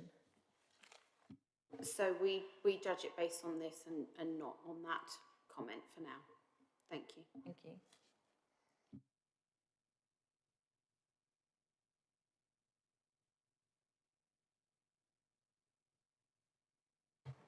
Thank you. Thank you, Rebecca. Right, I can't see any other questions to officers, so we'll move on to Julie Grove, Oakington and Westwick Parish Council. Can I just check, is that you, Julie? Thank you. And can I just check, do turn your microphone on, can I just check that you have the permission of your parish council to speak on their behalf? Good, okay. Sorry, we can't hear you because you... Oh, sorry. Yes, we've got you. Whoops. Yeah. Yeah, I have 4 slides to show. Yes, thank you very much. Okay. We've got your slides. Thank you. Okay. So do you want to put those up, Nick, so that they're there when Julie's speaking?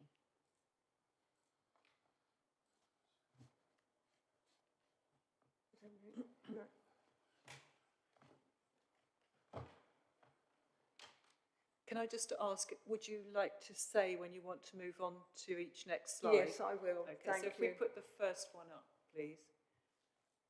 And I think that's the one.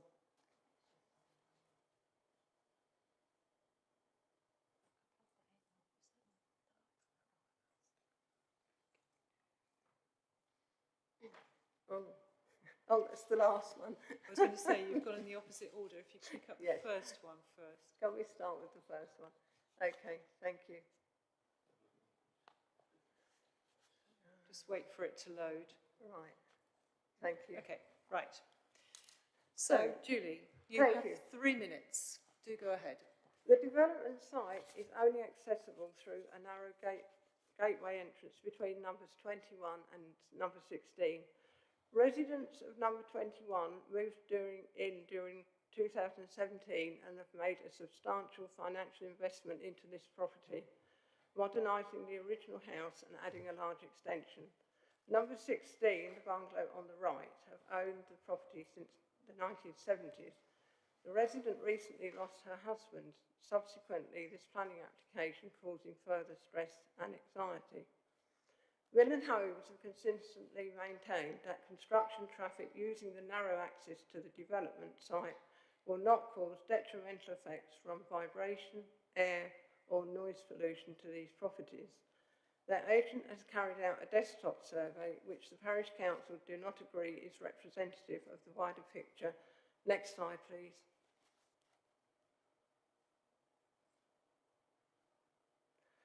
The entrance, a standard metal field gate, 3.5 metres.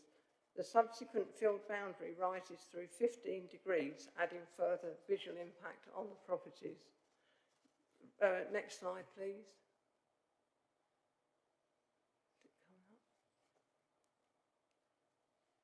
It's not coming. Oh, it's a bit slow. Okay. Slides 3 and 4 illustrate the proximity of construction vehicles and future residential vehicles entering and leaving the site.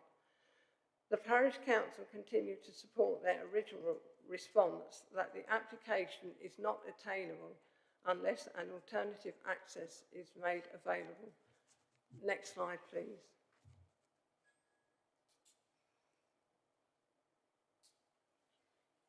Thank you.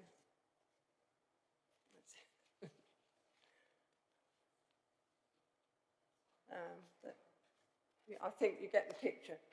Right. Thank you very much. Right, have you finished? Yes. Lovely, thank you very much indeed, and thank you for bringing the photographs, which are helpful. Members, does any member have any question to ask the case officer following the Parish Council's representation? Can I just ask for clarification? Julie Grove referred to the width at the top of the access road as being 3.5 metres, but we've had information that it's 4.02. Could somebody clarify that, please?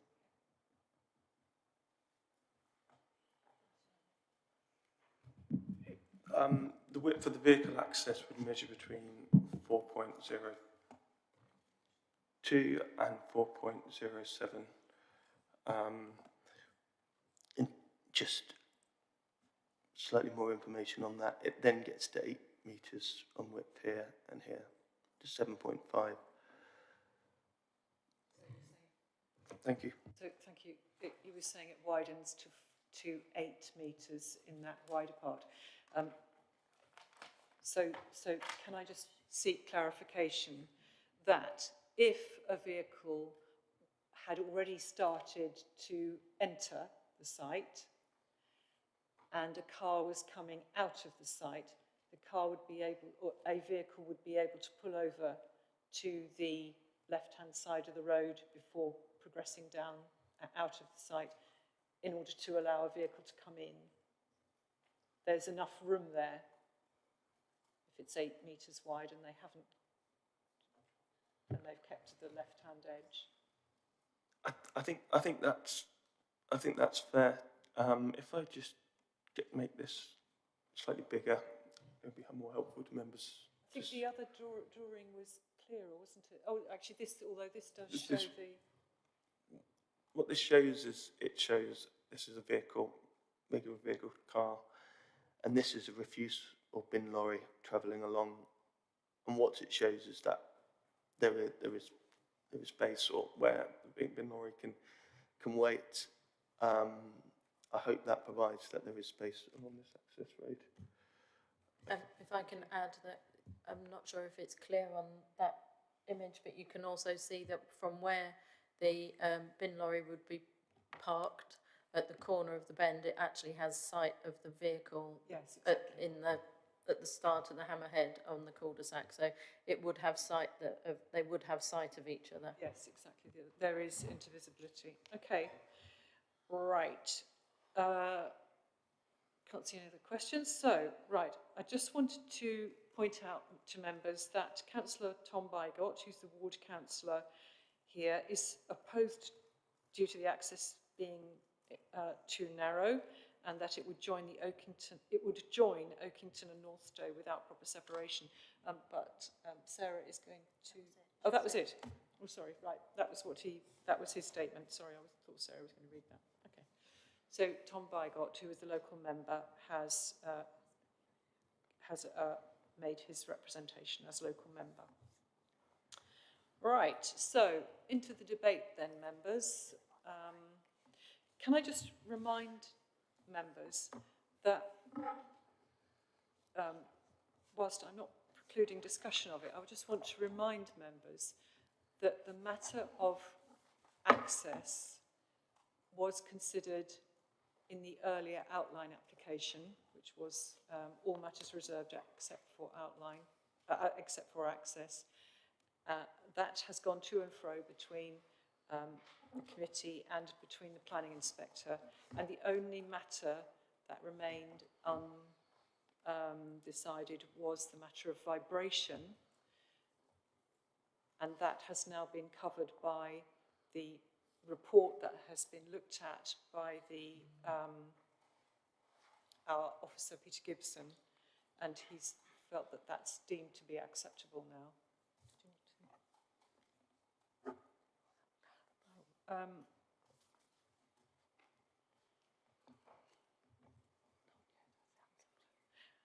Right, so I just wanted to just clarify that. Obviously, members can talk about whatever they like, but I just wanted to clarify that has been covered. So, anybody wishing to speak? Yes, Councillor Sanford, and then Councillor Khan. Thank you, Chair. I'm having an Alice in Wonderland moment. I can hardly We're saying we can't talk, well, you're saying we can talk about access, but the pictures that the parish councillor has just shown us clearly demonstrate that construction vehicles will not be able to enter the site.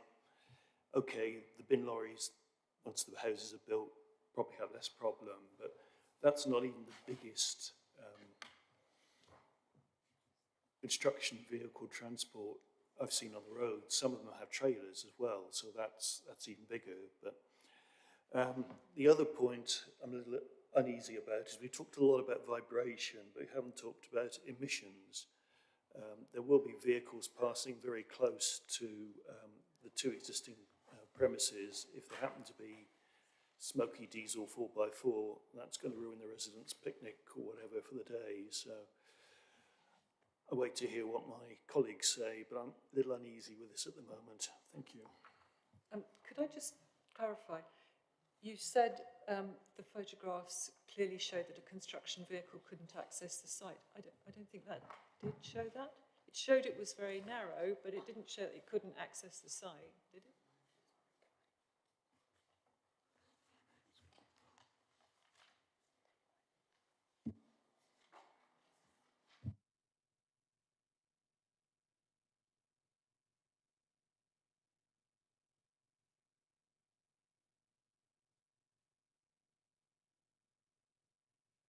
So yeah. So can I just ask, just before you, can I just ask Mrs. Grove or Ms. Grove, can you just confirm that the photographs of the vehicle were a real photograph and not photoshopped?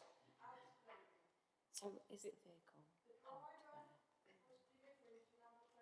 Sorry, would you like to come back to the microphone so we can hear you?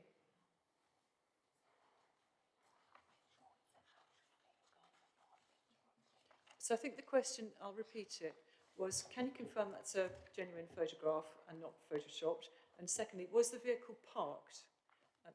Yes.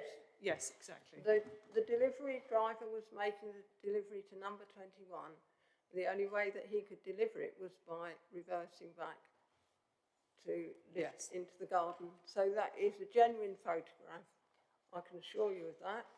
Yes. In other words, an HGV of that type can access the driveway. Yes. And it completely blocks the passageway. Yes.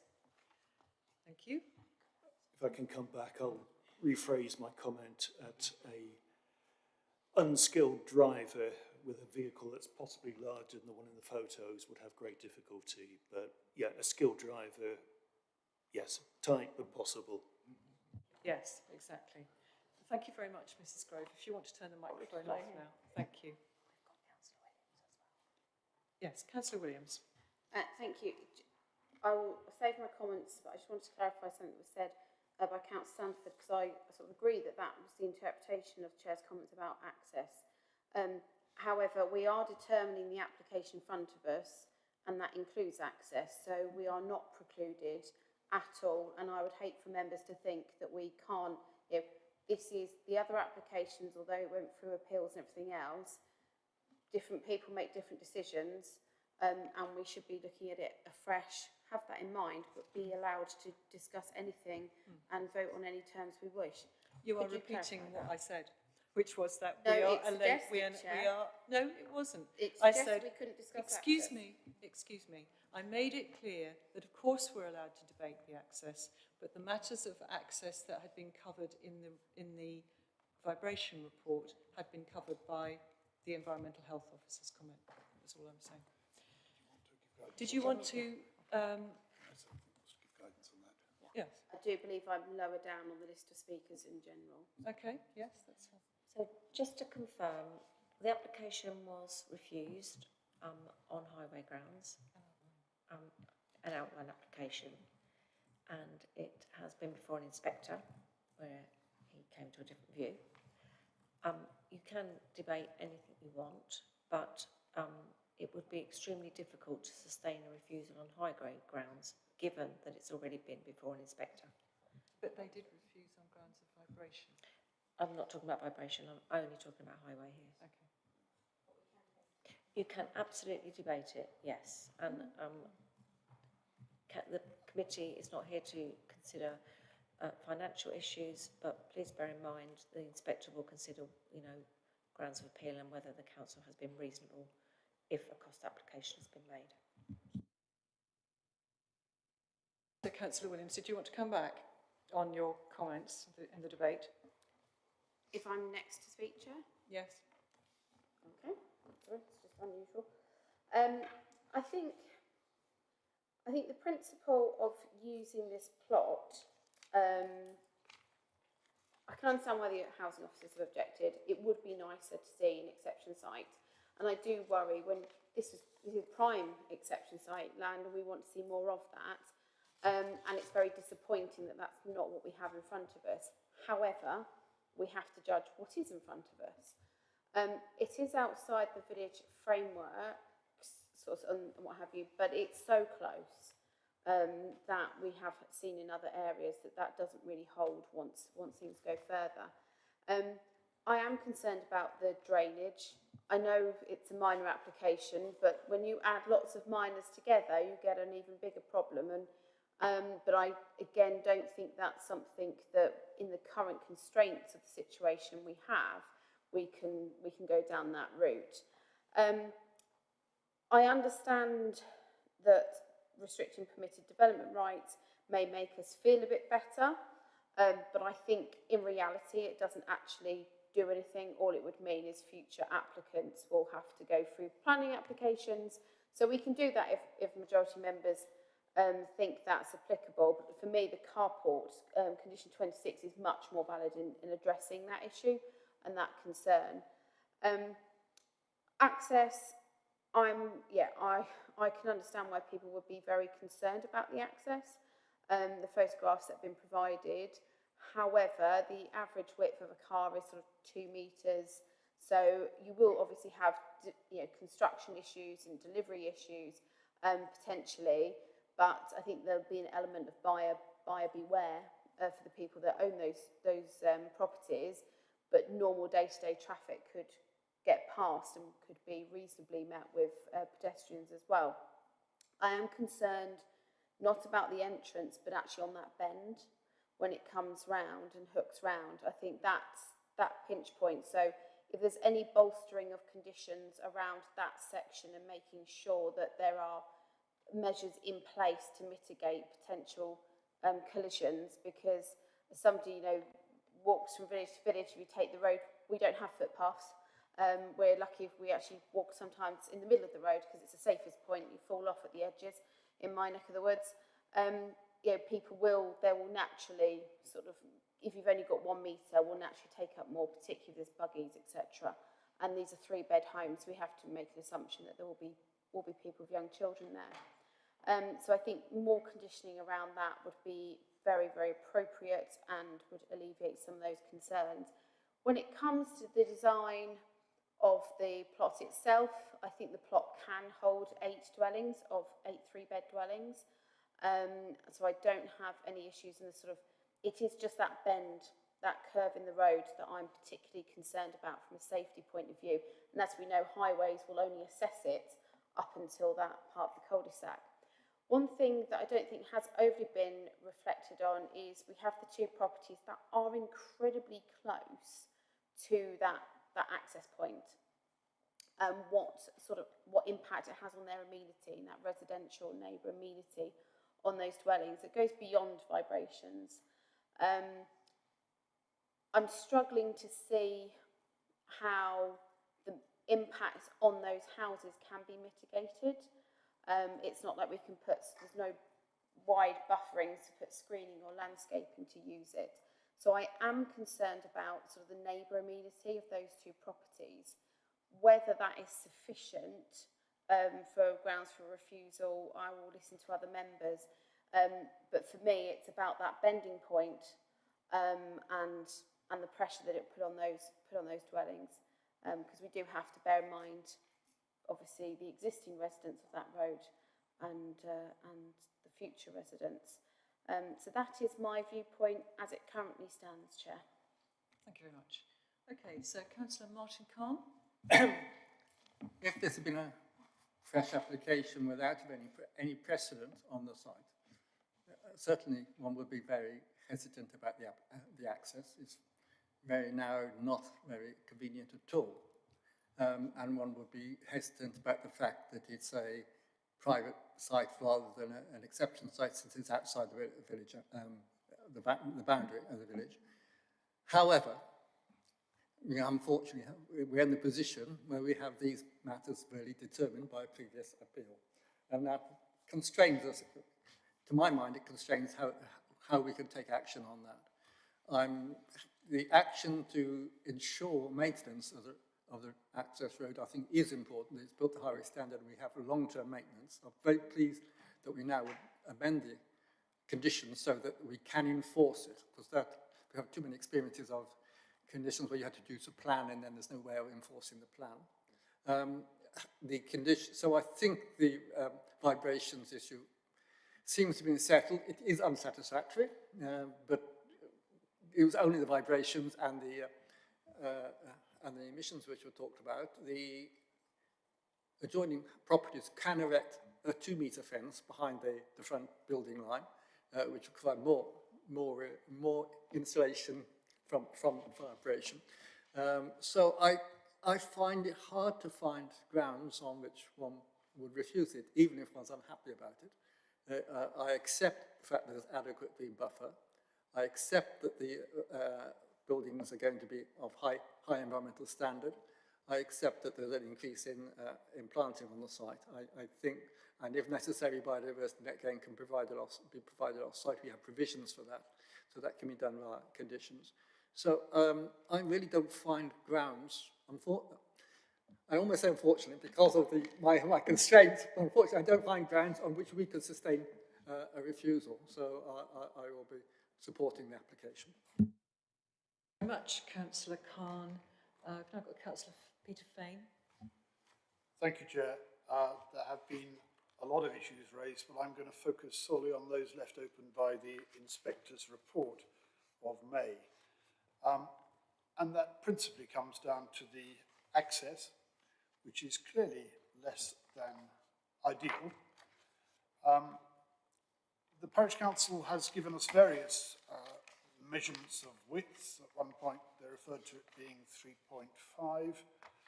At another point, 4 metres exactly. At Manor Farm Close, 3.85. I'm going to have to go with the inspector, who said it was between 4.02 and 4.7. We then come to whether that is adequate for construction vehicles. As Councillor Sanford said, it would be difficult, but I'm sure skilled drivers could negotiate that, particularly given that we have the evidence from the swept paths, which are based on a refuse vehicle, but not dissimilar. The question of emissions, I have to say, was dealt with by the inspector, who said that no evidence that emissions from vehicles using the access would be harmful to the occupiers. On the question of vibration, there remains some uncertainty, but I have to say our Environmental Health Officer, Peter Gibson, has looked at it, and the fact is that however you measure the vibrations, it is well below what is apparently the threshold which we are meant to measure it. So having said all that, we have quite a sustainable development on what is referred to as a not unsustainable site. Okay, outside the development framework, but not unsustainable, quite close to facilities. And I don't see, in the light of all that, that there is any grounds to refuse this application. So I will be voting to approve. Thank you very much, Councillor Fane. Right. Does anybody else wish to speak in the debate before I speak? Okay. Right, so my observation is that I think this, whilst outside the village framework, this site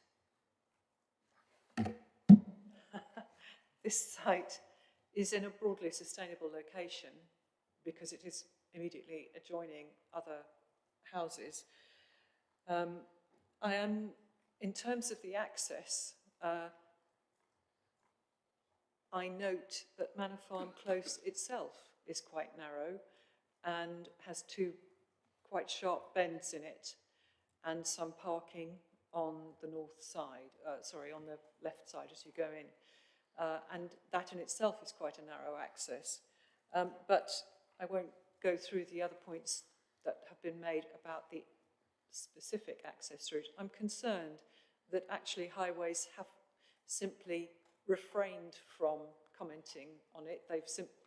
In some ways, they've said it's a substandard access, but it does not form part of the public highway, and the bit where it joins the public highway is unlikely to have a significant adverse effect. So we are left with the fact that it is deemed to be of a sufficient width, and that the vibration of vehicles using it is unlikely to cause any problems for the neighbouring properties. In terms of it being 8 dwellings, that's welcome, and they have actually refrained from putting more on the site, which in some ways kind of reduces the impact on the access road. The other aspects of the representations from residents and the parish council were the loss of the open field, as it were, behind. But Mr. Yeager demonstrated to us that the green buffer associated with Northstowe actually does still provide a green space between this development and the Northstowe wider perimeter, as it were. So, whilst I remain concerned about this access way, I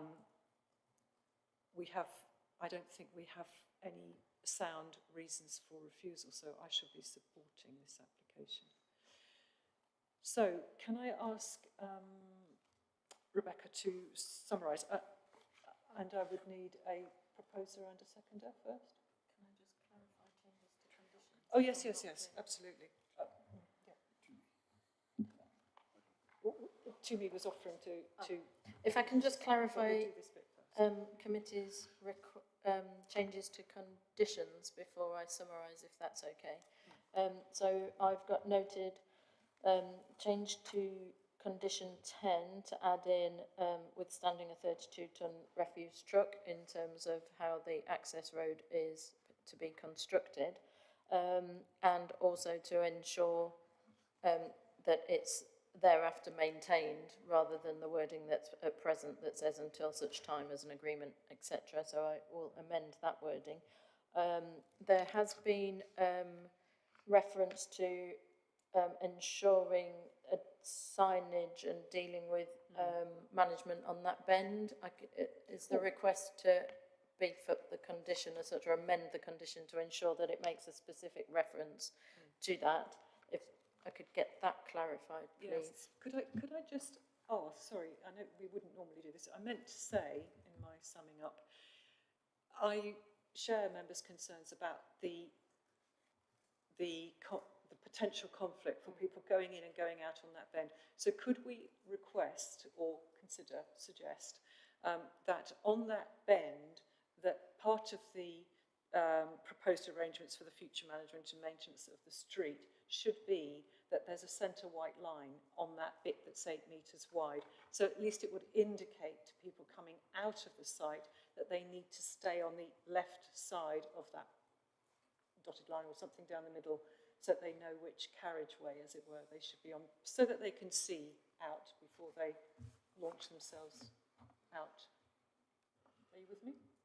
I am with you, and that's why I was just going to, that's why I was seeking clarification in terms of how much to amend that condition. But I think in terms of amending condition 10, as well as the withstanding the refuse truck and tidying up the details at the end, in terms of the proposed arrangements for future management and maintenance, I'll ensure that those areas are captured, either in the condition itself or in terms of an informative detailing what the condition should include and what the plan should include.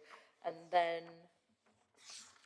I'm unclear as to whether committee are minded to include condition 25 or not in terms of removal of PD rights.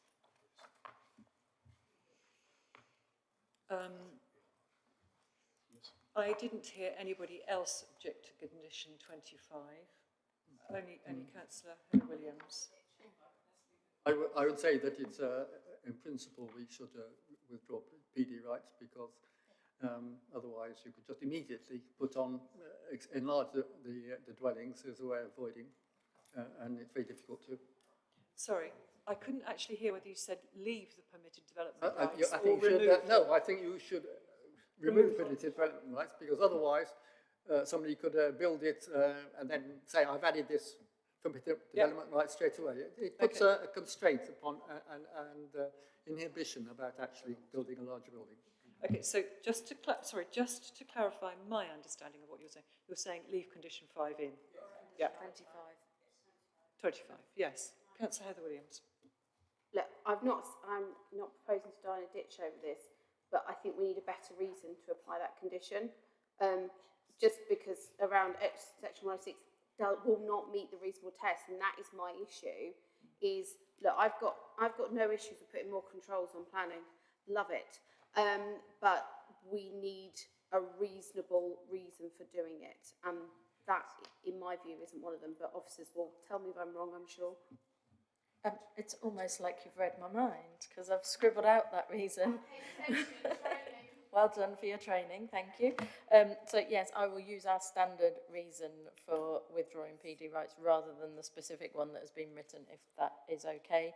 And then there was also the addition of a condition relating to EV charging. Yeah. Right, so if I can summarise, if that's okay, Chair. Yes, please do. Officer recommendation is for approval as set out on page 150 of your report, subject to the conditions set out in the report with the amendments that we've just discussed to condition 10, amendment to the reason for condition 25 and addition of a condition which will be 29 in relation to EV charging with minor amendments set out, delegated to officers. Thank you, Chair.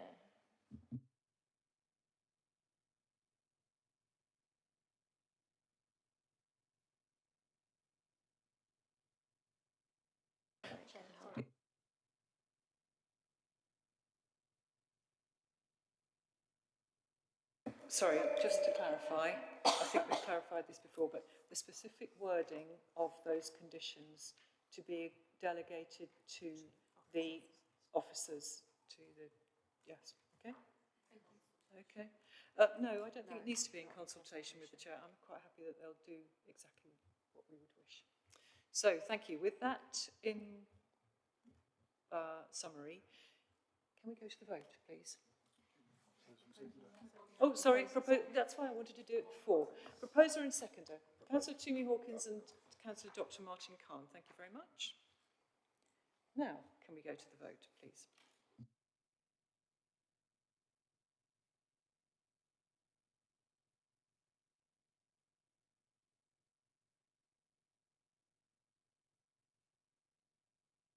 So that's 7 in favour and 1 abstention. Thank you very much. That's carried.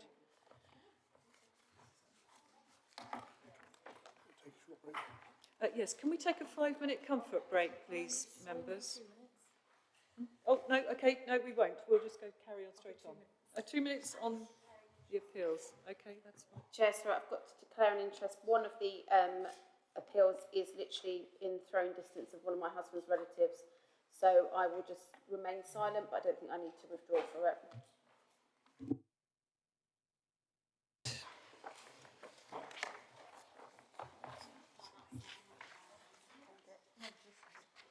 So, Rebecca, do you want to take us through this report then, please? Thank you, Chair. I'll do an extremely brief summary. It's our usual monthly report on the decisions and other appeals that we have received. I have noted that, unfortunately, I haven't managed to change the title of Appendix 5 as yet. It will be amended for December. I apologise. It should say Appeals Pending Statement from the Local Planning Authority. There are just 6 decisions that we've received from PINS in the last month. The last but one at 15 North End, Bassingbourne, I'm not sure why it says Secretary of State decision. It should say dismissed. Appeal dismissed. Which page are we on? Page 182. Okay. Okay. That should say dismissed. If members have any questions on any of the decisions we've received or any of the appeals received, please do get in touch and I'll ask the relevant case officer to provide a briefing. Thank you, Chair. Thank you very much, Rebecca. Okay, so if anybody has any questions on any of those, please take them direct to Rebecca. Thank you. Right, so with that, members, then at 15:44, I will just remind you that our next meeting is on December the... Aaron's frantically looking... December the 10th, thank you, starting at 10 o'clock. So thank you very much. Thank you very much. Okay then. And with that, I'll close the meeting. Aaron, if you could take it down.